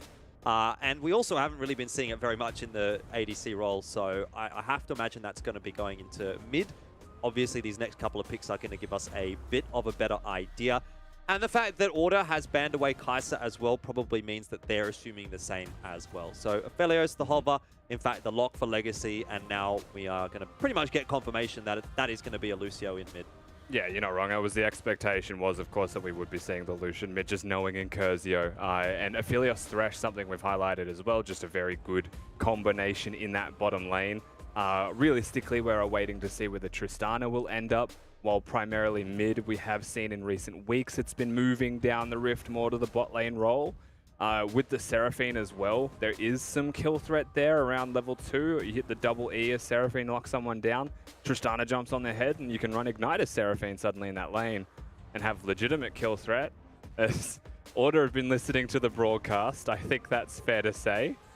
Yep, perhaps. They've really been listening to the broadcast. Bit of an Ahri hover as well, so perhaps a throw out there. But actually, they've gone and locked in the Ahri as well, so it's going to be the Tristana down in the bot lane. So far, the hover is on exhaust for beats. I guess we can keep an eye on that one, but maybe that'll change as we do go through the rest of this phase. What's the top laner going to be, though, for Legacy? That's going to be the big question here up against the Renekton. Has played things like Shen in the past, which wouldn't be horrible here, but I would like an Engage. The weird thing is, they banned a lot of engaged tanky champions, so they are playing more towards pick. And I think being able to play the Sylas successfully in a matchup will be useful. Right now, however, I think it might be worth pointing out that it could be Lucian top into the Renekton instead. Yeah, we were sort of operating under the assumption that it would be Lucian mid, but I suppose it is still a flex that can go up into the top lane. What does that do for the team composition, though, of Legacy? In a way, it does feel like there isn't really a whole lot of frontline there for the Aphelios with this kind of a team comp. It seems like a prepared thing for me, just into Ahri. You know, Chungi is actually the OG Ahri player. It has been spoken towards before. Every time I see Ahri, I would suffer at the hands of it always winning. Chungi was the person actually dealing those blows. So, you know, Kyosei does come along as the Ahri god. Chungi was always there first, but it doesn't hard win lane, right? It simply exists and pushes, gets the Everfrost and plays for picks. Incursio playing Sylas will then survive the lane, you would assume, have the Ahri ultimate for himself, so there's no way you die to ganks, right? Because you both just have 4 dashes to safety. Sylas gets 5 with a flash, so he can be everywhere on the rift. Yeah, maybe that's going to be offering us some pretty interesting plays. We've liked to see him go aggressive in some instances, and I dare say there is a possibility we'll get Incursio just trying to go for that 1v1. Whether it is maybe even before level 6 or not, either way, just looking at the team compositions on face value, I kind of get a better feeling from what I'm getting here from Order. I think they've got pick potential. I think they've got decent team fighting presence as well. And just across the board, their lanes are looking fairly safe. Whereas when you look on the other side of things, particularly with that Lucian top lane, you almost think, okay, Winter needs to get some work done in that top lane. If he goes even or in fact loses that lane, then it doesn't really justify the pick. So there's a bit of a question mark in my mind over that, especially given what we've seen from the top lane from Legacy so far. The Azir picks haven't necessarily worked out. So I'm a little bit loath to say I'm a huge fan of the off-meta selection here, but I'm prepared to be proven wrong. There is no pure weak side in this draft for Legacy, right? You've got the Lucian top lane into a Renekton, has to be played towards by the Lilia, but you've got a Aphelios Thresh bot lane, which can be safe with lanterns, but does still require you to have that early vision of your opponents to get the lantern to safety, or ML is just not playing the lane. So a big job for Sybil and mid-priority for Incursio to really influence this game. All right, well, we've got a quick pause here. Probably a good time for us to have an interview, Rusty. Maybe one that you can get involved in as well while we do have this online. I think we've got Series available to have a bit of a chit-chat to. Hopefully, you're feeling pretty comfortable with the draft that you've been able to get through here, but maybe you can alleviate some of the questions that we might have had. Obviously, the first one being Lucian in the top lane, was this a prepared strategy or was that intended to go to mid and ended up being a flex pick to go up into top? What's the TLDR about that pick? Well, obviously now that's shown, I can safely say that when we're picking Lucian, it's with the intention of flexing it. So we don't have a set position for it. It's a champion that Dongy likes to play.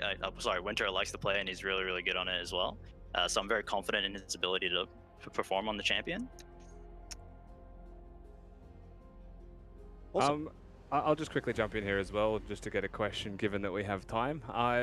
Talk to me about the mood in the camp. I know that's a generic question, but you are without a win just yet, and you are still playing these, comfortable, flexible champions. Like, it's clear to me that every loss is still hurting you guys. So can you just talk me through a little bit of what it's like over at Legacy between weeks? Yeah, 100%. I think that for the most part, when we had really, really strong performances against the two top teams, and then we had to sub out due to Incresio being unable to attend last week, we had some momentum building in that lapse, and that was really, really unfortunate. So I think that everybody is hopeful, and we can see like our ceilings where we have them. I think it's a matter of performing consistently and also closing out the games. But ultimately, I think that people are optimistic that given a couple weeks, leading into Split 2 even, that will be a very strong contender. Yeah, I mean, I think you guys have had some instances where you've been able to get that lead going, and it's looked like Legacy might be a team that might be able to challenge even the top teams like Pentanet. Final question then for today before we do let you go. What's looking like the win condition for your roster here? How are you feeling about the draft, and what are you expecting to see going up against Order today? Well, the win condition for this game, for the most part, is all going to be on the way that Sybil is going to play his early game, because I believe Rusty mentioned as well, it's on him to get a lot of work done. He needs to be able to create mid-prio and move with Silas to the side lanes that are going to be inevitably quite strong. The benefit of having these two really strong side lanes is that Lilia gets to invade as much as you'd like, and that's really, really true as well for the Skarner matchup. So yeah, there's a lot of pressure on Sybil, but yeah, I believe he can definitely get it done. All right, we'll be definitely keeping an eye on Sybil and the side lanes as well. Thank you very much for the interview. Really appreciate your time, and hopefully we'll get to chat with one of your boys at the end of the game. 100%. All right, Rusty, a little bit going on in the early game there. Unfortunate that we have to, miss it. But Almost. I know. Because the coach can't see what we're seeing. Now, Sybil can invade because he has priority in his side lanes. While that may be true, it happens at level 1 at the red buff. They don't get the red. That's a good hook, though. Oh, it is a very good hook. A lot of damage onto Puma. No kill threat, though, because Order are stuck underneath the tower. And it was a nice route from Beats as well. The Guardian proc does help a lot in lane when you're playing Seraphine. So that's definitely something you want to be taking, especially against Thresh. But either way, does give you early prio. Oh, that's another great one from Amelg. Again, probably not quite enough here to get the kill, but man, you do not want to be Puma right now.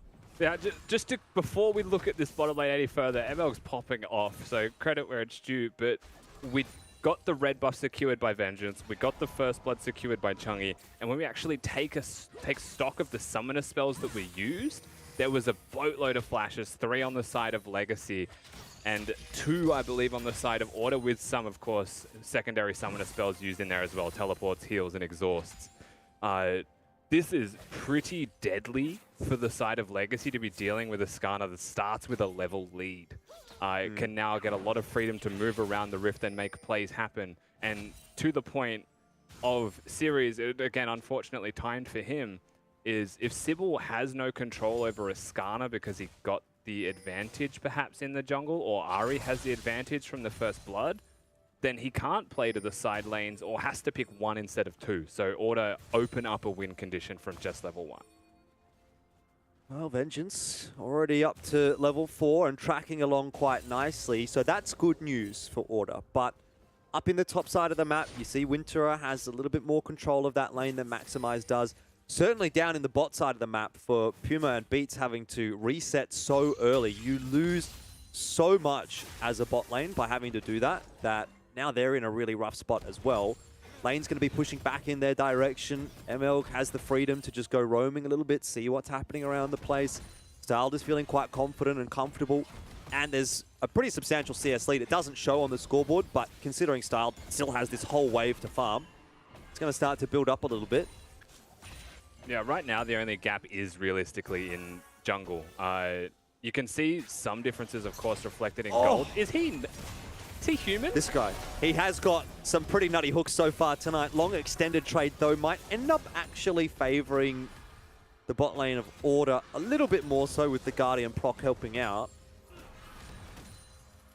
I mean, he's just doing it for all the Thresh mains out there right now. It hasn't resulted in a kill yet, but geez, you want to talk about mental battles. You're a support player as well, Elfish. Thresh hits the first 3 hooks in a row on you, you're scared. I really hate the Seraphine into Thresh matchup as well, because it does feel like if you make a pretty egregious mistake early on in the game, your game can be over, and you just get zoned so hard in that lane if the Thresh is hitting those hooks. But on the same token, it can turn the other way if the hooks aren't quite connecting. In this instance, obviously, we're seeing the former rather than the latter. But level 4, a little bit of an advantage here for Legacy in the bot lane, and definitely starting to try and flex their muscles. This is something that you'll actually hear from Juves pretty actively as well, and I believe we all share the opinion. But on hook champions, you have to hit your hooks if you want to be relevant, you know? Yeah. You can't afford to play a hook champion and miss them, especially with aftershock-based champions like Nautilus.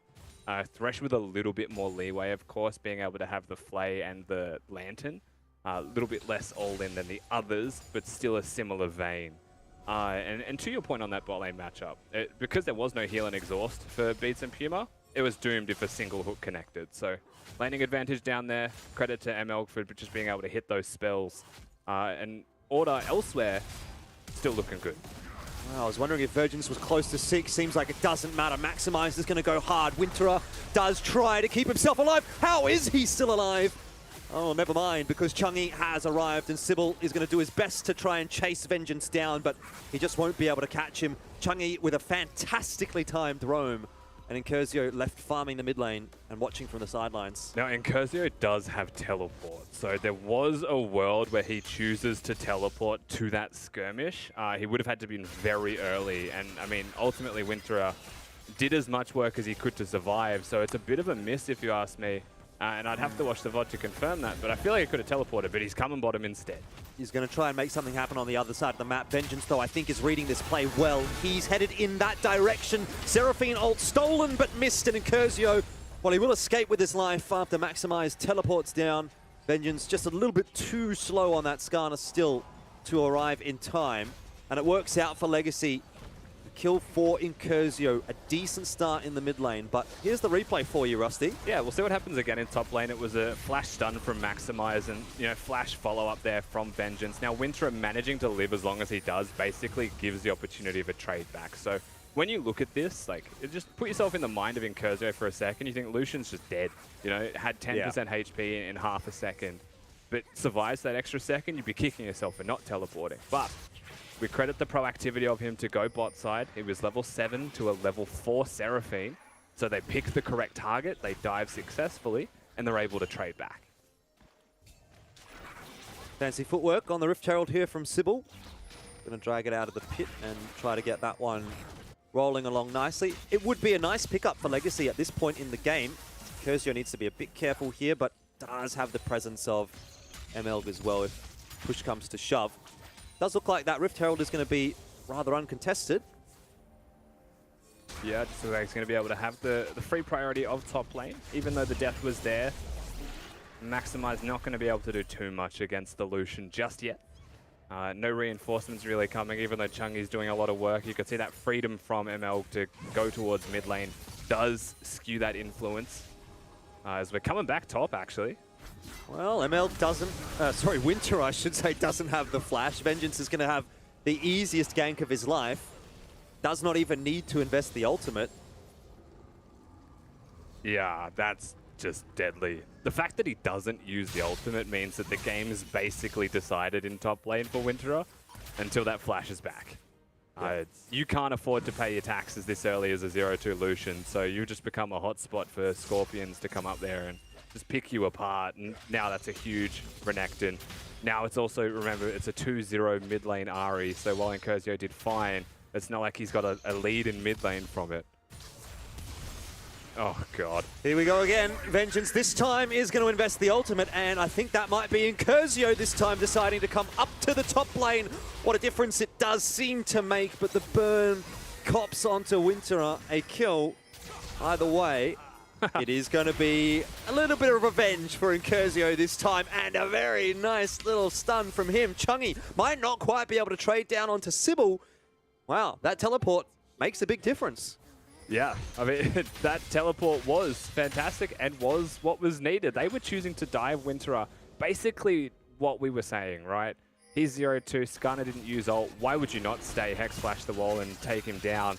Unfortunately for Order, they mistimed their CC layering and do 2 of them at the exact same time. There's 3 stuns between them all. Another hook hits. Doesn't result in too much here for Legacy. Order just going to decide that Dragon is not a bad decision right here. Seeing some pings though from Order, and a contest might be on the cards. They won't get there in time to try for the steal, but potentially some kills on offer. The bot lane's going at it. Who gets there first? Sybil arrives at a pretty good time, and Winterer is also deciding to get in the mix. Now Sybil doesn't have the ultimate available anymore, so Puma should be pretty safe there. He's still hanging around. Oh, he's going to be all right there. Yeah, Tristana's one of those champions where if you hit the W timing correctly, it's very hard to get punished for being in a bad position just because of the way it works. Unless you're interrupted mid-jump. Yeah. If you use it before it actually connects and you're sort of starting the jump, it's kind of a weird animation cancel. You can usually get out. Not in that instance, of course, but it does make you feel a bit more confident. It has maybe the most absurd priority. Oh God, Incursio's top. I'm not sure this is going to work out too kindly for Maximize. Incursio deciding he wants to show off the flashy footwork again. 4-1-0. And we talked about this being an important factor for Legacy, didn't we? Yeah. If they can get ahead early, if they can get Incursio into the game, they might be able to find a win condition. Exactly. And it's also about enabling your jungler. Incursio is 4-1, which means that Sybil on this Lilia gets a lot more freedom to move. Just because you would assume at all times there will be some kind of priority forced in mid lane. We'll see again what happens in this top lane skirmish. Both of them Renekton ulting, doing AoE damage, but Maximize was dead before he even got a chance to react here. It's just a really fed Sylas running around the rift. We'll just be able to lock him down at the end with Flash there just before the chains timed out. And again, we've got mid-priority for Legacy. That's the most important piece of information because those strong side lanes now get a chance to actually work. Legacy get a chance to actually play their composition out. Well, here comes Incursio again. This time, not as scary for the Order bot lane. But he has got the Everfrost available, and that's a very nice item, I'd say, for Incursio to be picking up here, because the one thing that you don't want against the Sylas is to be stuck next to him. And so that's just an added layer of CC that he can chain. Waiting for the Everfrost as well from Chungy, presumably, on this Ahri. One thing that I did want to mention, because I still am not a fan of Ahri in any situation, just as a personal preference. I think Everfrost does enable Ahri to be a bit stronger than otherwise. You can now just kind of press Q on a wave and Everfrost it, and it will die, right? Ranged minions 100% die from that combo. And it's a super low cooldown ability, the Everfrost active. So that does actually change a lot of the state of mid lane. Look at the bot lane. It'll be layered into a stun from Aphelios, but they're under the tower, luckily. The Lantern saves it styled, and he's able to get the ultimate across to put a bit more damage in. This sets things up nicely for Incursio, who's rooted and won't actually be able to follow up, but this is not where you want to be as a bot lane. Beats and Puma hiding under the turret, praying desperately someone will come to save them. Teleport forced from Maximize. By the way, did get the 1v1 against Winterer, I think up in the top lane, maybe got the help from Vengeance, didn't catch it, but Winterer is dead. Yeah. And that's given a little bit of an advantage actually over to Order from that passage of play. Had to be the Skarner just because the ultimate was on cooldown. Winterer just trying to defend the turret by ulting the wave. What are you going to do when the duo comes for you? Not a lot. Again, not going to be able to pay taxes. Is so far behind 1 and 4. Has a Gale Force, but it's a Prowler's Claw Renekton. He's going to catch you. It's a Chem Tank Skarner. He's going to catch you. this is one of those unfortunate games for Wintra where you just accept reality, and the reality is you are irrelevant if they want you to be. Yeah, and you now need to just do your best to make getting carried as easy as possible. So at least try to have some presence on the map, be there, be pesky, pushing waves in, doing that kind of thing. But as far as the damage is concerned, as far as the hard carry potential from a Lucian top is concerned, I mean, it's just not happening this game for obvious reasons. So Winter is just going to have to do his best. Again, more presence into the top lane, though, from Order. And this time they've even sent Beats up there. Vengeance to Hex Flash the wall. Doesn't have anything to catch Winterer in this particular instance. But his life is a living hell up there right now.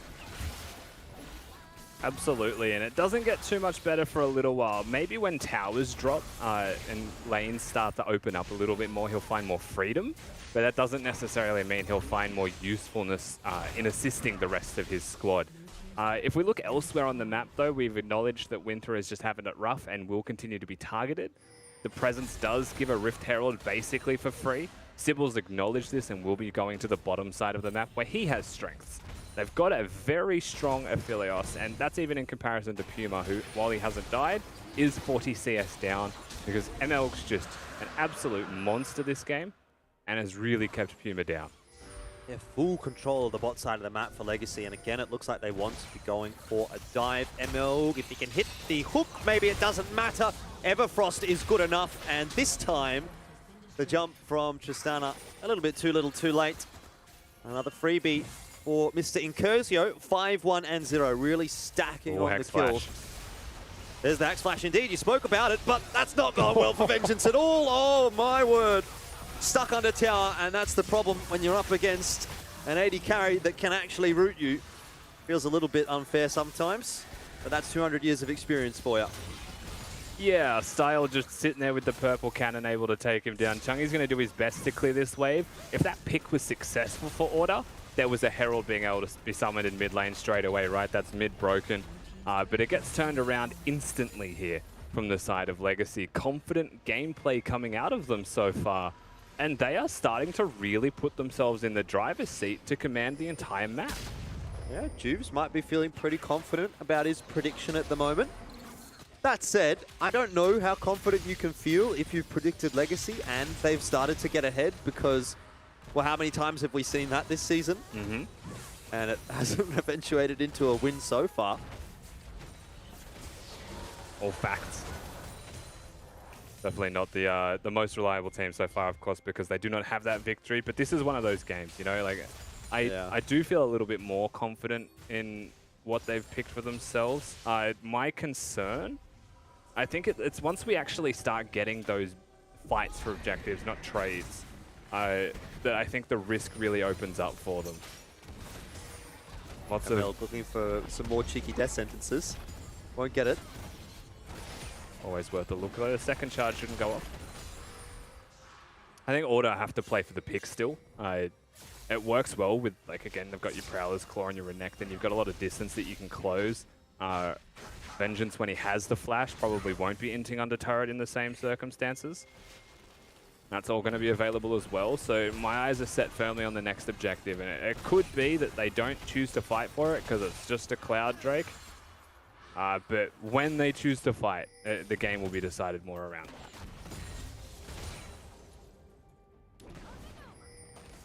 Sloan said he wins the race at the moment for Order. Just want to be ensuring that they don't lose too many more kills to Incursio. Starting to become a bit of a monster.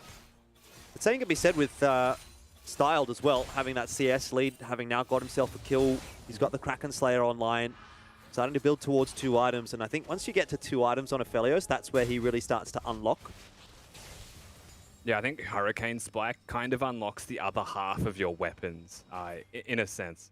Your Kraken Slayer means that you're going to be nuts with your red weapon, right? You'll be doing a lot of damage with the white shurikens that you'll have there as well, but once you get Hurricane, you know, your snipes now hit multiple people.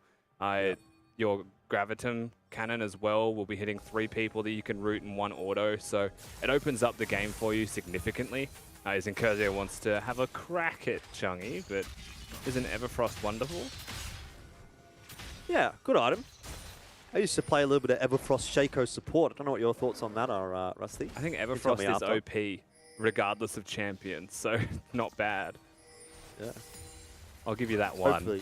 Hopefully we'll get to see that a little bit in LCO. If anyone's interested, maybe I'll get a Shaco tattoo if someone pulls out the Shaco support. Is that confirmation?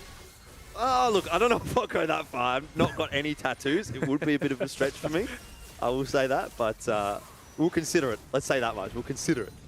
Chungy's just going to pick himself up the blue buff and move his way to the rest of the team. A couple of resets coming through from Legacy here, so maybe some time for agency on the order side of things. Clear out some of that vision, get some control in the river.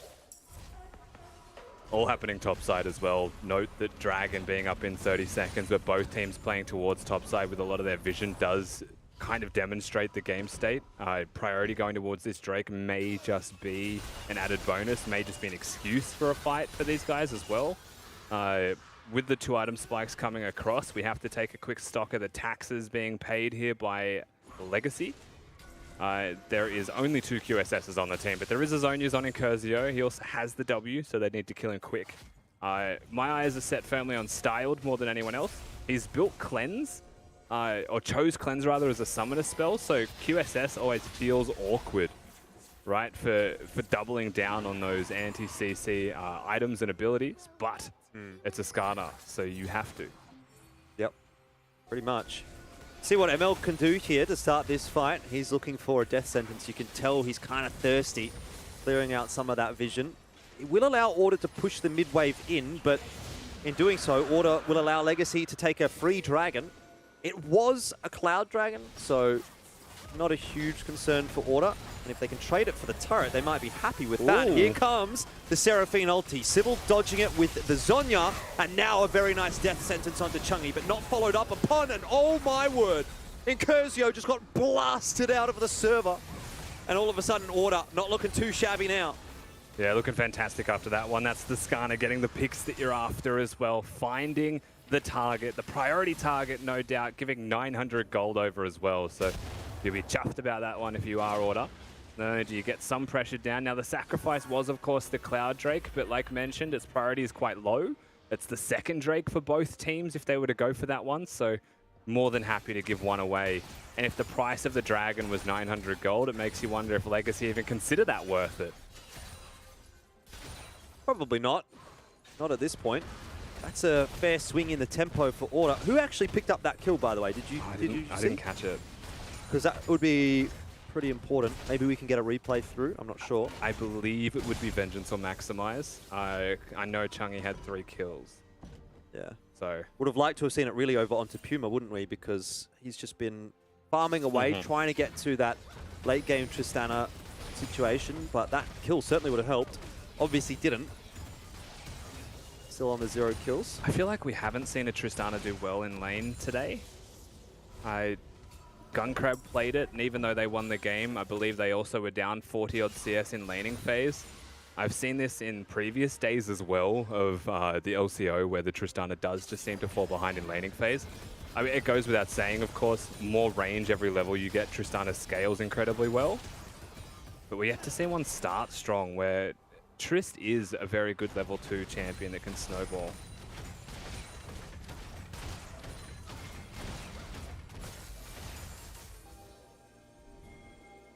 Well, still 3 minutes for that Dragon to come online. It's going to mean Legacy don't really have a whole lot to take a look at just yet. And that's more time for Order to start to feel a bit more comfortable.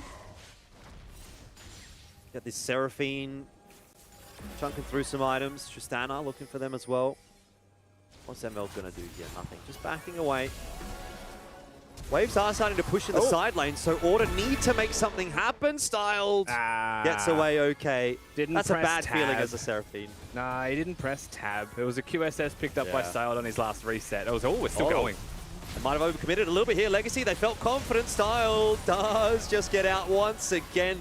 Legacy are doing a great job of toying with the emotions of Order, and this is the worst position you could really be in as Order. You feel like you needed that pick. They forced it. They tried to, but they didn't get it. And now Incursio has arrived. The Sleep only going to go on to Renekton, and there's not really that much follow-up for Sybil here. It's a very extended fight. that has amounted into a grand total of absolutely nothing. Nothing, yeah. I mean, Legacy get full priority in the river. I don't think they would consider Baron. That would be maybe the biggest throw of all time. No one dying is interesting. Also, towards the back half of that one, Chungy could have probably thrown his charm at Sybil while he was in stasis instead of looking for the Incursios. This could be bad for Beats. ML goes for the hook first. Surely you're going for the flay there. He's in his own head now. They got the turret anyway, so overall, Legacy are winning with the tower. Vendor's going to get pushed away, but yeah, I reckon they could have had a kill there. Yeah, I just like the way that Legacy's kind of pushing in these side lanes. Not liking what I'm seeing right now. ML a bit too over eager. They do get the teleport out of Maximize, sort of anticipating a bit more of a fight there, but overall, this could result in a big swing.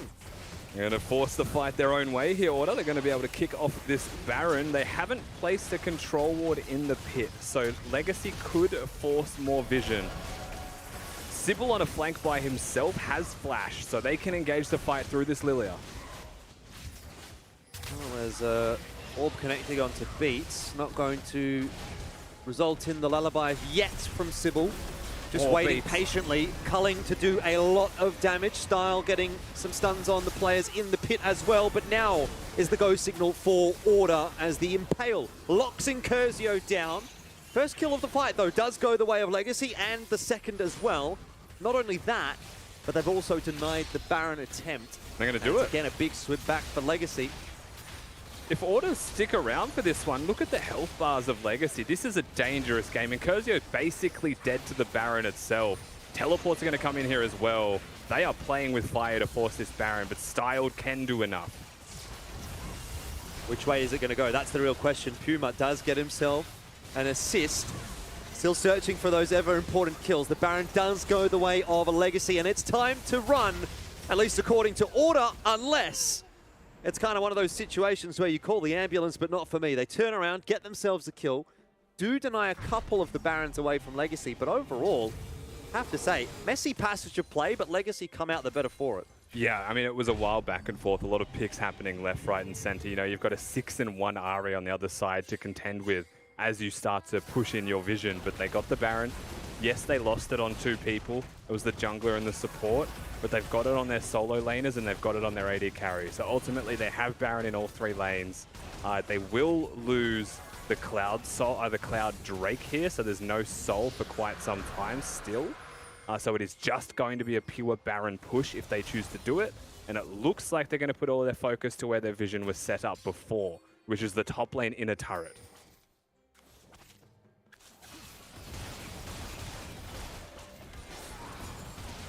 Legacy going to look to push that mid wave in now as well.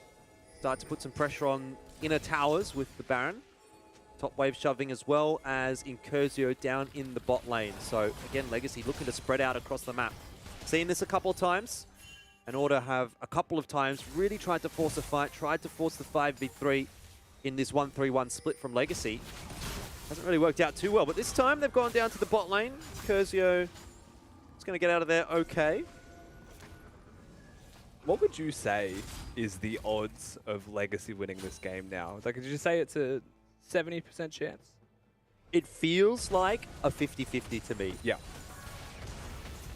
That's legitimately what I was going to say. I was expecting you to be like, oh, probably 70, but it still feels like a flip, you know? Like, it still feels like a coin flip determines who wins this one.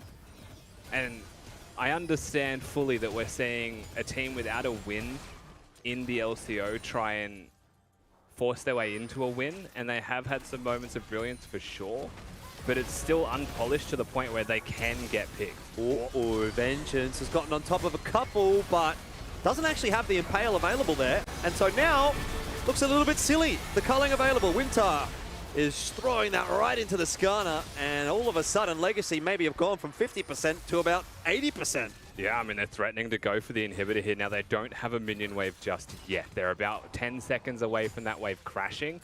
And so some time purchased here on those death timers, but with 20 seconds left on them, it will be a tower at the minimum. Definitely looking at a threatening of an inhibitor. Legacy have chosen, however, to put people in side lanes while pushing this. So there are risks in what they're doing, but so far, so good. Yeah, no real commitment from Order to try and defend that mid inhibitor. They're happy to let that one go. And so Legacy gets to have their cake and eat it. They get the inhibitor, they force the side lanes in. Now they'll get themselves a pretty nice reset. Be able to go back and buy a bunch of items and start to look to put pressure back onto Order. Jungi picks up the Horizon Focus as well, I believe it is as his second item, so it does a lot of damage with those fadeaways. Also revealing targets, I believe, from a certain distance and increasing the damage amp to them. Quite a nice little pickup there for it. It doesn't have an item slot for control wards though, and if we're going to go down this list of things that trigger me the most, Elfish, this is number one. You want to try and have as many control wards as possible on all of your resets, and right now there is a 7-stack Dark Seal, which is value, and that's a conflicting feeling on do I sell that or not. I wouldn't, because he needs to be dealing damage. However, Puma could definitely consider removing that Doran's Blade for some control wards for the team. Yeah, most definitely. As Doran's good style. this late in the game, not quite as impactful. But you do get the sense that Legacy have quite strong vision control as it is. So maybe it's a calculated decision. They think, well, don't worry too much about it. Maybe Sybil's already got a control ward down. The one at the blue buff could be. So he thought, never mind. We'll take it. We'll be a bit greedy on this reset. Does happen to the best of us. See, I like that you're being kind to them, but I'm a nice guy, Rusty. Incursio and Styled could 100% have control wards instead of their Doran's items. Look, I'm here to make friends, not enemies. I'm not as established as you are just yet, but give me another couple years, and I might be on the same vein of thought as you. We all pick Either a hill way, to die on eventually, mate. You'll find yours. Yeah, I will, I'm sure. Either way, Legacy continue to put that pressure on all three of the lanes. I mean, that's one of the benefits of this composition for Legacy. And here's another one. Incursio can just get so aggressive with that Everfrost. Chungi does escape, is forced to use the ultimate. That's some anime battles there from them both, isn't it? Definitely. It's the side lane pressure, though. You know, you've got the Lucian, generally pretty safe in the side lane. Same for the Sylas. And then you have the other three just pushing down the mid wave, and Order have to split their attentions across the entire map. Yeah, and Legacy have paid their taxes. The AK gold lead they had was spent well into the QSS. There's only Thresh remaining, who doesn't have a slot for it just yet, though he has the stopwatch. So Vengeance now has a pretty difficult task in this game, and you know, the last time we saw him try and be aggressive and make a play, he flashed into a Thresh hook without his ultimate available. It's a bit of a head scratcher, unfortunately, for the jungler of Order. And we haven't really seen anything from Maximize yet at all. The build that he's gone for, you know, Prowler's Claw, Blade of the Roman King, Sterax, is extremely powerful in dueling and 1v1 threats. Can still teamfight just because he's Renekton. But I can't say I've felt any kind of impact in teamfights from him yet. I suppose he feels like he does need to match one of those side lanes, so could be part of the reason why he's gone for that build. Winter ML hanging around. Well. I mean, again, you just look at it. Side lane pressure. Winter down in the bot lane. If this doesn't go through for Order, they pretty much lose the game. So we'll see how this one pans out. Legacy looking for a very big steal, or potentially just a delay and a free inhibitor. Best of both worlds. Unfortunately, Sybil has been chunked down incredibly low, so actually getting this steal could be a bit scary. Sonya's is a factor. We're looking at the bot lane right now. There's a fight going on at Baron, who got it. Blue team, which is Order. It's going to enhance the recalls if they can get them going. He's been put to sleep. Winterart doesn't quite get a free kill, has a stopwatch available, does maximize, but the reset there for Puma. Incursio joining him. What is going on right now? 1 kill, 2 kills, by the way. Chungi and Beats are dead. That's the situation for Order, and all 5 Legacy players alive. So I'm not sure that the Baron is going to be enough to save them here, or it's been a desperate fight for them, but I think Legacy might finally be on the precipice of actually getting their first win in the LCO as they knock down the turret.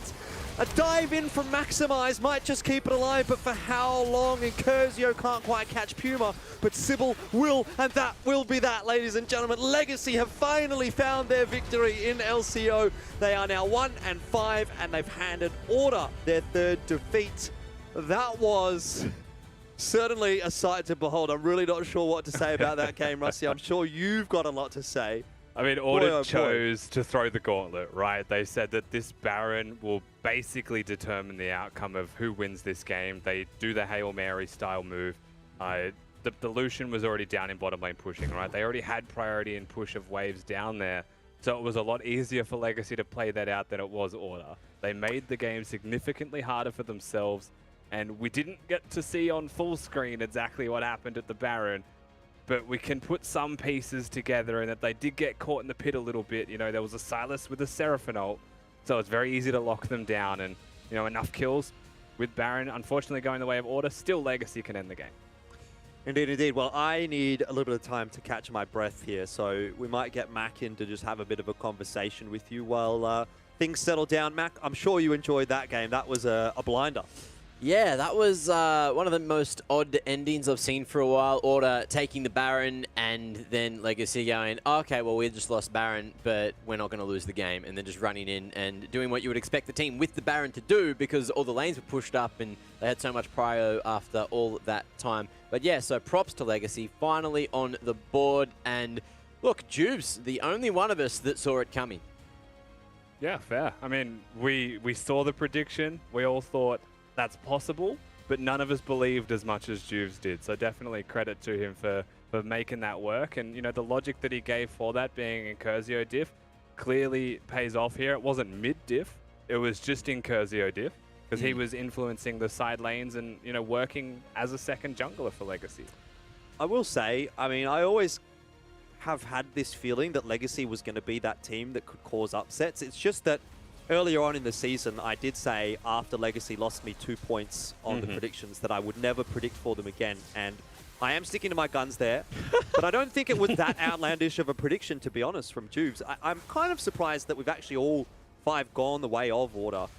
Because, as we can see, it's a very real possibility that Legacy can win. And I think they might be worth a shout later on in the season as well against some of the other teams. Am I right to say that Legacy's team comp, like, on paper, looks quite squishy, and they had no right winning a lot of the fights with no real front line there? Was Incursio, like, supposed to be the front line in this comp? He's not, like, you're right, they're squishy, right? So you're not necessarily meant to be playing front to back League of Legends when your comp is that squishy, right? You want to be trying to play for side lanes, for flanks, and, you know, the way that Legacy do operate in this game was about getting those side lanes ahead and flanking. Because the 3 that they place in mid will never die. So you'll see, again, like, hooks will hit in these skirmishes, and oftentimes Sybil will be on the opposite side to the rest of his team, or Incursio will, because they're not trying to front to back. And, you know, that was successful against Order, as Order really just want to hit a Skarner ult as they're engaged right now, or a Seraphine ult, and it never really worked the way they'd wanted. Yeah, that was just such a interesting way that the game ended as well. Obviously, you know, you had Winterer just going, all right, boys, you take the reins over towards Baron there. I will end the game. And I thought we'd see a full backdoor. It got slowed for a moment, but then Legacy regroups over in the base, and it all just sort of ended up that way. But, you know, thanks for that little bit of insight, Rusty. It was kind of the worst of both worlds in a way there for Order, because when you're pinched between those 2 decisions, you do inevitably have to make one. You have to say, okay, well, we give Baron and we defend our side lane, we reset, we go back to base, or we go all in on the Baron. We need to win that 5v4. They actually didn't end up winning the 5v4, and the side lane was pushing in. So it was a do or die kind of a situation for Order, and in that instance, they died, unfortunately. Well, someone we need to bring back in is the one, the only Nat T, and she's going to be down on the sidelines with one of the Legacy players. I'm not sure exactly who it is, but I'm sure they are going to be very excited. I am with the person that I probably have the most pressing question for, that I'm going to open up with. Is it MLG or Melg? We all seem to be a bit split over here on the talent as to how we actually pronounce it. It's actually pronounced Gleam backwards, as my good friend Hot Shelly mentioned, 2 LS. So yeah, it's pronounced Gleam backwards. Or Amigo. Oh, wait, so sorry. I did not hear you. The other talent was talking over you in my ears. What is it? How is it pronounced? It's pronounced No, Gleam I'm not telling him. You have not cleared that up for me at all, but thank you so much for joining me, and problem. congratulations on the win. How does it feel, the first one finally? You know, you got one in the first round robin. Surely that gives a more confidence to the team. Yeah, definitely. It just feels good, man. We had a really rough start to the split, and so this is definitely us showing that we do have what it takes and we can make the playoffs. And yeah, to not underestimate us. Talk me through the draft a little bit and how you guys were feeling coming out of it. Draft was pretty good. I don't want to give away too much, but I recently revealed to the coaches that I actually can play Thresh, which they were shocked by. And so I feel like I put up a pretty good performance this game, which I'm glad to have done. But yeah. Definitely, the performance was absolutely outstanding. With the early game and kind of into the middle of the game as well. I mean, early game you guys felt strong, but not like dominating the game. And then the mid game, it kind of just didn't fall apart, but you just seemed to be a little bit weaker. Can you walk me through it and how you guys were talking and communicating to bring it back to a win? Well, basically our strategy was to just every 2 minutes tell everyone to calm down and then spam Incursio to buy QSS, which he was not doing for a very long time. But as soon as he bought that, you know, we were good to go. So what did you do differently this game that you haven't done previously to help you guys with the win? Was it the being calm and just refocusing yourselves? Yeah, I'd say it's a big part of it. I feel like in our previous games we sort of lose our minds a bit too much and fall back into the solo queue mentality of oh, I pressed this button and kill this guy. But yeah, we just tried to relax and play the best game that we could. Well, congratulations again. It's so good to see how far you guys have already progressed in just, what, 3 weeks? So congratulations, and we'll see you tomorrow for your last game of round robin 1. Yep. Cheers. Thank you very much. Well, that was Nat with Gleam backwards, which is yeah, now... it did not help me at all. I'm sorry. So does he want us to call him Milg? Is that Gleam backwards? Milg? Maelg? I don't know. It can't be MLG because you don't say G-Leam. G-Leam. You know? Sounds like I a guess shaving it brand. is a Melg then. Yes. Well, moving on from that, we have some very exciting things coming up, including the Play of the Day. And before we bring it up, I just want to ask you guys, what do you think the Play of the Day was, or what would your Play of the Day be? All three of you. We'll start with you, Jordan. I want to go with that bot lane from Melg, to be honest. I just thought his thresh hooks were insane. It doesn't even have to be just the bot lane. It could be that whole game. He was doing phenomenally. Very nice to see. So, bit of support love. Got to throw that one around to my homie, Backwards Gleam. There you go. What about you, Rusty? I would say the Shock Waves from Shock.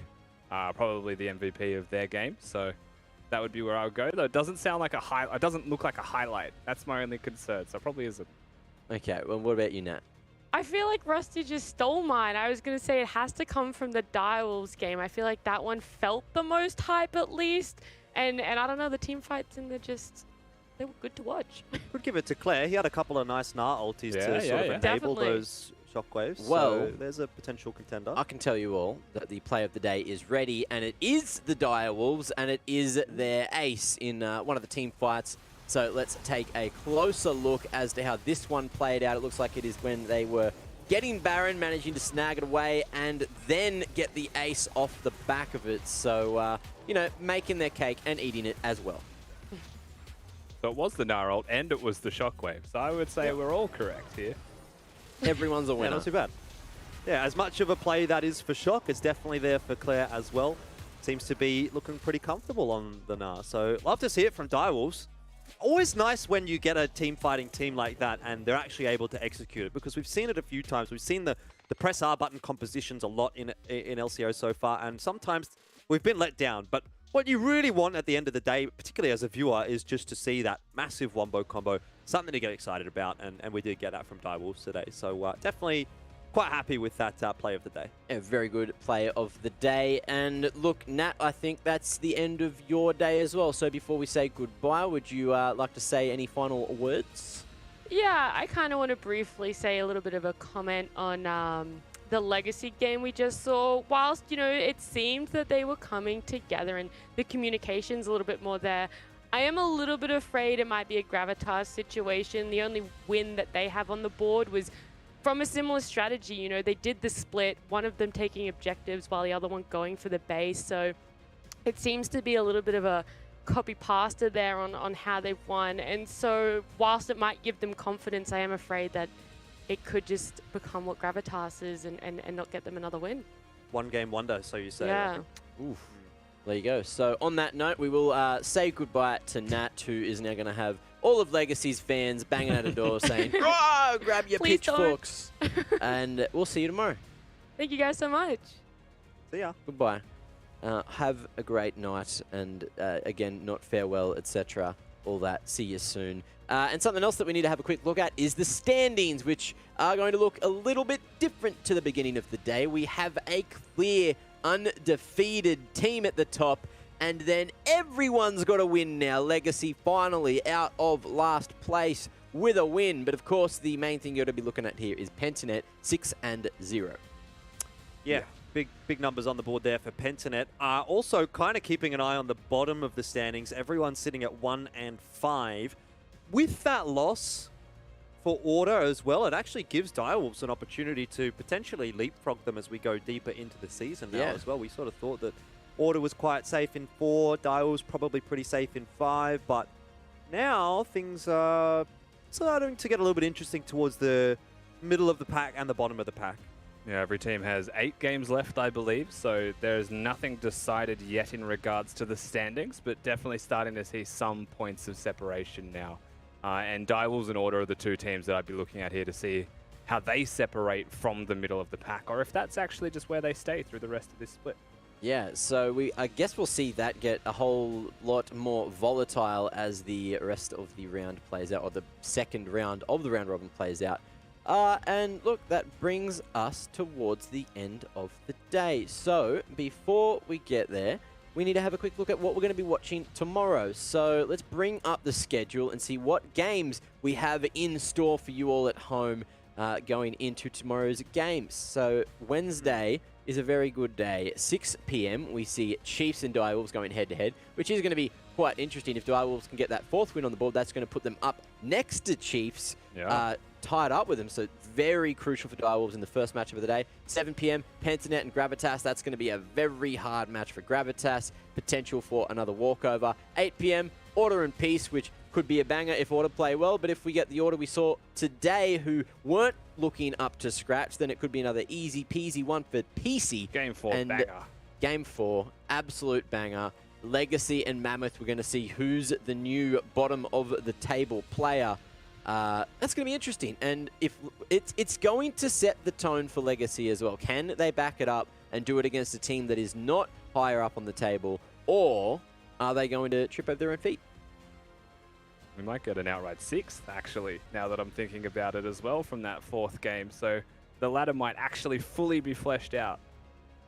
That'd be really nice if we could finally do that. But look, before we close the show, I just want to I just want to shout out, rather, all of you from the fans, participants who did manage to send things in today and get your content on stream. So if you guys at home want to get some good content for tomorrow, please at LCO, hashtag LCO, and do exactly as Chaos Josh 89 has done. And we'll have a quick look here. Definitely a huge fan of the LCO, but I'm also a massive fan of Order Army #1 fan. Really love the org, plus a great bunch of people. This is how I like to enjoy the at LCO, usually the feet up and Jack in hand after work. I don't know who Jack is. Maybe we can get some more clarification on that. But good to know that you do like holding on to Jack. Hopefully it's just, a hug or something. I'm not commenting after that. Feel free to not comment. What? Yeah, I was hoping Jordan to jump in and, you know, maybe save the segment, but it's okay. No, that was your segment. That's fine. That's okay. That's all yours. Every segment's my segment, Jordan, especially the Champ Select, which you did a terrible improvisation of me on. I thought it was perfect. It was honestly quite accurate. I was just a little butthurt. It was on brand. I had the mustache. I had the biceps. The mustache. You know, I don't know what else I needed. It was odd. I think we're going to have to work on your mustache game and also your flex game and also your biceps. But look, that brings us to the end of the day, so we can go to the gym. I'm actually going to the gym now if you want to join me, Jordan. Yeah, I'm going to go to the gym on the Rift, mate. I'm going to make gains there. You never make gains. You always whinge to me about how you're D-ranking all the damn time. Anyway, end of the day, any final words before we go into tomorrow? Rusty, start with you because Jordan's annoying me. Hopefully no one plays a Moo. That's it. That's my only thought. Oof. All right. And also, that's right, before you say anything, Jordan, because I've had enough here, you said you're going to be getting a tattoo as well, so don't think we didn't hear that one. What was it? Shaco. Shaco. So if we get a Shaco support with Everfrost. With Everfrost, we will be seeing Jordan getting a Shaco tattoo. So if you want to see that, make sure you're a player in LCO and you pick Shaco support with Everfrost. So all you out there, I know you're curious and I know you would love to see Jordan with a Shaco tattoo all down his back because it'd look alpha as anything. Would look pretty alpha. Yes. I reckon. And probably the most alpha thing I could think of. Yeah, of course. Now, being the alpha, do you have any final words or are you just going to leave it at that? No, I'm happy to leave it at that, Mac. I think I'll be back tomorrow, so I've got enough talking to do in another 24 hours. All right, good. Well, I'll see you then. Good break for me, good break for you all at home, so you don't have to look at this squished face on your screen. Look, I love you, Jordan. It's all right. But I'll see you tomorrow, and I'll see you all tomorrow as well. Go stay safe, and Wednesday's games are going to be bangers. Arrive in the fight. Happy will decoy out, but that puts Peace out of position. And I think that might have been a runaway W that's connected onto Violet. Unfortunate for Peace, that might just be the game. Yeah, looking like it, of course. You've got that Mega Gnar. Will he be able to get the ultimate off? Has the flash there. At minimum inhibitor here. Flash forward for Biopanther as well as the Gnar ultimate, and I think that is going to be the death throes for Peace. It feels like more of a victory lap. It will be traded back. No, maybe it won't. Direwolves, they're not quite being able to confirm these kills just yet. Piglet still surviving. Gun Crab dives in. Finally, things have turned over in the favor of Direwolves. It felt like it should be all survive, but does go down. And Claire again with an R ultimate comboed with the shock ultimate. The shock wave indeed. Oh, dearie me. Gravitas, for a moment I thought there was some hope, but the wombo combo. Still looking good. I was wondering if Virgins was close to 6. Seems like it doesn't matter. Maximize is going to go hard. Winterer does try to keep himself alive. How is he still alive? Oh, never mind, because Chungi has arrived and Sybil is going to do his best to try and chase Vengeance down, but he just won't be able to catch him. Chungi with a... There's the Axe Flash indeed. You spoke about it, but that's not gone well for Vengeance at all. Oh, my word. Stuck under tower, and that's the problem when you're up against an AD carry that can actually root you. Feels a little bit unfair sometimes. But that's 200 years of experience. Mitch Style getting some stuns on the players in the pit as well, but now is the go signal for order as the Impale locks Incursio down. First kill of the fight, though, does go the way of Legacy, and the second as well. And so now, looks a little bit silly. The culling available. Winter is throwing that right into the Skarner, and all of a sudden, Legacy maybe have gone from 50% to about 80%. Yeah.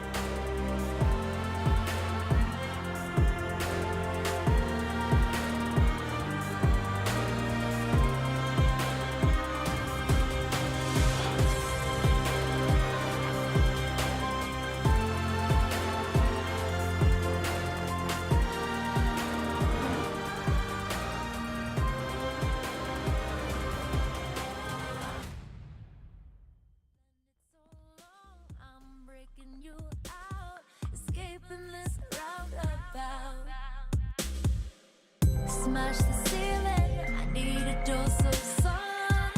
Feeling loaded, about time to get things done. This velvet space is moving slowly. Open up. Check out that list and start the show. I'll savor this in stereo. Don't wanna miss the most high. We blasting through these skylights. Check off that list and start the show. I'll savor this in stereo. Tomorrow brings a new fight. Beaming up there like skylights.